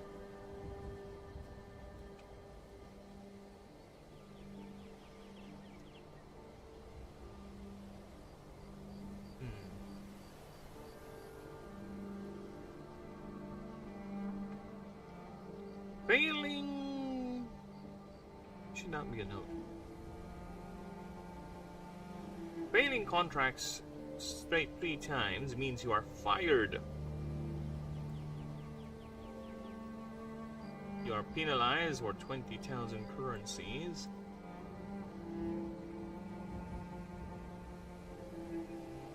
This amount is automatically taken from your bank and will put you in a deficit if there is insufficient amount.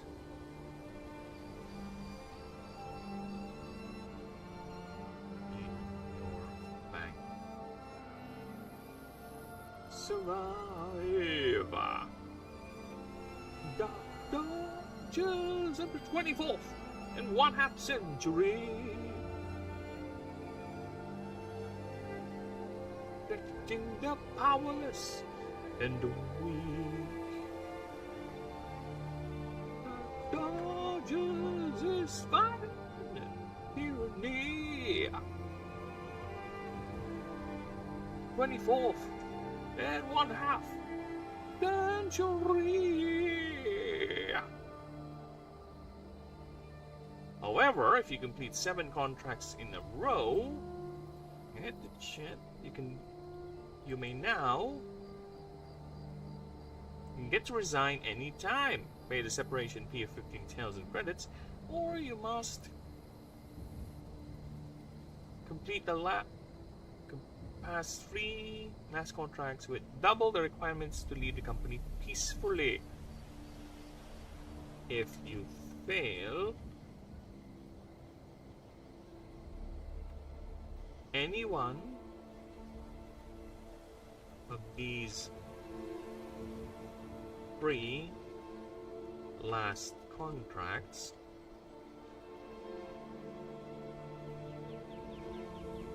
the counter resets back to 0. You're only as good as your current numbers.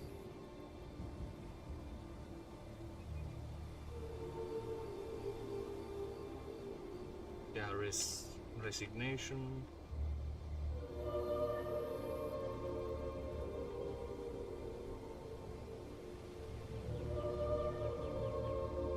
Success.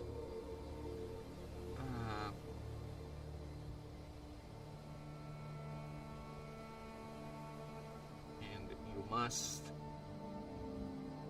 again succeed 7 times.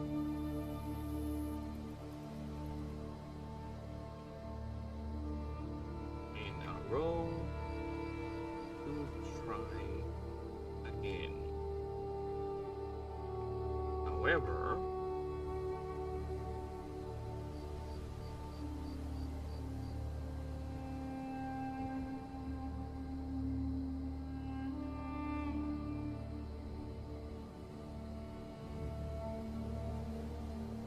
back to 0, and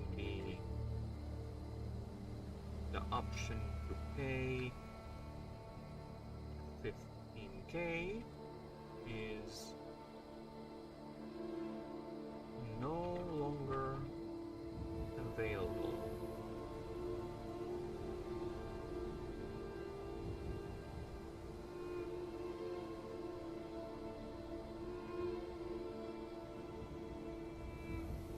If you wish any of these options to be available again, you must succeed in a row. Good try.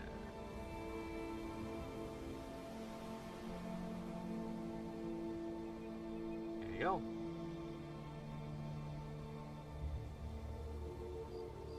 However,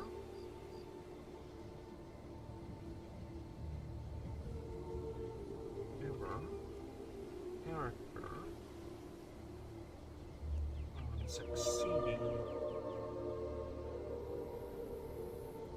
10 times in a row.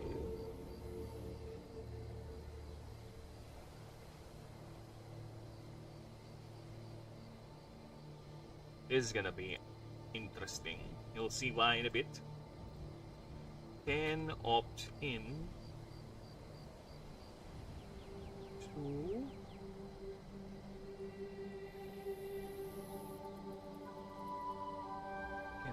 into grand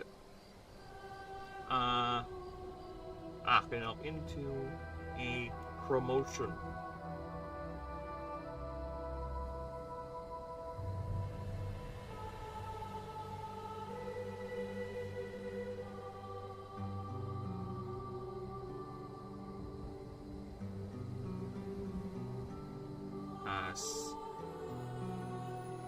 Free. Oh my god. Okay. Time for you to get smaller fonts. What's that papumping? Who papumps me?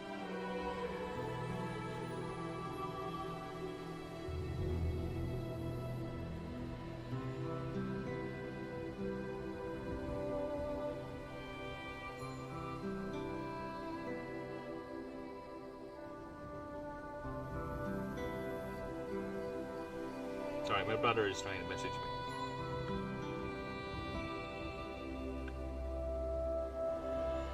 Sorry, my bro trying to message me.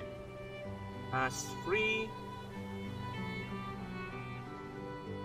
contracts in a row with double requirements.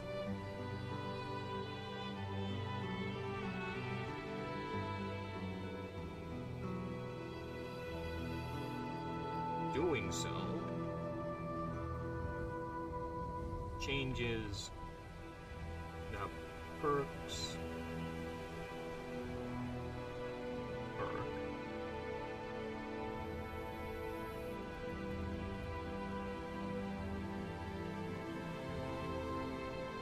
into the bigger perks.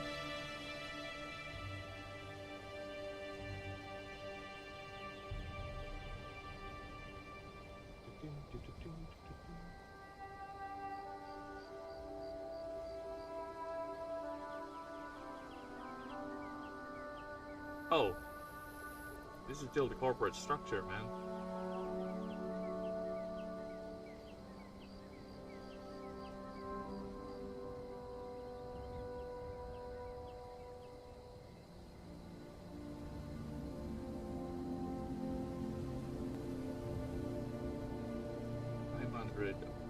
Plus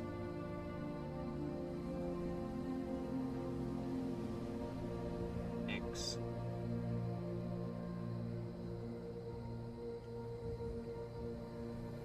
X equals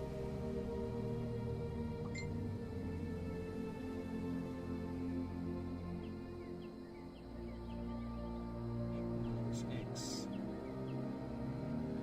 multiplied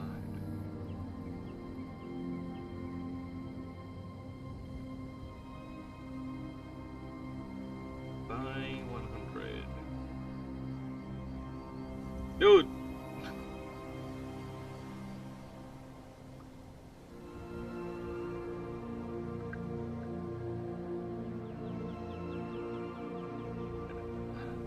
My brother's losing his mind.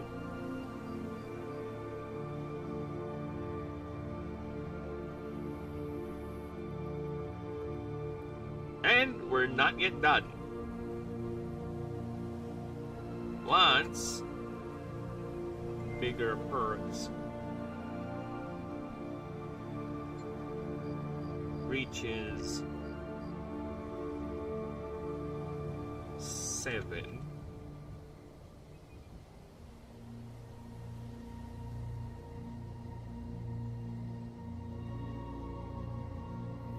you now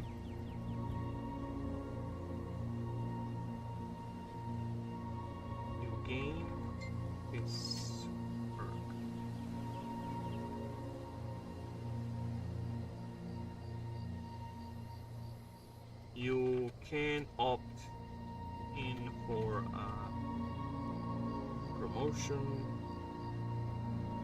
anytime, every time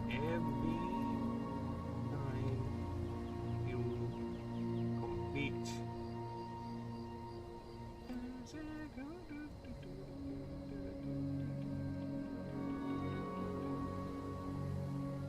Well, contracts in a row. Agreement.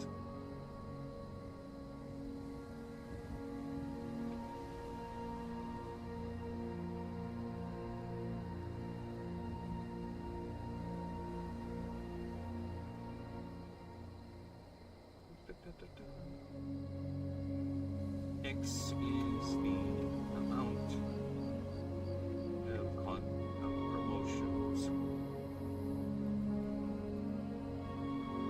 you completed.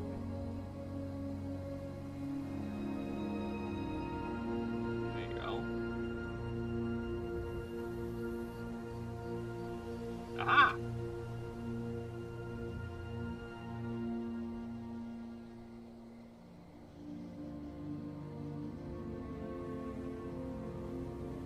Now, hey, where?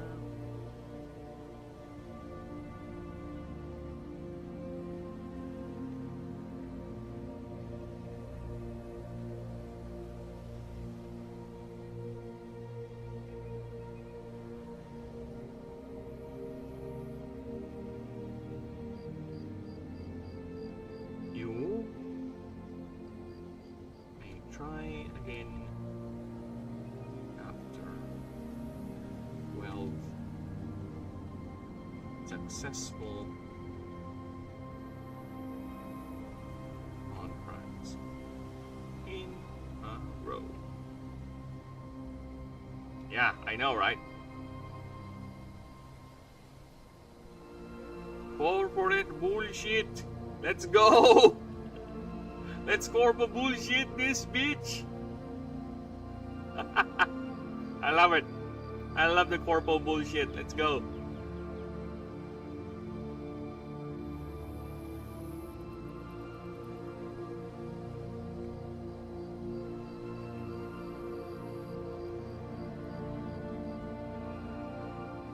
Nice land and house.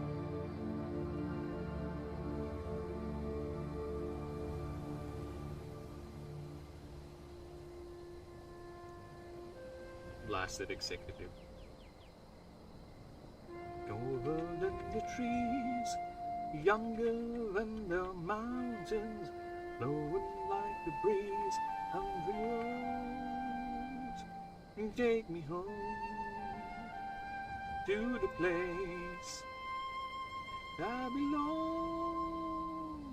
Yes, Virginia, mountain mama, take me home, country road.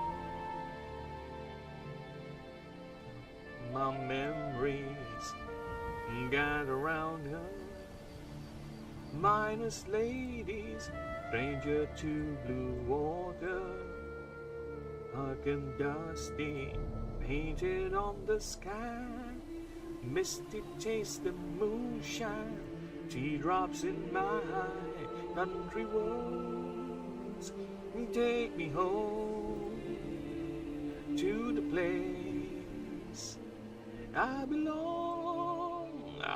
West Virginia, mountain mama, take me home, country road. I hear the voice when the morning owl she calls me. Radio reminds me of my home far away. Driving down the road, I get a feeling that I should have been home yesterday. Yesterday, country roads, take me home to the place I belong. West Virginia, Mountain mama, take me home. Country road, don't take me home. Country road, don't take me home. Country road, don't take me home. Country roads, don't take me home. Country road. Sorry, I just had to do it. I had to do it.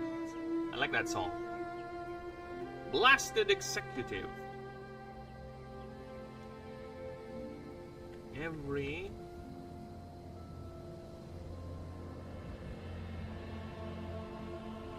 time you return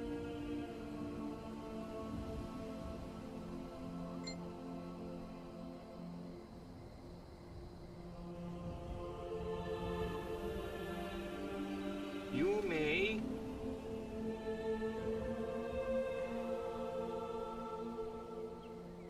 this character now has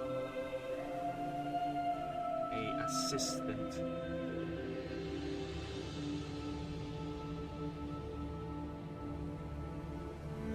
that can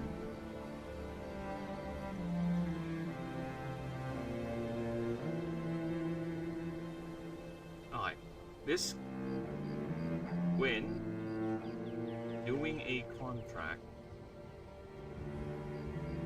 this character forget about may pay X okay, may pay 500 currencies to hire a assistant.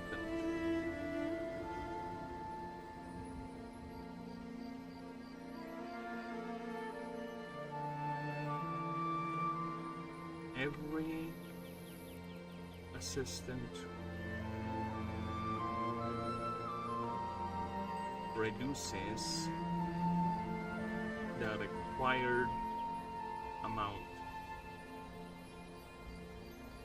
for the contract to pass by 1.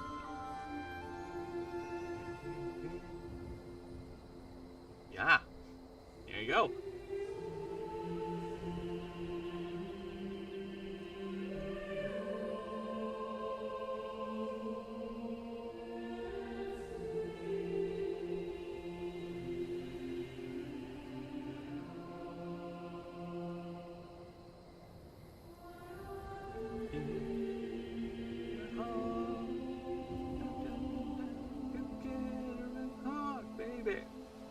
Don't you forget about me. Don't you forget about me. Currencies. Don't mind. Can you call my name?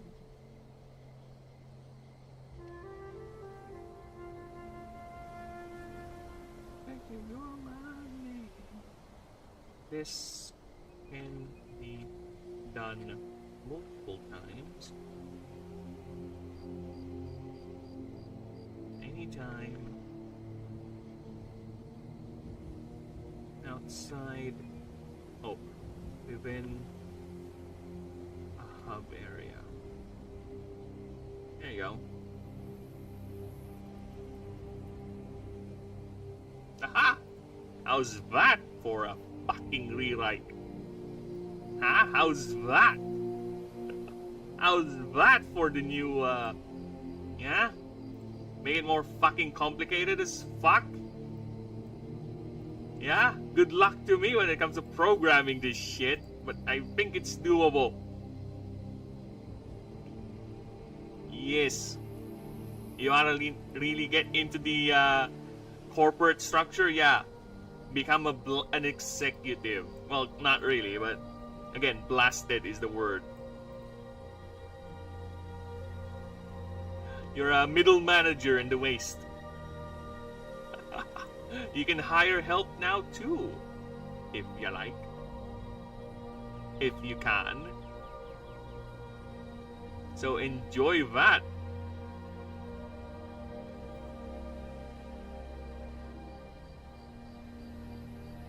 Okay. Next up, Tespian. Okay. Tespian. Felicitations and salutations, fellow traveler, and plier of this most noble and with no hyperbole, the most demanding, taxing vocation of all. One must bear the mental fortitude of the gods and the vigor to last the immense demands of our ever-scrutinizing, temperamental patrons. We who carry on our prim, well-trained, and well-rehearsed shoulders the burden of culture. Even as the apathetic, uncaring universe crashes all around us, we alone will still be here alone. We alone will still be there at the stage, filling the halls with song and tapping, and the tapping of our dances. And at the very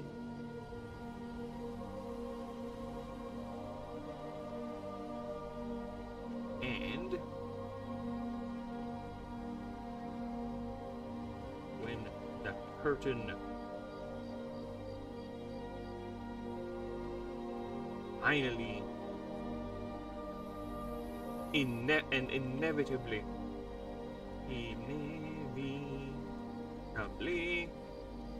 falls, we still meet it bowing and smiling. Something feels off. Needs more flair. Redo. Wait. Is that why you're here?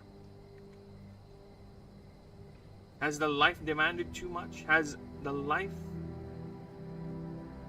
the performance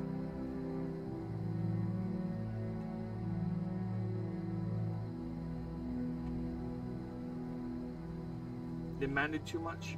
Or it's just because it became, or it's just becomes so stale, you needed perspective. Well, that's the one thing not lacking in this place. Trust me. Why would anyone be here anyway? Are you one of those who are so desperate for the so-called fame, or even worse, legacy?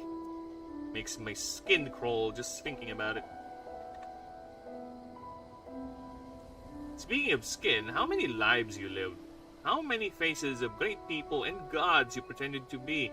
Wait, that's it? You are so tired of pretending you want the real deal. Then again, you do look ridiculous wearing all that garb. Which is the real you anyway?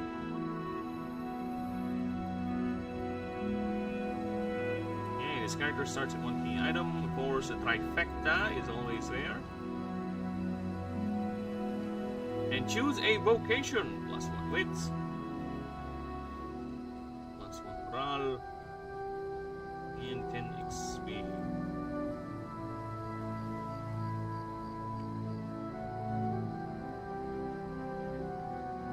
Dancer.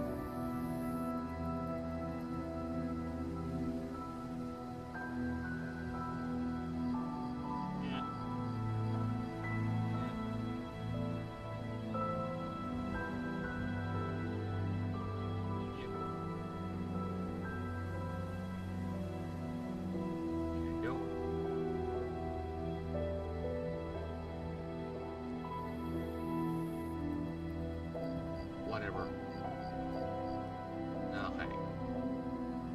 So let's see what we got here, Tespian. Yeah, talk about expansion.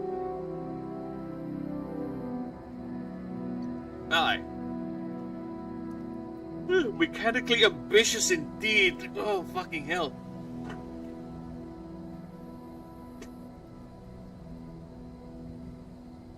Regardless whether you pay or not,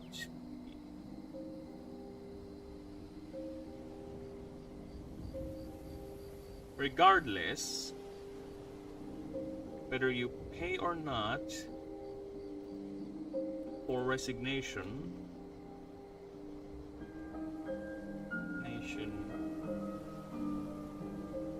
or being fired, you get to choose a new background and gain its benefits except the starting kit and currencies. However, if you are fired, you cannot choose a Starry or Justiciar permanently.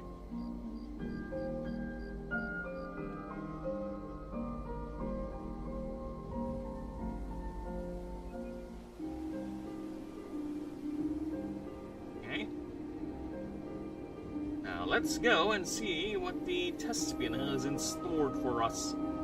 So we have many faces. This character gets this perk, Trading Jack's Trade. All vocations except... Oh! Gain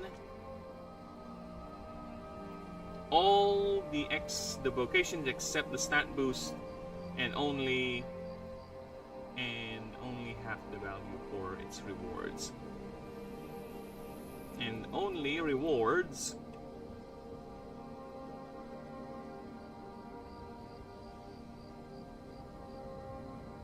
half the value, rounded up. Rounded up.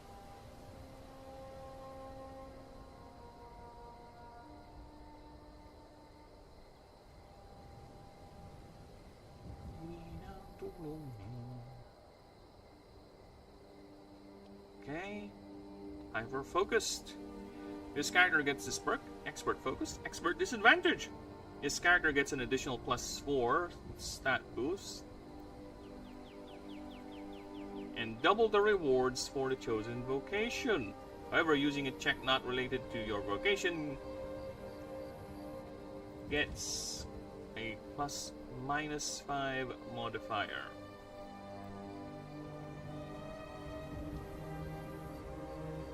Okay.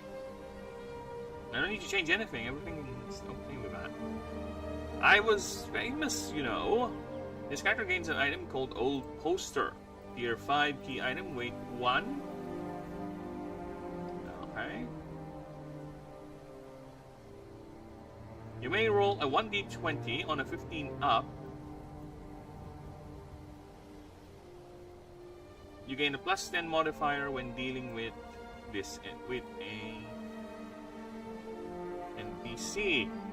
On a 1, this item is destroyed. On a 20, you pass the first check you do with that NPC. You auto-pass. You auto-pass. Automatically pass the first check you do with that NPC. Also, Signet Ring, Tier 5 Trinket.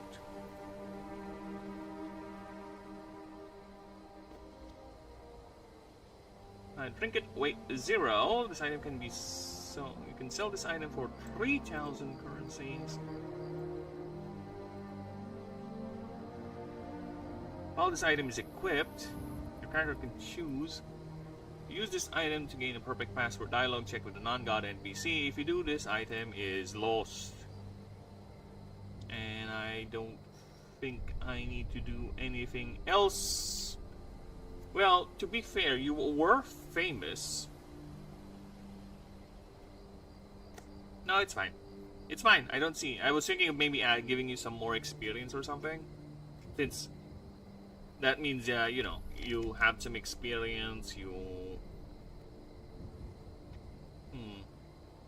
That's more on flavor. But it's too good, considering you already have the 2 items. Right? Yeah. The 2 items of 15 up, I think that's generous enough. As I equipment. You know what? 14 up. That should be fine. This character gains a mark called Stage Creature, marked Unique. This creature gains this character's stats. Gives this character's X stats equal to its vocation. What?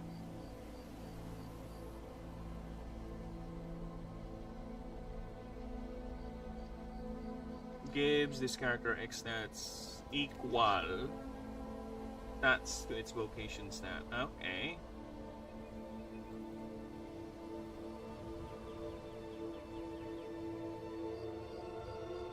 Okay. If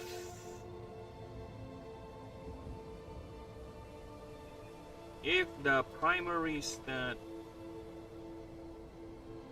is HP,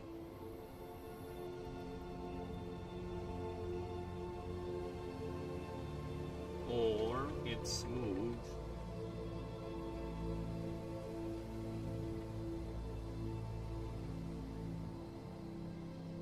it's instead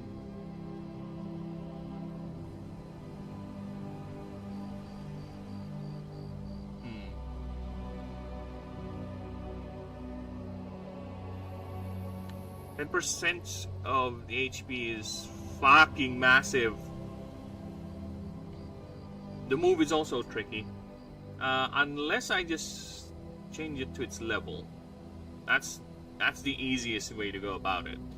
Right? Because what if the primary stat is HP? 10% of that is fucking massive, okay? But if it's a move, it has no effect whatsoever. If it's the level, at least for HP, it's gonna be underpowered. Well, I guess current HP. Damn, that's gonna be massive too. Because 10% of 10, 10% of 50, right?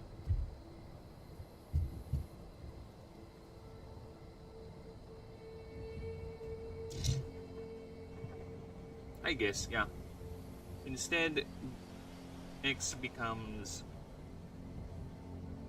that creature's current level instead. There you go.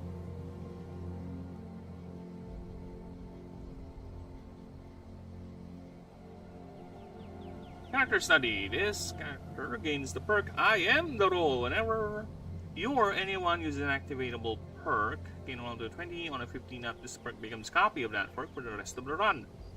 If you fail, character roll. This character suffers a -2 to modifier for the setup joints for the rest of the run. Okay. Should I add something? Should I add anything new? I am thinking. I don't know if I should add anything new, to be honest. Oh, sweet child of mine.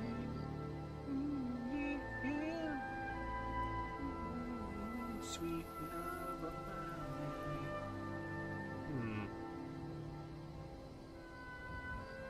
Yeah, I don't know if I were to add anything new to a Thespian. What would I add to a Thespian background? Right? What other thing can I give you?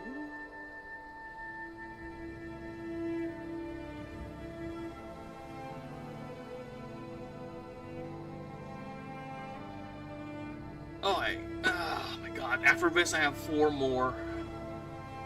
I said, yeah, it's the additional things that are gonna cost a lot. And also, yeah, Astari is quite long, so there's a lot of things I have to check and read and think. It's fine. Such is the price of doing these things. Because I'm also gonna be expecting a little bit of delay with the Torvin line, because that is very, very thin. So I might just end up expanding it a bit. We'll see. once we get to proofreading the starters. Where do we go? Where do we go? Where do we go now? Where do we go? Where do we go now? Ay. Okay. What would be a good thespian gimmick? A good background.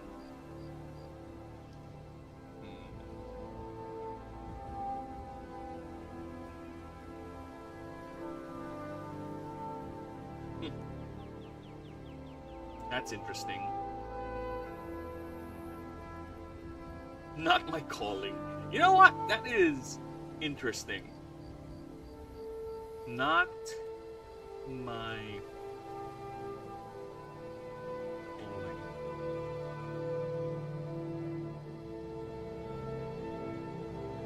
This character.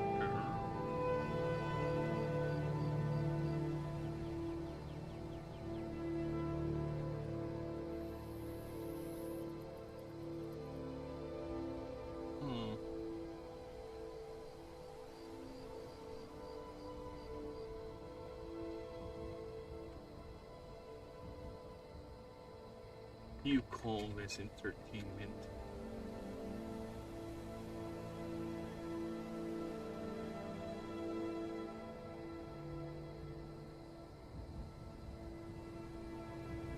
What you can spare this character?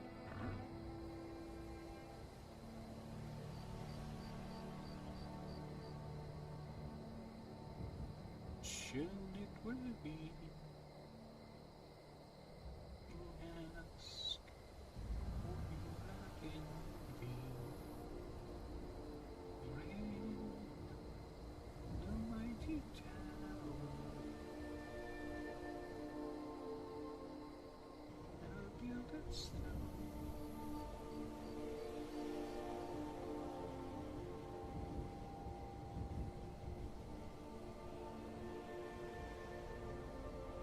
Tumbling upwards.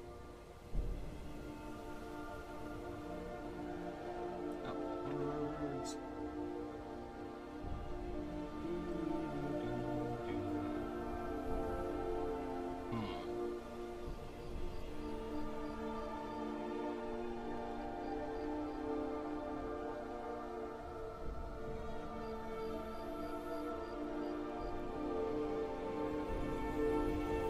Alright, how are we gonna do this? Because I'm thinking reversing the idea where your chosen vocation is you don't gain benefit from it, rather you gain benefits from other, right? From other vocations.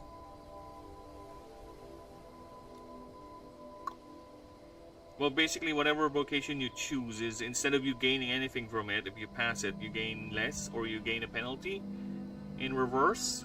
But passing other things gets you the penalty, the bonus for it.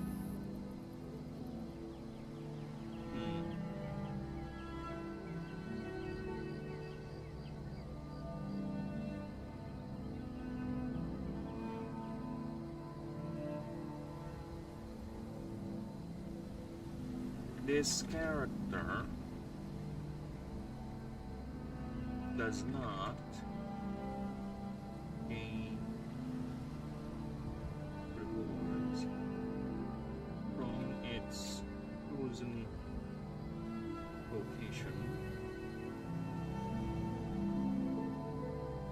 However,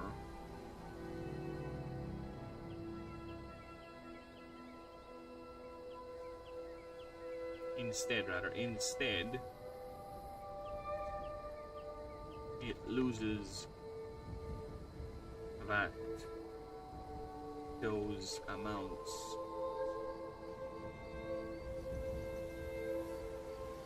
those values. Instead, it loses those values, those rewards, rather, those rewards per success windows.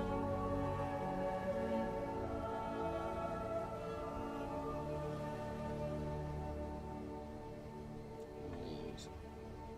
Invaluables. Specific.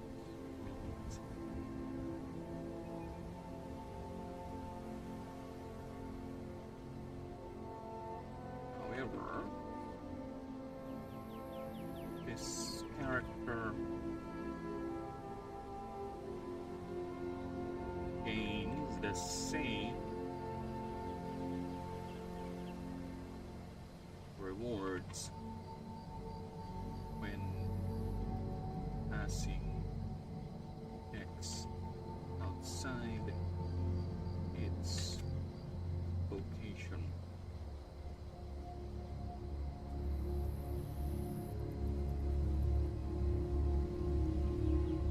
There you go.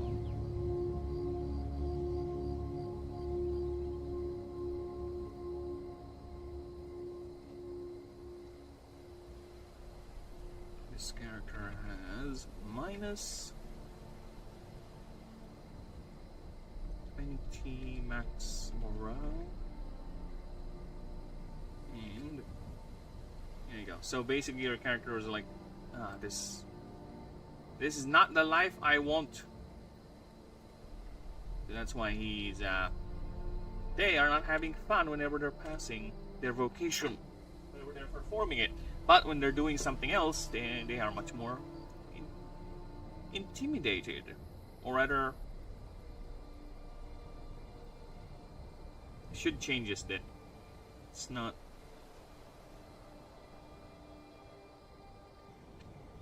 Cut my falling.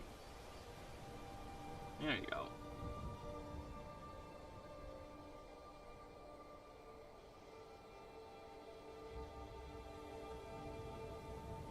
Okay, nice. There you go. So we are done with the additions and the refinement, if you will, of Thespian. Outsider, Veil Runner, Justiciar, Ranger, and Maestro are the only ones remaining. So we should be done with that, or I'm going to be doing that probably tomorrow. But in the meantime, I highly recommend you guys go ahead and sub. Always do that sub. I know it's cringe whenever we ask, but think of it this way. If you really like the project, you'll never miss a stream because I will always notify you guys whenever I remember. Consistent, okay? It's consistent as much as I can remember it. I will notify you guys if I have a stream coming, alright? Yes, go ahead and hit that sub button, and again, I appreciate all you massive, amazing people. Lurkers, you chatters, thank you Gourmet, thank you Pal, thank you Ninja, Rio, you amazing bastard. Always happy and a pleasure to speak to you people. You go ahead and have the fun rest of your days, and I will continue working on the creature rules offline, and I will see you guys next time. Tootaloonies. Alright, how do we end this? How do we end the stream? There you go. Bye.